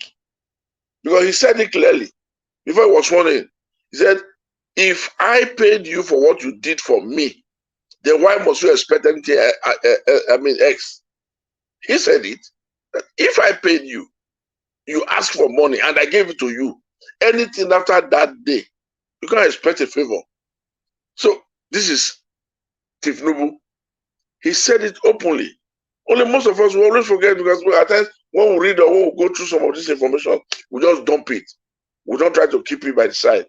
This is what this man's comment, that those people that he has paid for, they opened their hand and accepted money for him for what they did for him. He should not expect anything after that payment. So by this man now, this Akpabio getting this thing or this position, like he fought with the Northerners to say, if not Akpabio, nobody else, then we should understand that there's a lot of things that has, gone under the table to exchange hands. That's the gospel truth. Because that is this man. That's his game. That's the best thing he can do. He's a gambler, a political gambler. He gambles with people who are trying to take the normal position and take their being a candidate. Lick them, suck them, make them dry. He does not forgive anybody who wants to challenge him in the political arena. That's why for a long time he was not happy with Osibanjo, because that one was not trying to come out say he wants to contest for the presidency. He didn't want to see Osibanjo for a long time because that is his own way. This man, he wants to grab the power, take it, disembowel it, and then make sure it becomes to him and him alone. Take all decisions, whether good or bad, in his own favor. So that is the way I see it. Thank you very much. So let me eat for now. Thank you very much, my pa. Thank you very much, my brother. And let me click on me today. Like we are here, we are trying to learn our language. Somebody that was challenging you not being able to call, explain Benin or use Benin to explain what the meaning of that song today. That person would have also just explained that song and forget about this accusation. Exactly. Would have helped all of us. So thank you very much. I thank everyone. I thank every brothers and sisters in the house. I thank those in the comment section. Thank you very much, sir. Thank you, sir. Thank you. All right. I have a caller. Hello, Mother Deborah. Thanks for calling in. Please talk to us. You have only 2 minutes. 2 minutes. Thank you. Hello. Thank you very much. Go ahead. Thank you. Yeah, good evening to all the panelists. Just want to make a slight contribution to the broadcast. Sorry that I'm sounding very low. I just came back from work and I'm tired. But I just want to make a slight contribution. I'm just watching the tribunal. Honestly, whatever they are doing there, it's not making sense to me. I'm having the feeling that they are just buying time. And because at the end of the day, Peter Obi is presenting all this evidence, and INEC keeps saying we object, but they are not. I mean, I don't understand if that is how the court system works. But if you're objecting to something, you should provide a reason why you're objecting. But they are not providing any reason, and the court is not asking them to provide any evidence to why they are objecting those things that Peter Obi is presenting. I'm having the feeling, I might be wrong, but I have the feeling that they are just waiting to see the evidences that Peter Obi is presenting, so that they will have an opportunity to be able to go and arrange their own counter evidence. It's like if you spy, or if they spy on what Peter Obi has brought, then they will now know how to go and prepare themselves. Because otherwise, I don't see why they are not bringing their counter argument to why they are objecting, and the court is not making them to provide any reason why they are objecting. At the end of the day, I might be wrong, but I think they are just dragging this thing. At the end, INEC would just come up with one thing and say, okay, this is it. And I don't know, because by now I thought we should be seeing counter evidence from INEC to say, okay, this is the reason why we are objecting to this. But they are not saying anything, and the court is letting them go without any, I object, and that's all. Is that what we are going to do for how long?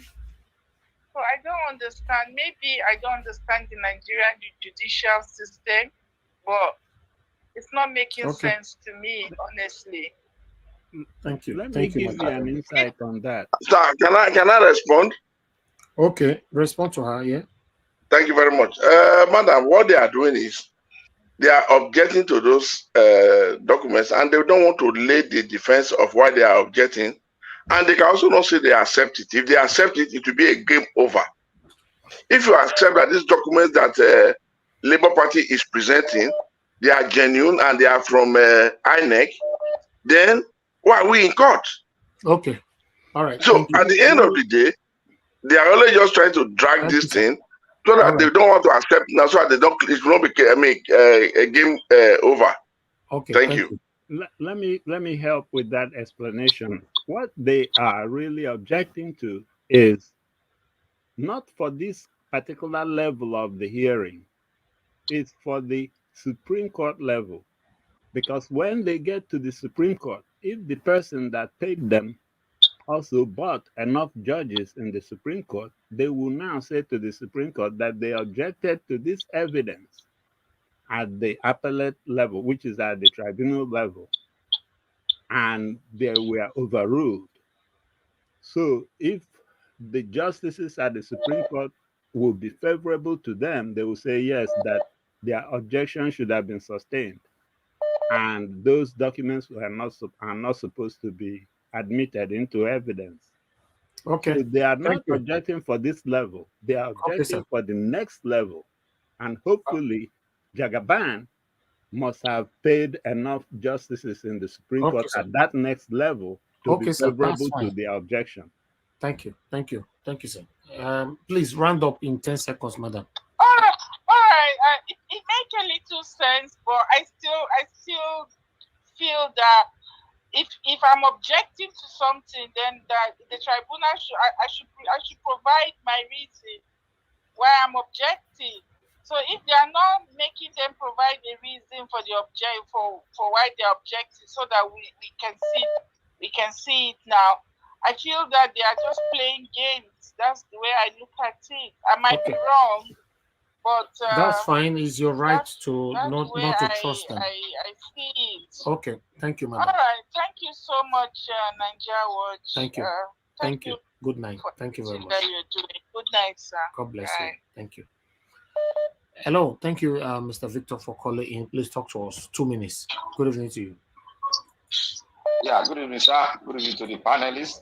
Thank you. I want to speak on the judiciary. Most of us don't understand the judicial system of Nigeria. That is why we're asking and we're seeking for a change so that it can conform to the modern day judiciary. One, what they are trying to do now, they are trying to tender evidence. Then after tendering evidence, then the argument, this is the second stage. The argument of the evidence being tendered will now start. That's why when they start bringing physical evidence, they'll bring in the INEC chairman, they'll bring in, if possible, forensic people, they'll bring them in.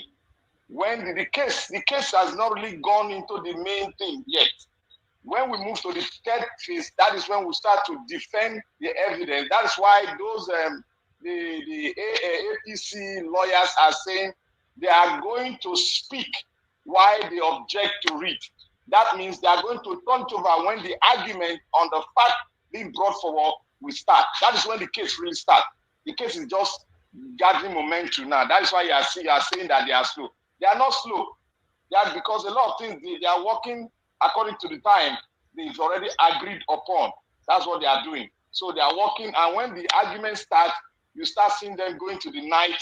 They will finish very late in the night because of the argument on the fact that is being brought. Because INEC is going to defend, and INEC is going to disagree with what they brought. So a lot of things will come up. So they just start Mr. come to the test phase. That's what Mr. Victor, are you aware they only have 180 days to do this?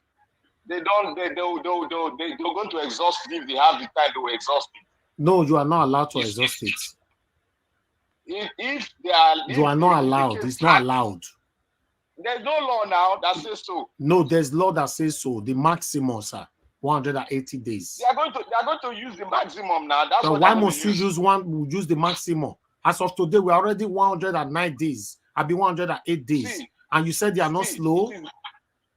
No, it is better for you to use that day than go halfway and get to Supreme Court and lose the case. All right, thank you. Thank you very much. It's better for you to.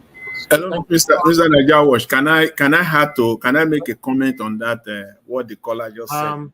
Mr. Kingsley, I wanted to call you now. It's your turn to talk to us. You have 8 minutes. Talk to us. Okay, all right, thank you. Right. So let me just take a few seconds to respond to that. There is nothing like gathering momentum. The momentum is on. The trial is on. So whatever they are doing now, remember, Labour Party is using their time now. They have 3 weeks. That 3 weeks lapse next Monday. Next Monday, that's what they have. The remaining time is they are going to have is for cross-examination. That's it. That's it. So I just want to, Thank you. Make that clear. The other subject, you see, actually I want to talk on the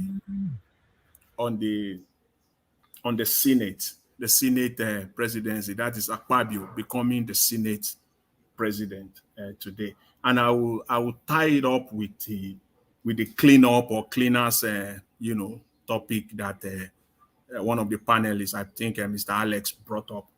See, the legislature, the Senate, is so powerful in the Nigerian democratic process. That is why you see the president making sure that his own man emerge as Senate president. Without the Senate or without the legislature at its stance, the president, though people will say Nigerian president is powerful, is the most powerful. See, the Constitution gives the legislature so much power. The Nigerian president is handicapped without the legislature. If this is a fact, he can't do anything. That is why they will make sure that they have their own man as the leader of the Senate and the House. And in fact, they will make sure that they buy the entire leadership of the House. That is the whole plan, and that is what they are doing. Tinubu is a strategist, and that now he got his man now, Akpabio, who is a criminal like himself. So birds of the same feathers, they will flock together. That is the whole arrangement, and that brings me to the fact that, see, for us as Democrats and Nigerians that are fighting for the betterment of that country, our focus must be on that National Assembly. See, as Mr. Niger will say, he will say, my people, those that are listening to me, worldwide, the legislature is very, very powerful. You can't do anything in the scheme of things in Nigeria without them. You can't steal money, you can't embezzle money, you can't misappropriate money without them looking the other side. And so the cleanup that one of the panelists, mentioned about can only come in, I want to preempt him, I believe he's talking about either he's talking revolutionary way or military way or democratic way. I believe it's one of those three. The cleanup has to come from one of these three. And if you take the military, let's even leave it aside that probably is not visible for now. Revolution probably not visible. We are left with the democratic process. And the way we can start the cleanup is through the legislature. For me, I believe so. Today, there was an election in the Senate to elect the Senate president. Do we even care to know who these Labour senators voted for today? Because they voted. They have to come out clean and clear and say, okay, I supported APC because I know it was a secret ballot. All of them must come clean and clear. You can come out and express yourself. I voted for APC. I voted for Labour. I voted for PDP. I voted for Akpabio, or I voted for this other candidate. All of them must come out clean and clear. Because this is how you begin to put them to account. From today, the process starts from today. And this Let me just quickly interject right there. I'm so sorry, Mr. Niger Watch, and to the speaker. Apologies. So I think Labour Party only has one senator. No, that Senator Ireti. So to your point, like we don't know who she voted for. No, we don't have one senator. We have more than one. Eight. Is it eight? Okay, my apologies. I wasn't keeping count. Okay, that's a good thing. We have 8 senators. All of them must come out clean and clear. We must get them to account. Who did you voted for today? Because that is the process. See, whoever they voted for today, that is the person that they will follow. Make no mistake about it, because they've negotiated the process. But if they are truly Democrat and they are truly fighting for a change in Nigeria, their votes today will speak loud. Because today they will have stayed clear from Akpabio. They will have stayed clear from Akpabio. They will have indicated that they are in the National Assembly for a vibrant, robust, constructive opposition. That's the role they want to play there. But if not, let us just forget it. Because each and every one of them, on every matter that they will bring to the Senate, see, they will work, the Senate president will have to work with each and every one of them. So that is why the legislature is so powerful, is so important. And bringing it to that cleanup process, we must begin to focus on the next dispensation, the next electoral process, how we are going to ensure that we have majority in that house. Because once you have majority, or the number of members that the majority cannot do anything without you, without your party. Then we are talking. Then that cleanup process have started. Because again, see, in most of the policies, the major issues that will be brought to the floor of the Senate, you need 2/3 majority. Currently, APC doesn't have 2/3. 73 senators minimum voted for Akpabio today because they have 59. Who are those 14? Where did they get those 14 from? That gave him, let's even assume that he only got that 73. He didn't get more than that today. Who are those 14 that added up for that to their 59 that gave him that Senate presidency today? Because PDP, the rest of them is only PDP that can work with him. And I know that most PDP did not support him. They didn't support Akpabio. The SPD, the YPP, I think they have 1 each, and Labour Party 8. So who are those senators? These are the things we must start. When we talk of accountability, this is the process. This is how it starts. They must all be put to account. Because when they bring matters to the floor and they begin to question the policies of the executive, these are the people that will speak for us. These are the people that will speak for us. Even someone talked about the issue of the subject of diaspora, giving the diaspora the right to begin to start voting in subsequent or future Nigerian elections. It will start from the House. And Labour Party with their 8 senators, they have that power to get that because they can leverage on that. Those 8 senators can leverage on their vote in the assembly to compel, because they will make sure that Akpabio did not get 2/3 on major issues unless he worked with them on this policy. That's correct. And they have to negotiate. They have to negotiate. They have to leverage. It's a give and take. Compromises here and there, though in a non-corrupt manner. They must use that. 8 senators is not a joke. 8 senators in the House, they can leverage on it because major policies, budget, you need 2/3. Those they say in the Senate, if it is not clear, they have to vote on record. And and on every vote, it needs 73. So the Senate, and the PDP won't get the support of the PDP entirely. So the Labour Party have to work in a very constructive and strategic manner, even to achieve that policy that we will only support you on this and this and this if you support this and this and this. You are not going to get it. So these are the areas that I think we need to work on. And then lastly, I will just talk on the issue of the judiciary, the courts, the judges, the delay strategies that they are using. Okay. Your time is almost over. Go ahead. Okay. I'll just quickly round up. For me, I think for us, please let us pay more attention on the evidence that are being submitted, on the evidence and the refusal of INEC to give Labour Party access to the beavers. This is important. Maybe somebody will have to come and tell us, maybe the Labour Party chairman, why they are not pressing this. Because there is already a Supreme Court judgment. And as far as they are concerned, they all know. Don't let us be naive on this. They all know that there is already a substantive judgment on the issue of beavers. That is the Adeleke Oyetola. The Supreme Court has made it clear, and that's what they will stand on. They've made it clear that without the beavers, nothing else.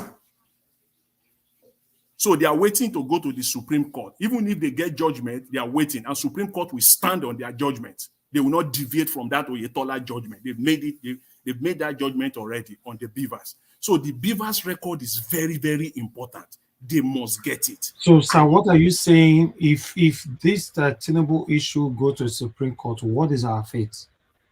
If the issue goes to Supreme Court, I tell you that the Supreme Court, there is no, for me, the way it stands right now, the Supreme Court will stand on their judgment, except if Labour Party gets the Beavers record now. If they don't get the Beavers record, Supreme Court will stand on it and say all the evidences that they have produced at this level does not matter, because they stated, the Supreme Court held that the Beavers machine, that the record or the information on the Beavers machine of the accredited voters or the certified true copy of that record is the only proof of the number of accredited voters. I think that is, I don't really like, is discouraging.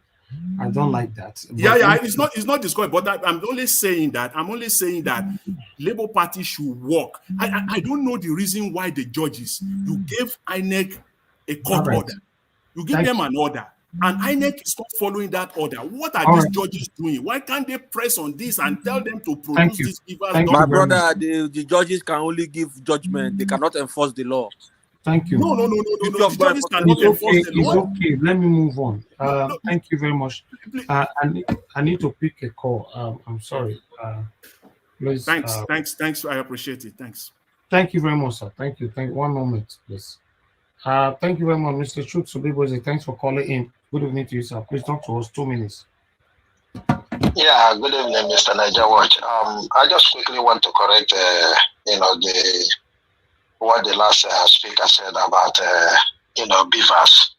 Beavers can only be used as a standard, when you argue for overvoting. So it is important in the cases where they allege overvoting. Other than that, Beavers has nothing to do with what we are presenting. But the states we are accusing of overvote, because Beavers is just, to accredit.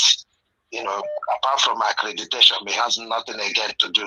You can use it to upload the records, but it doesn't hold it. Okay. But we are also arguing about. What did you think we are happened? also arguing about overvoting in Kogi State, for instance, by about almost 90,000 votes in the overvoting.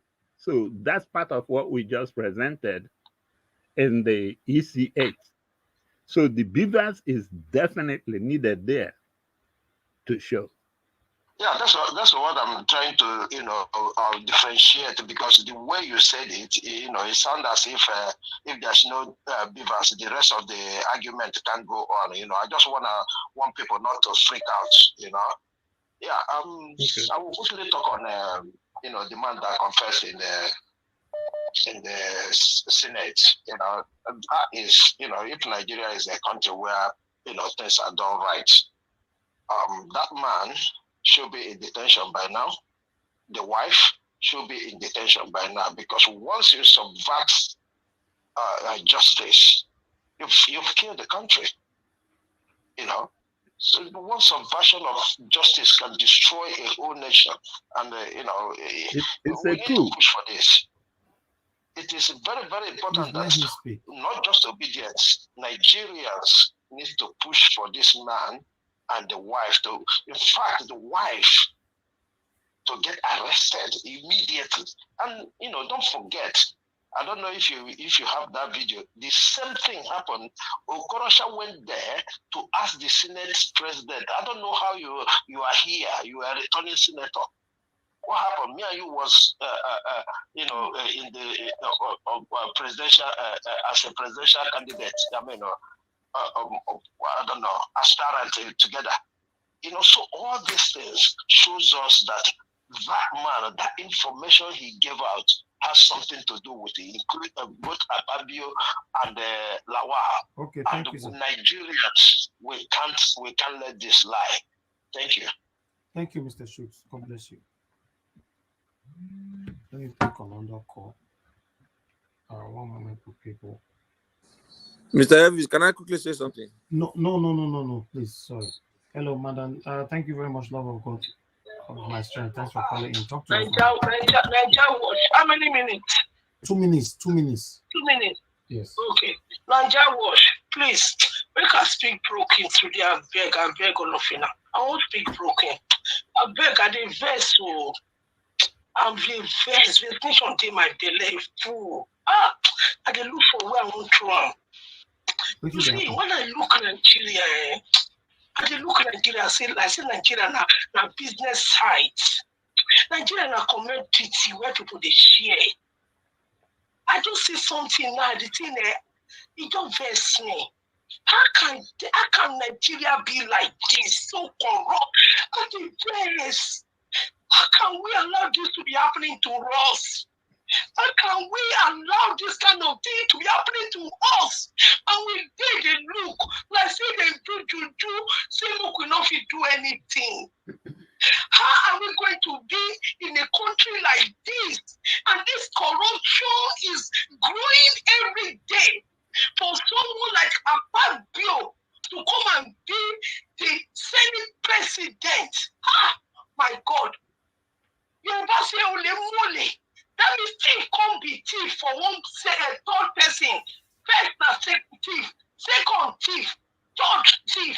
What is happening? I'm angry in my soul, in my heart. I'm angry. Even if I can get one power now, when I'm going to go buy everybody. We cannot continue like this. These people are taking us for granted. They are taking us for granted. They are choking eyes and with our eyes, and we are looking at it every day. Every day. They are continuing this thing, they continue, they go. Now we get here now they look. We get here now they look. Another one they go. God. Thank God. Thank you, madam. My brother, 2 minutes. That's all right. God bless you. It's sad. I know. I understand how she feels. It's crazy. You know. Na lack of mind. Naija no, we no get mind for Naija. Na talk we dey talk. We no get mind. Please hold on, sir. Hold on, please. Thank you very much, madam. Noemi. Please off. Thank you very much, madam. Talk to us 2 minutes. Yeah. Good evening. Yeah, I greet the panelists, everybody in the team. Please give me like 2-3 minutes. 2 minutes. I want everybody on this platform to listen to what I'm going to say. This thing started like 50, 60 years ago, even maybe earlier than that, when I wasn't born. You remember those people that will come to Nigeria, those women that come to sell agumudadane. They are the Fulani tribes from all over West Africa then, or from Africa generally. When they were selling those things to us to drink, they were saying it is agbo, local herbs, agumu. Those things were the things they used to suppress us, our generation and the older world. We didn't know. That aside, that was what they used to capture our souls so that we could, my generation and the older ones, we couldn't talk. We couldn't complain. They silenced us spiritually. That is one. Now, God has brought this new generation. We are the one that who did this cleaning. I listened very well to that man. The obedience are the ones God will use to do this cleaning. We are the one to reject this thing. Everything about this man is criminal. No school certificate, no family, no schoolmate, no university certificate, nothing. Everything about this man is fraudulent and criminal. Now about what happened today. Our focus is on the judiciary. But 30 million march, no. We have to go to the end of this court case. That court case will determine what we are going to do. Okay. Please listen to me. I've been saying this thing. Random. Not on your platform. Listen, Naija Watch, please. All obedience all over the world. We need to get to a platform. Let us start signing in as obedience. If we can go up to 50 million, 100 million, it doesn't matter. Those are the ones, that is part of what we can use to fight this battle.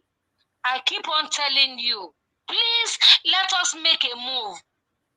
There's no way we can do this thing except we come together on the platform as obedient on one paper.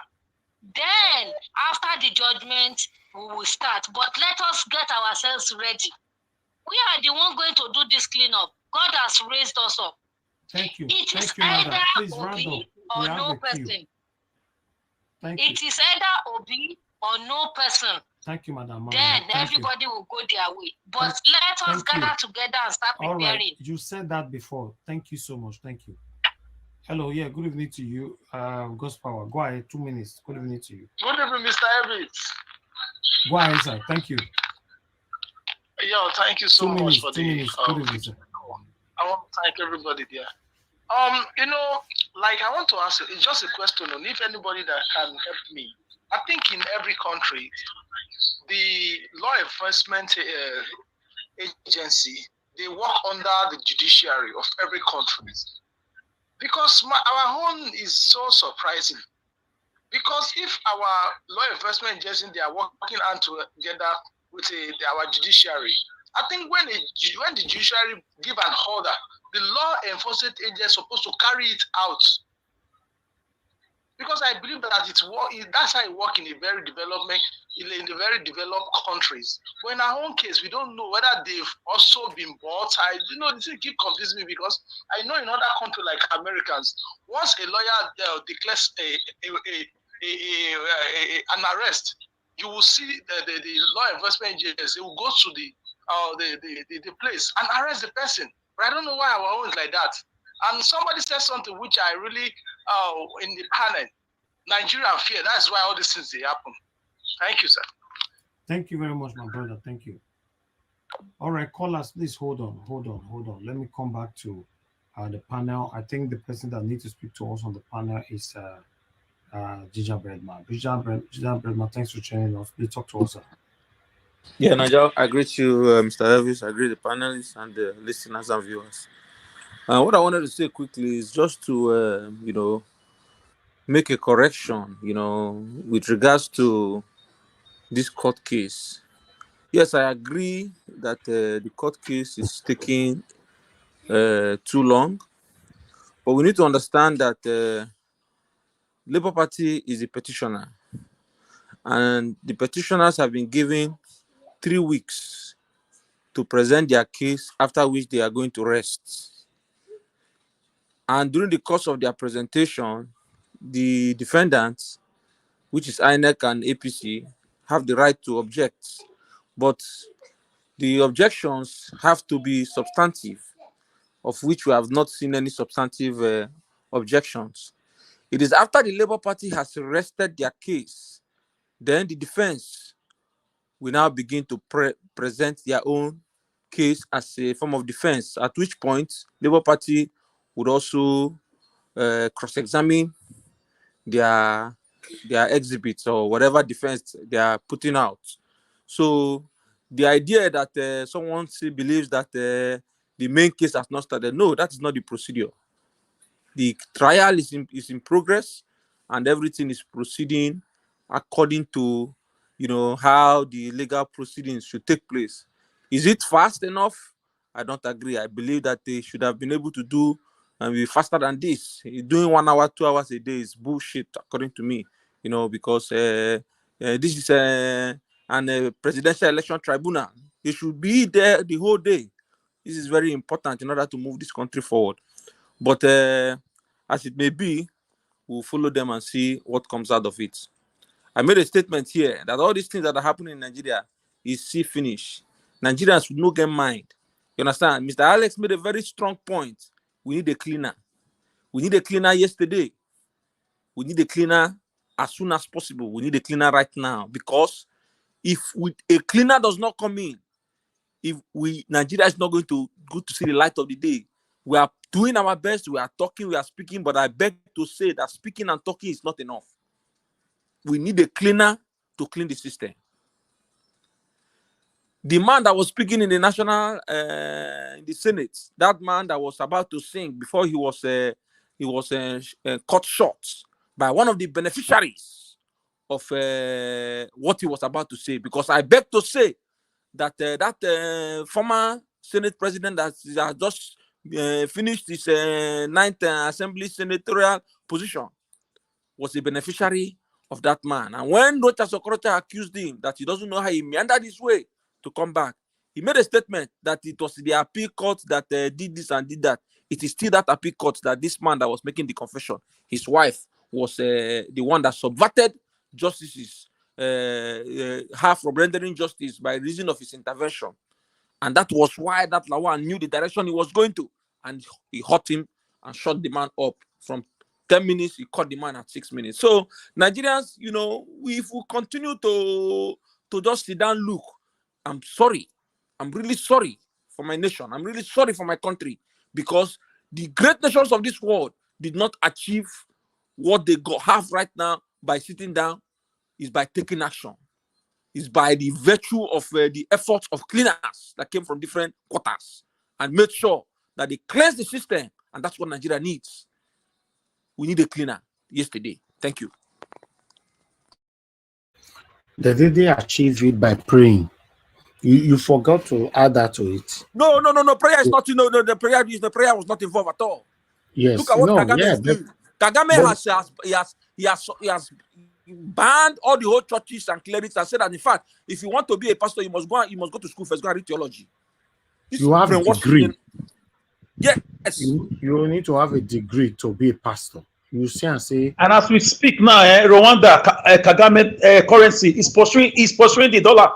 They are growing very fast. Education, agriculture, my goodness. Religionism have destroyed Nigeria so much that we have weaponized ourselves. Not even the pastors that have weaponized ourselves. You see now, before this broadcast will finish, somebody will call now and say, let's pray. Like say president, the UK why I did all my life. Now also pray that they pray for you. That was a beg. Don't make me laugh, please. Now let's pray. Let's pray. May God help Nigeria. It's what Madam Rita would call post-traumatic stress disorder. Nigerians have been, their mindsets have been destroyed with religion and everything. Lots of them, a lot of us, we have been captured. Somebody will call in now, see before they ring now. Go say, let's pray. Let's pray. Nigeria, God will do it. And you there abroad, they tell me people in Nigeria made they pray. Why did you even leave Nigeria? Why you come up for them? Now, though they try to turn somebody to a person who will not believe in God, will not be Christian, the way that they put this prayer forward. Something does pray for your eye finish. You are still encouraging people to be praying. God gave you the power. Do something. You are praying. Hello, Mr. Tony Africa. Good evening to you, sir. Thanks for calling in. You have 2 minutes. Talk to us. Oh, thank you very much, sir. Good evening, everybody. Can I just go straight to the point? Yes. Thank you very much, Oganajawa. May God bless you, our ancestors. Then, Alex, thank you very much for your job today. That cleaning process, there's no way, because the people that are going to be involved in that cleaning process are also also part of those northern oligarch or Arewa, the owner of the country, our colonial masters. So that's why I'm sorry to dash your hopes. There's no way, because there will be the military, the police, the navy, everything will be hijacked by the northerners. I'm sorry that I have to be a little bit ethnic, backward tonight, because Tunaja is a northerner. You don't have to be on this platform, because it's always there to counter any positive, submission here, because it is very bad. He knows that exactly that it is the government, of northern Nigeria that has sponsored him to UK. That is why he's doing everything possible to maintain that status quo.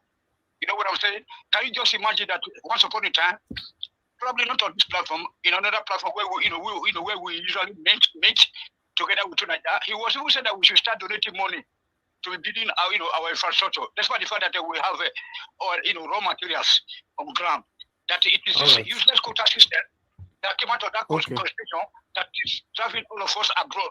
All right. To school in Nigeria, we cannot get a job because the useless people, you are not forcing round the objects in square holes. Thank you, sir. Thank you, Mr. Tony Africa. Thank you.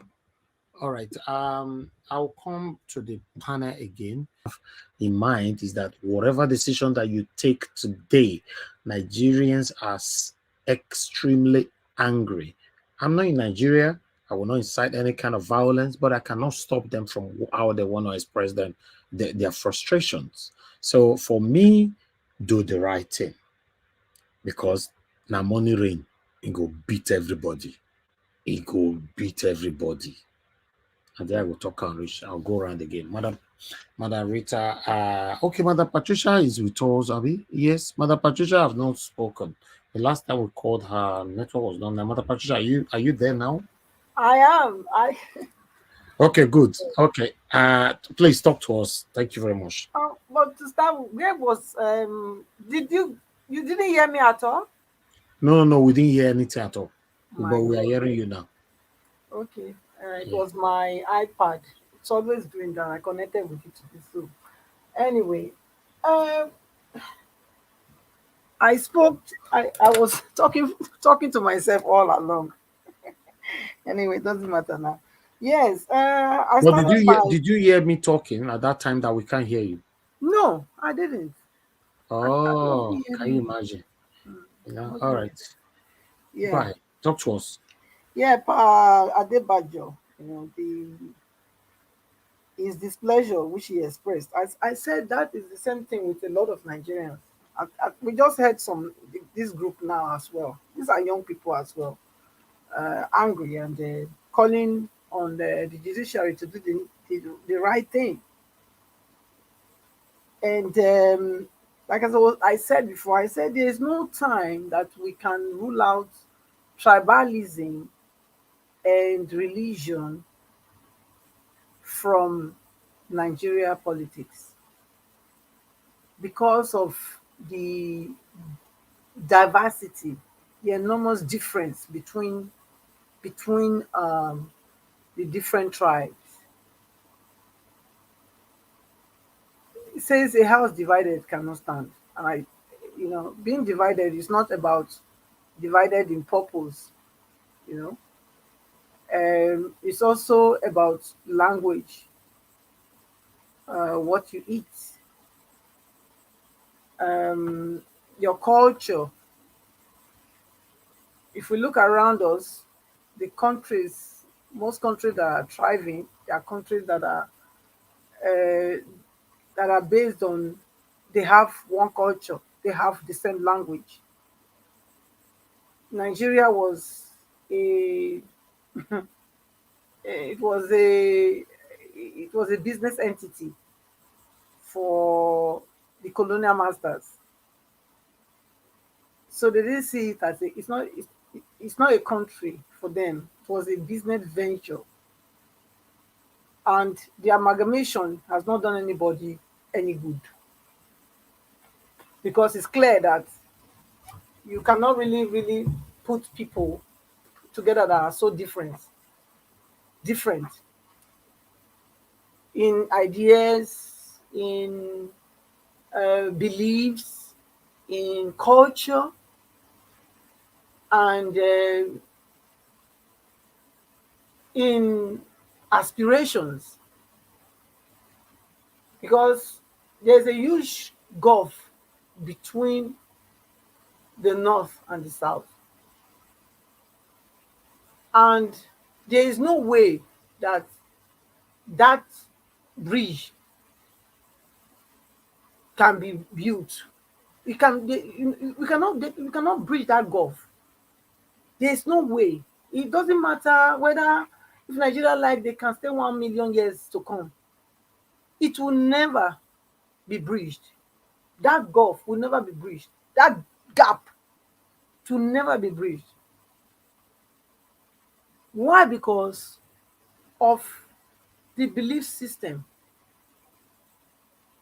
You see, unless you believe in something, you cannot achieve it.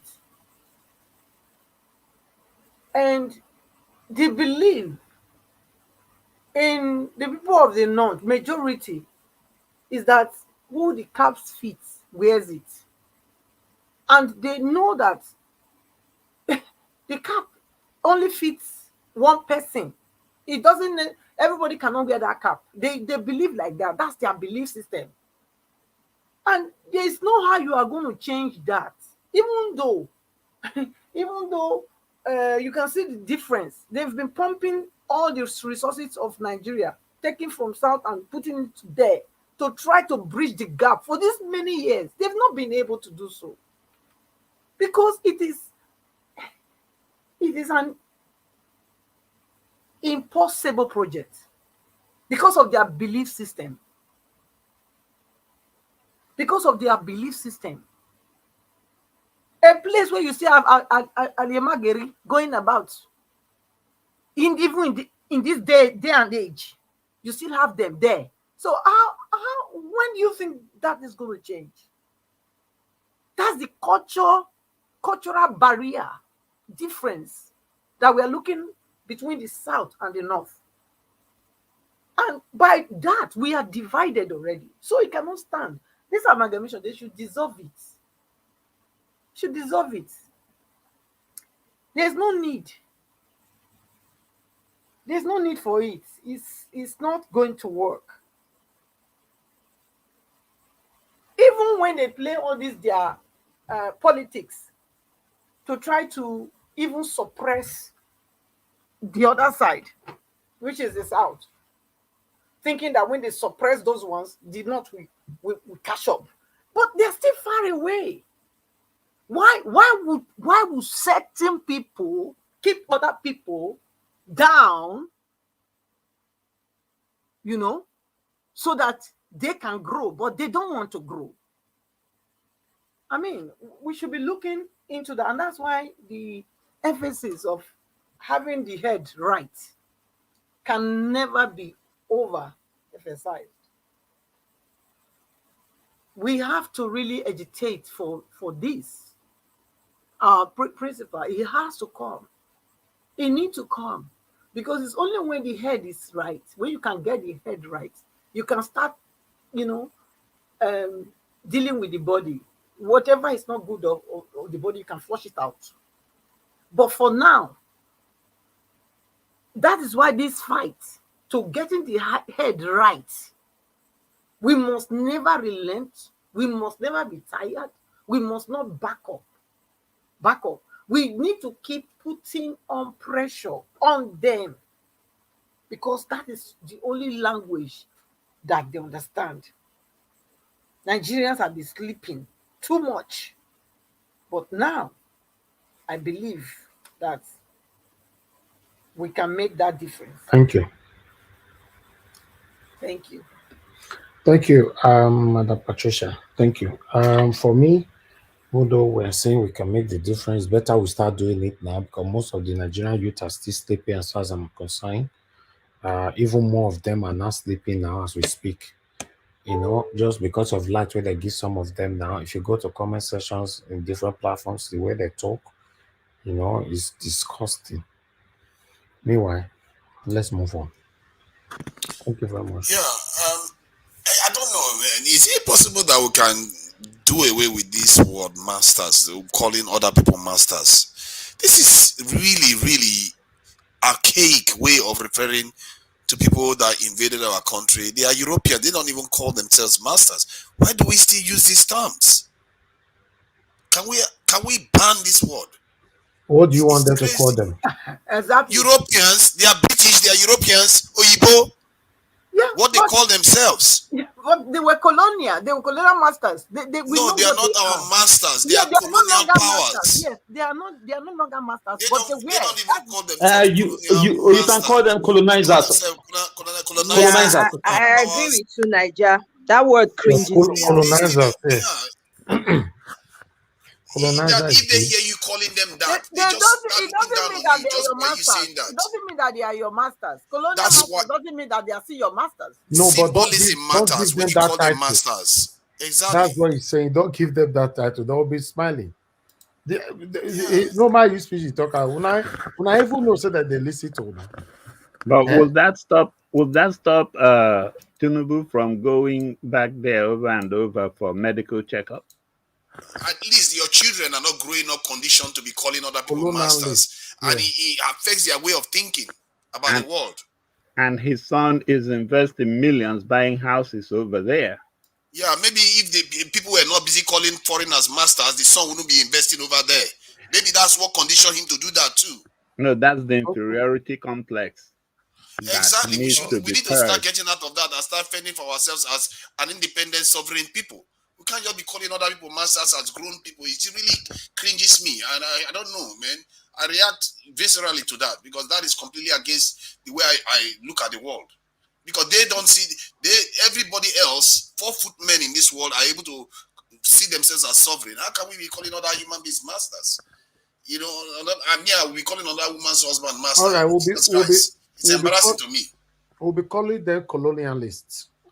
Colonialists, British, Europeans, they have many names, white people.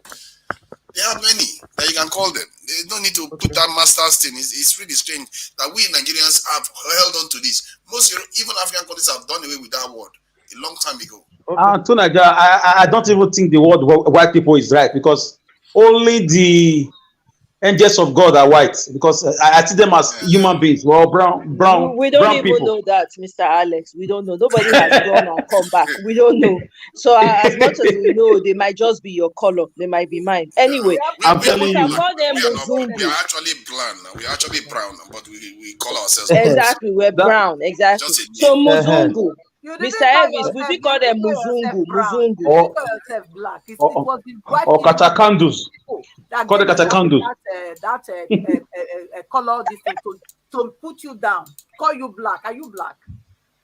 You're not black. Brown, but so call yourself brown. Don't say you are a black man then. the truth is, we designate names to people based on this. They call it Asians yellow, and if they call us black, we call them white. They are not white, but we call them white. I guess depending on what you want to associate it with. I don't see anything wrong with being black. If they tell you how many things that black does, you will be surprised. So it's not necessarily a negative thing. It depends on how you internalize it. Thank you, everybody. Thank you. God bless you all.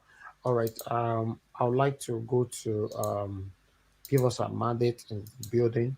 Give us a mandate. Thanks for joining us. Good evening to you. You have 5 minutes to talk to us. Those of you where they come late and so, and another get better minutes. Thank you. Talk to us. Go ahead. Thank you very much. Hopefully, I'm coming out clearly. Yes.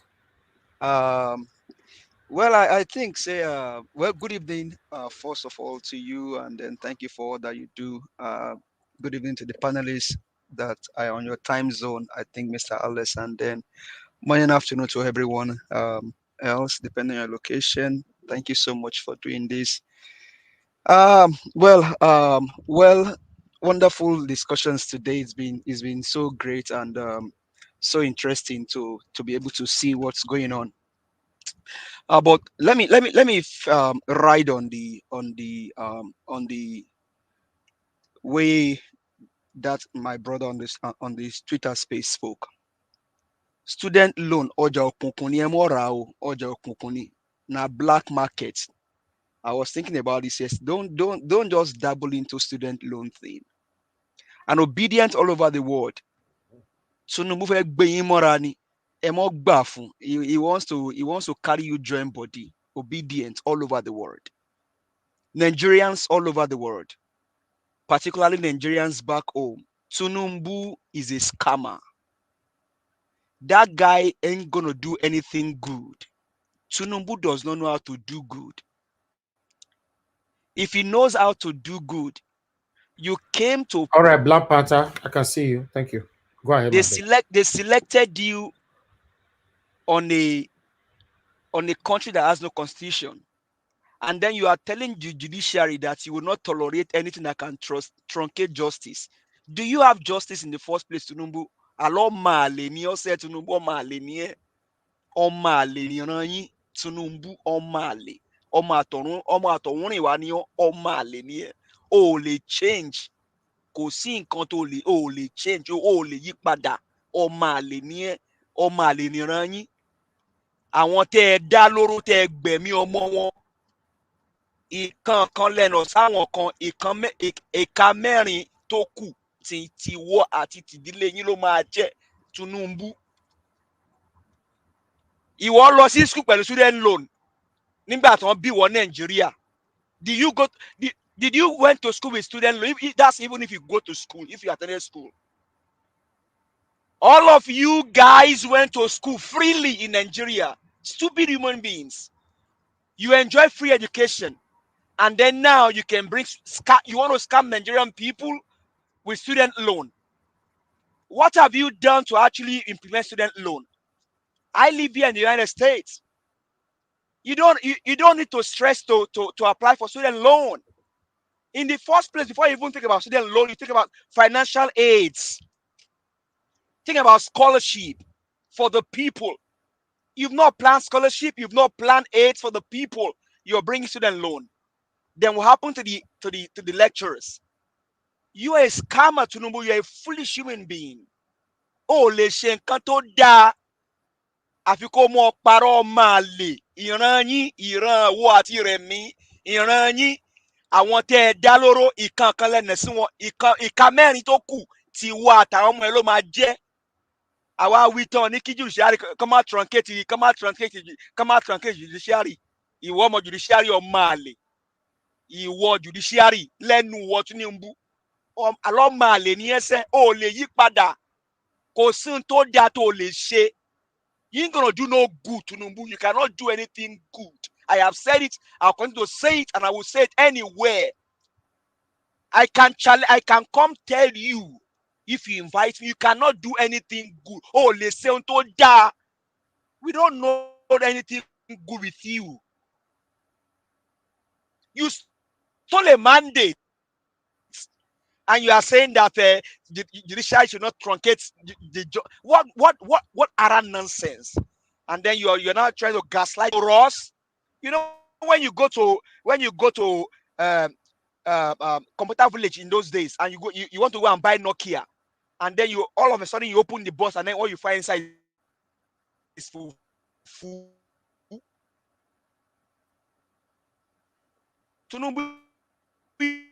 Don't dabble into it, Nigerians. Yes, don't fall for Tinubu. Let him give you light. Light is your right. If you give you light, is your right. If you give you free oil, is your right. That is part of governance. That is part of the things you must enjoy. If you tie the roads from Lagos to anywhere, it is your right. You deserve it. He has a private jet from the stolen money from all of us. He stole the money to buy a private jet, and then you want to give student loan. You come on, bro. You're a fool. You can't do anything good, Tinubu. The best you can do is just you should turn yourself into EFCC or into the Nigerian give police. us a mandate. You go to jail. Those words are too harsh. You can't use that here. You can't call a president a fool. No, He's not my own president. No, yes, I know, but those words, no. we don't. If you want to say, sorry, I'm so sorry. I respect your platform. I don't know that was part of the list, but I mean, yeah, it's part of it. This guy, it's part of it. Okay, sorry about that. He's trying to gaslight the obedient and the Nigerians by what nonsense student law are you trying to implement? In the country where it's already owing debts, the country is already on highest level of inflation, and you're bringing a scam to settle Nigerians and to even degrade the Yoruba heritage. Ìwọ máa lè tó da ìwọ tó mọ́bí tó ti rìn wá ó kì í ṣe Yorùbá ọmọ àlè ní ọ́. Why my gaslight àwọn ọmọ Nàìjíríà àtàwọn obedient pé òun sign student loan kọ́ student scam ni ẹ mọ́ ra ọjọ́ kunkun ni. Don't dabble into it. Let him return the mandate to Peter Obi.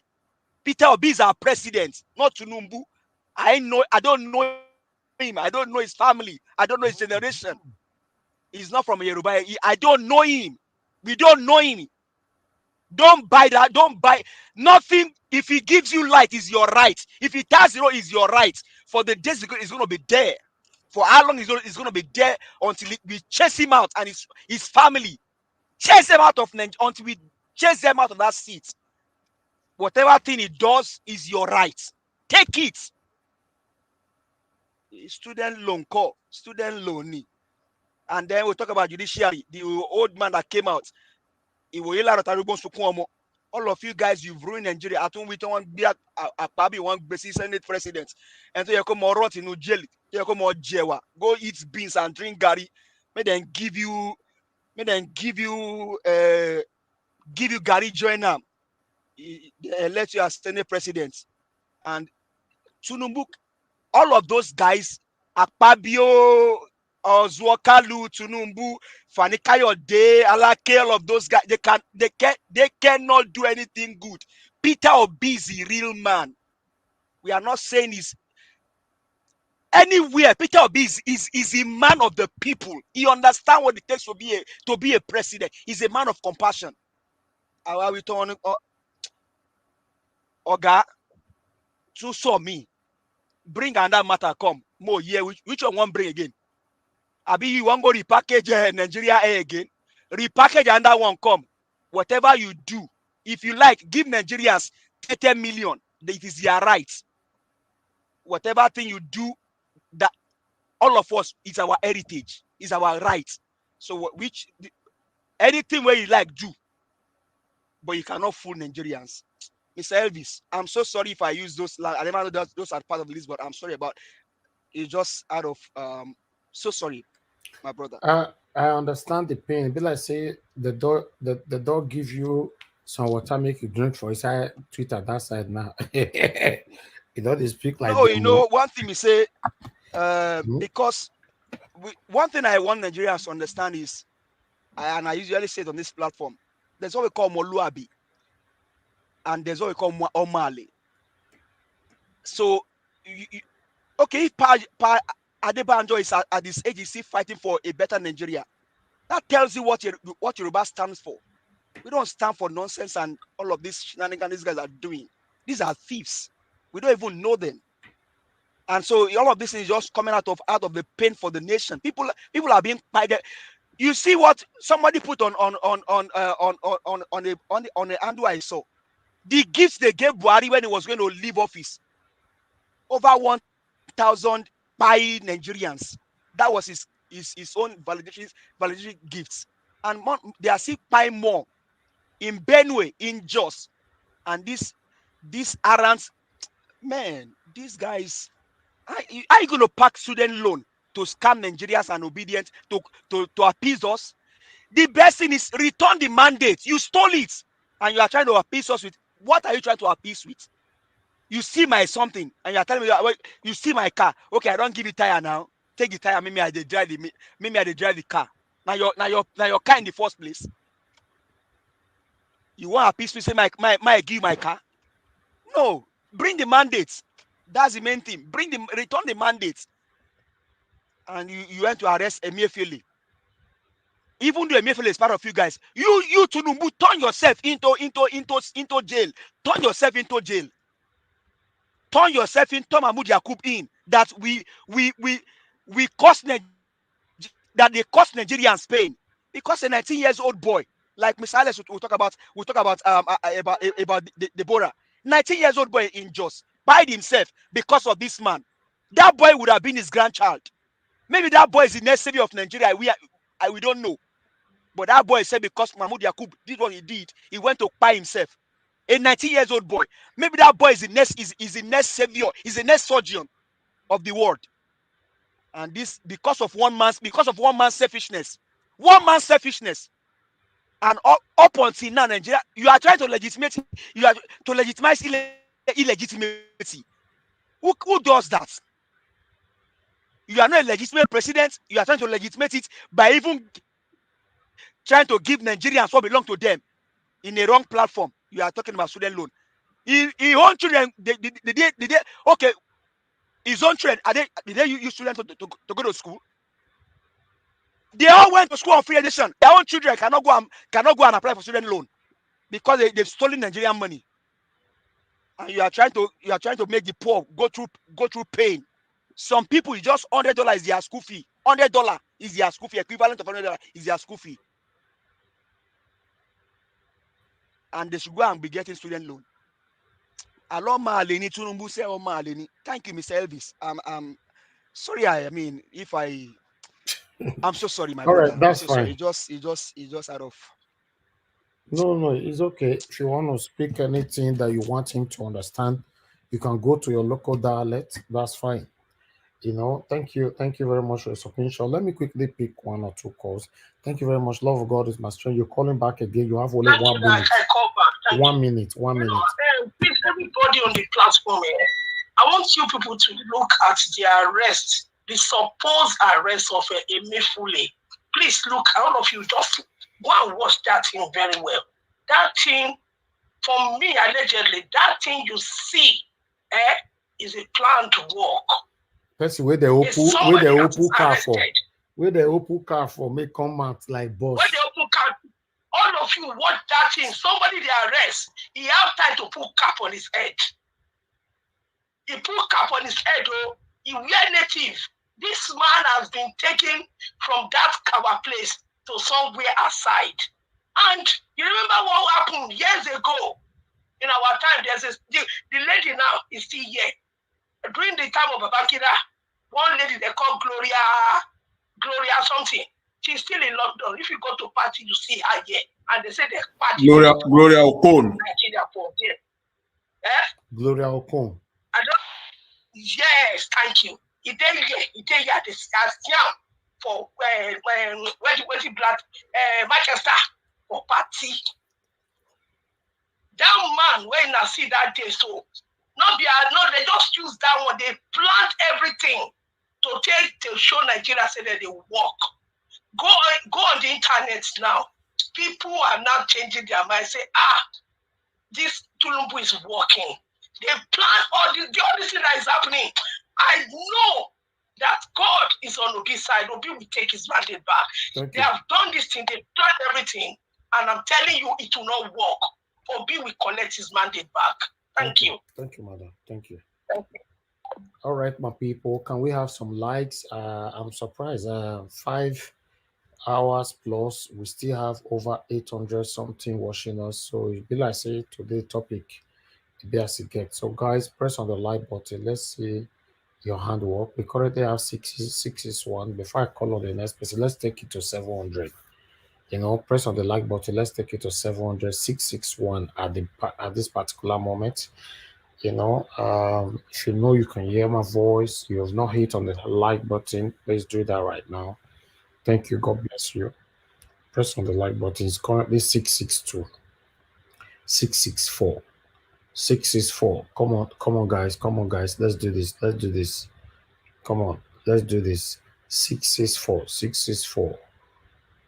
Okay, it's now 668. Let's take it to 700. And 700 we ought to go so. Now we ought to go so. 670 now. Wonderful. 670, 671, 671. We only just about 29 to go. Just 29.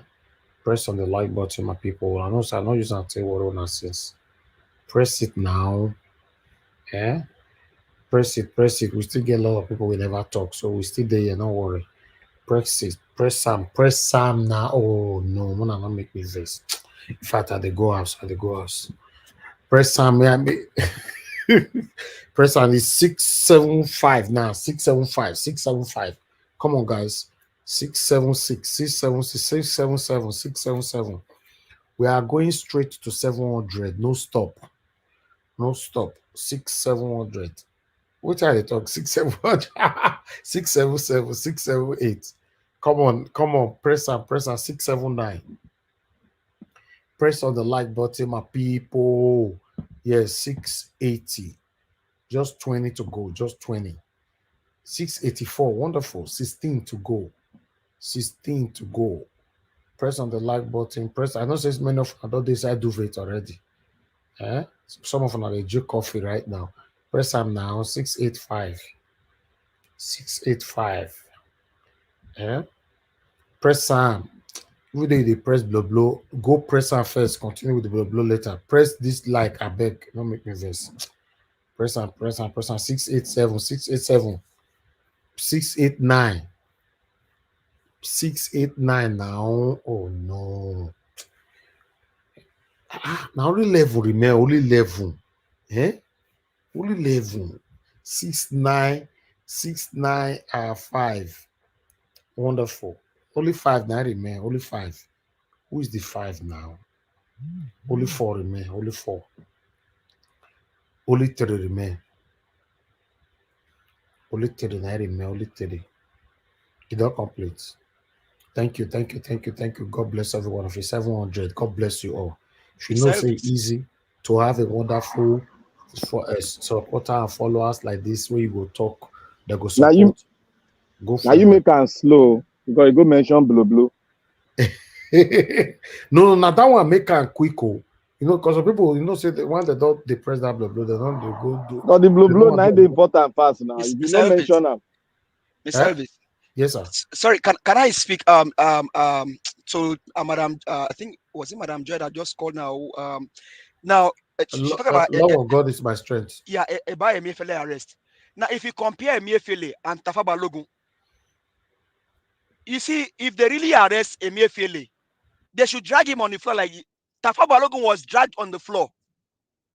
They literally dragged that guy on the floor, and that guy, I mean, it was a different thing. What happened was that he resisted arrest. That was why he was my dragged. brother. Regardless, they really meant business even for him. I'm Because just they trying to took him. It was an assistant commissioner of police that arrested him, which is the normal protocol. But I'm just arrest Emefiele. They should, if they really arrest him, if they really truly arrest him, they should have arrested him well. All of this thing are just scam. Tinubu can never do anything good. Nothing. That's why I'm trying. Nothing. He ain't gonna do anything good. Thank you, sir. Can I add to that?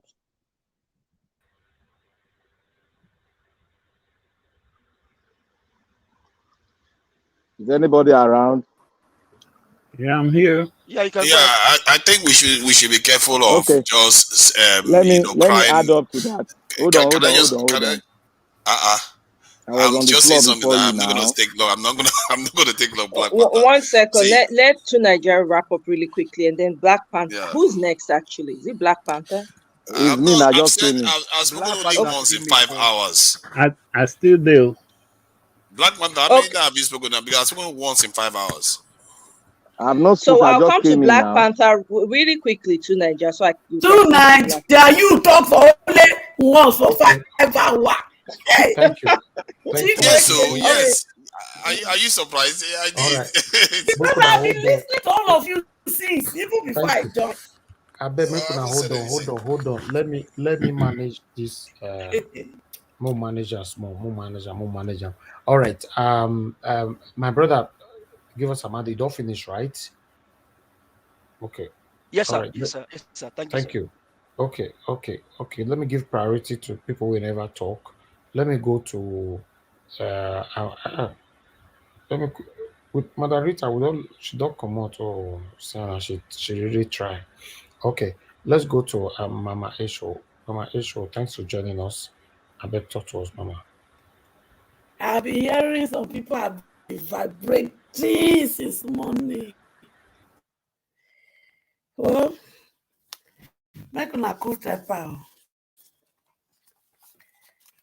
That is becoming tough like it does not mean God is not on the throne yet.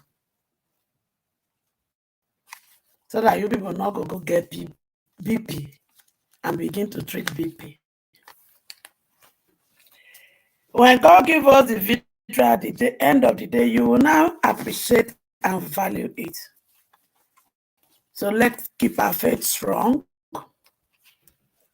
Let's keep our mind focused. Let's go and rescue all my children that they give carrots to.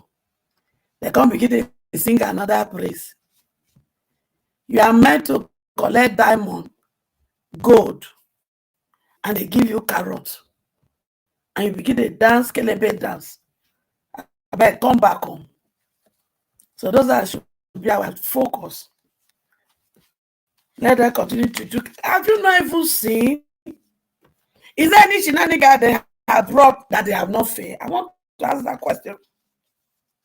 From day one till date, is there any shenanigan they brought forth that doesn't end up to become evidence? It's a question, it's a food of thought for every one of us. Always know it is not over until it is over. In your personal life, I want you to reflect on this.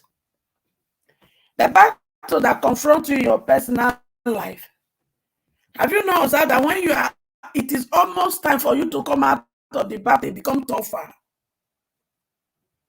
Personally, I've observed it. So when the battle becomes tougher, they do it so that you can give up on your trust, on your tenacity. But if you don't give up in your own personal life, you notice at the end of the day, you get that you have been so fearfully. So to all of us, please always know that God is still on our side. If you people were Peter, what will you do? Do you know what he goes through every day? But he still keep his calm. He still keep his peace. He still come to the court. You see, if there's anything that has given me victory as an individual, and to those of you who also believe in it, is that if you are pursuing anything, no matter how tough it is, but you strongly believe that this thing, I go get her, it always comes victorious. So do not be waving at all. In fact, when it becomes tough, just repeat yourself over, self-talk yourself. Lord, I thank you. I know this will turn out to be glorious. I know by strength will I not prevail. But I'm believing and trusting in you. I will do my part, complete this, and let us celebrate, Lord. That is all. Release yourself of all this tension. Because those things they used to say, they deliberately say it so that we can be tensed up. At least if for nothing. FFK that used to blah, blah, blah, blah, blah, blah online. Where is it today? So you should know that everything we are all doing is weighing them down. Where is Kiyamu? We're not hear him again. So please, be strong, be courageous. Victory is sure. Those that they give different fellas, okay, they give us verdict. This man not agree come out. If he not come out, he go sleep, he not go wake up. Now, just leave matter for Matthias. Let's continue to pray. Let's continue to do what we are doing. So, and any other thing they are doing at home, don't ever collect carrot when you are supposed to collect diamond and gold on this matter. Thank you. Thank you. I like the last part. Don't collect carrot instead of in place of gold and diamond. Okay. Some of them just said their future finish for 5,000 naira, 50,000 naira. And God help us. Thank you. Let me quickly go to Black Panther. Black Panther, is good to have you on the panel. Let's talk to us. 5 minutes. Oh, Mr. Najawa, thank God you did not forget me today. No. They follow one by one, you know. Thank you. Thank you so much. And thank every one of us that have been doing speaking. But Najawa, this he's talking for the second time now. I've not said anything, only once. Who and is I came talking for the second time? No, who are just coming in now. Really? Okay, sorry. My sincere apology. It was a misconception. I'm sorry. The enemy concerned. You like my name? It was a temporary flag applicable. Sorry. I know. It was a Lobo Abacha. I know. You don't give Najawa one this morning when you come. I hear you now. Thank God. So I want to thank every one of you. I want to thank everybody. Mama Echo, God bless you, ma. You will live long and you will live to really harvest all the seed that you have sown. Amen. And to every one of us, who live long to see the new Nigeria we are praying for, and we are walking, not only praying, but we are doing the work of what we prayed for. Amen. And I want to say to everyone, you should not waste your time in hyping up yourself about Agbado.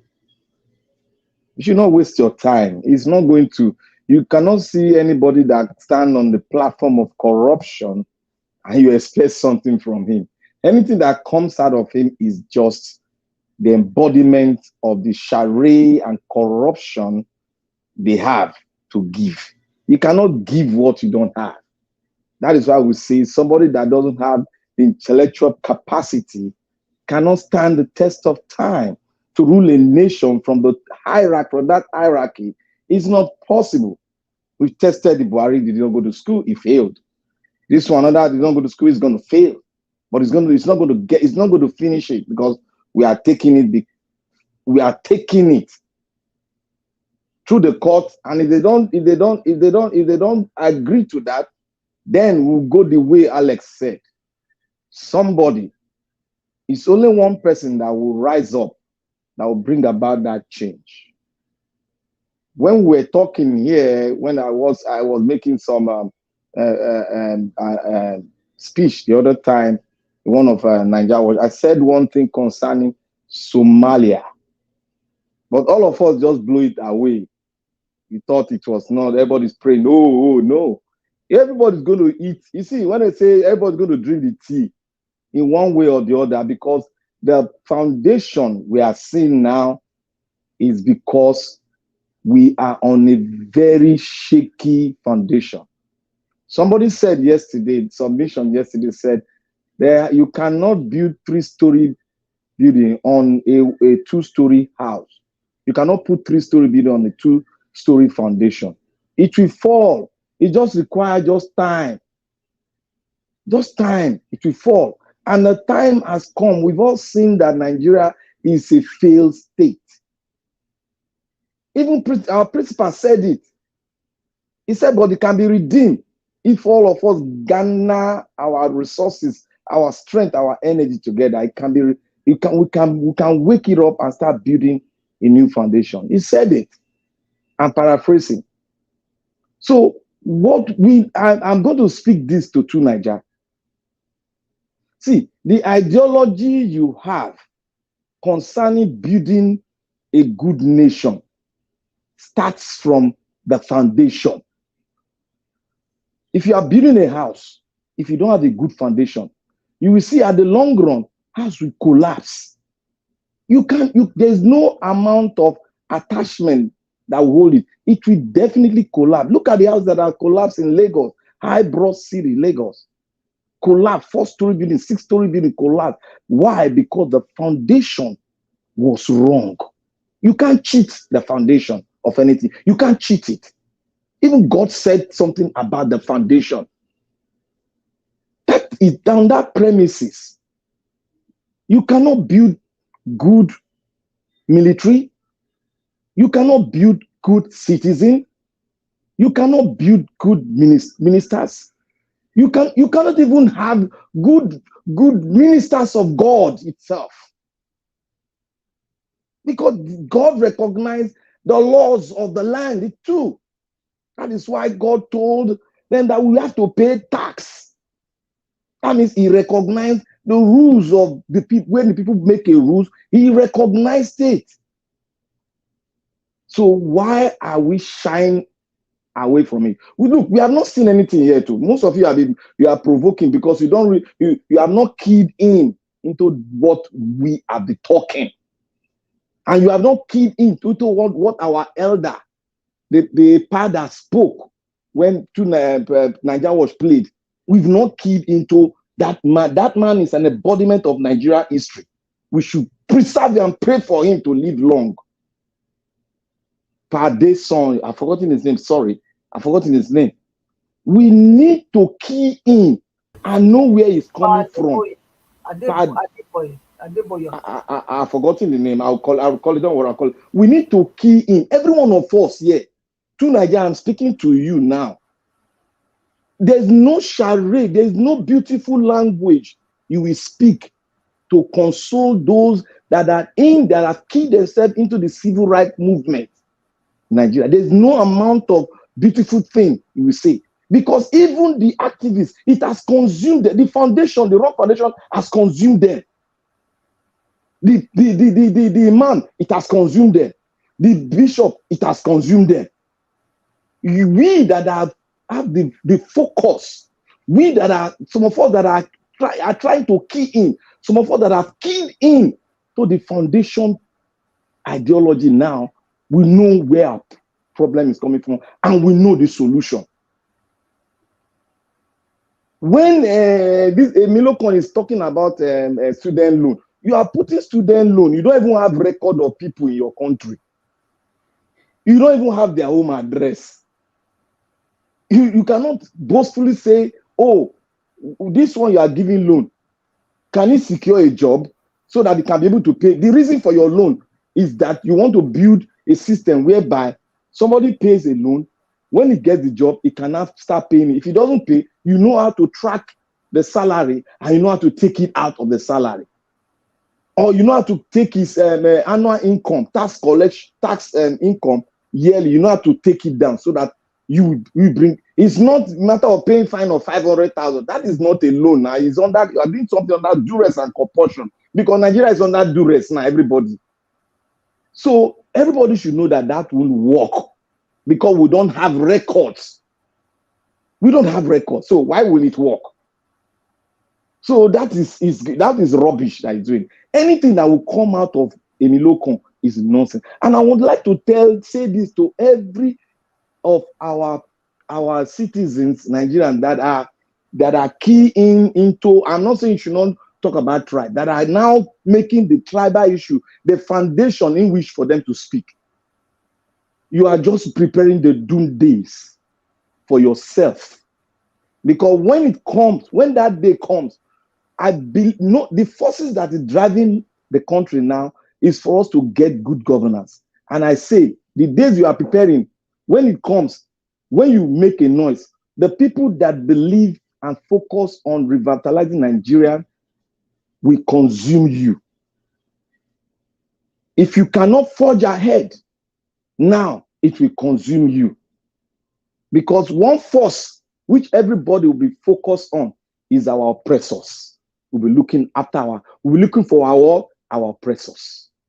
Who are our oppressors? They are there staring at our face. So I succumb and I respect the view of Alex. Alex, that what you have spoken has been what has been driving me inside. What you have spoken from the days of my school, that is what has been driving me. That is what led me to almost bring down the government of Odili. And we did it and he listened to us. Despite some of our guys were taken, but we got the result of what we're looking for. And that emancipated the entire school environment in Port Harcourt as a whole. Now we should focus on the judiciary, and we should focus on the constitutional drive. We shouldn't be focused, we shouldn't be saying security. You cannot get anything done in terms of security. Our security, our security. Every one of us, every Nigerian, they are the security. Because the one that swore to secure the nation have died, they are taking them because of corruption.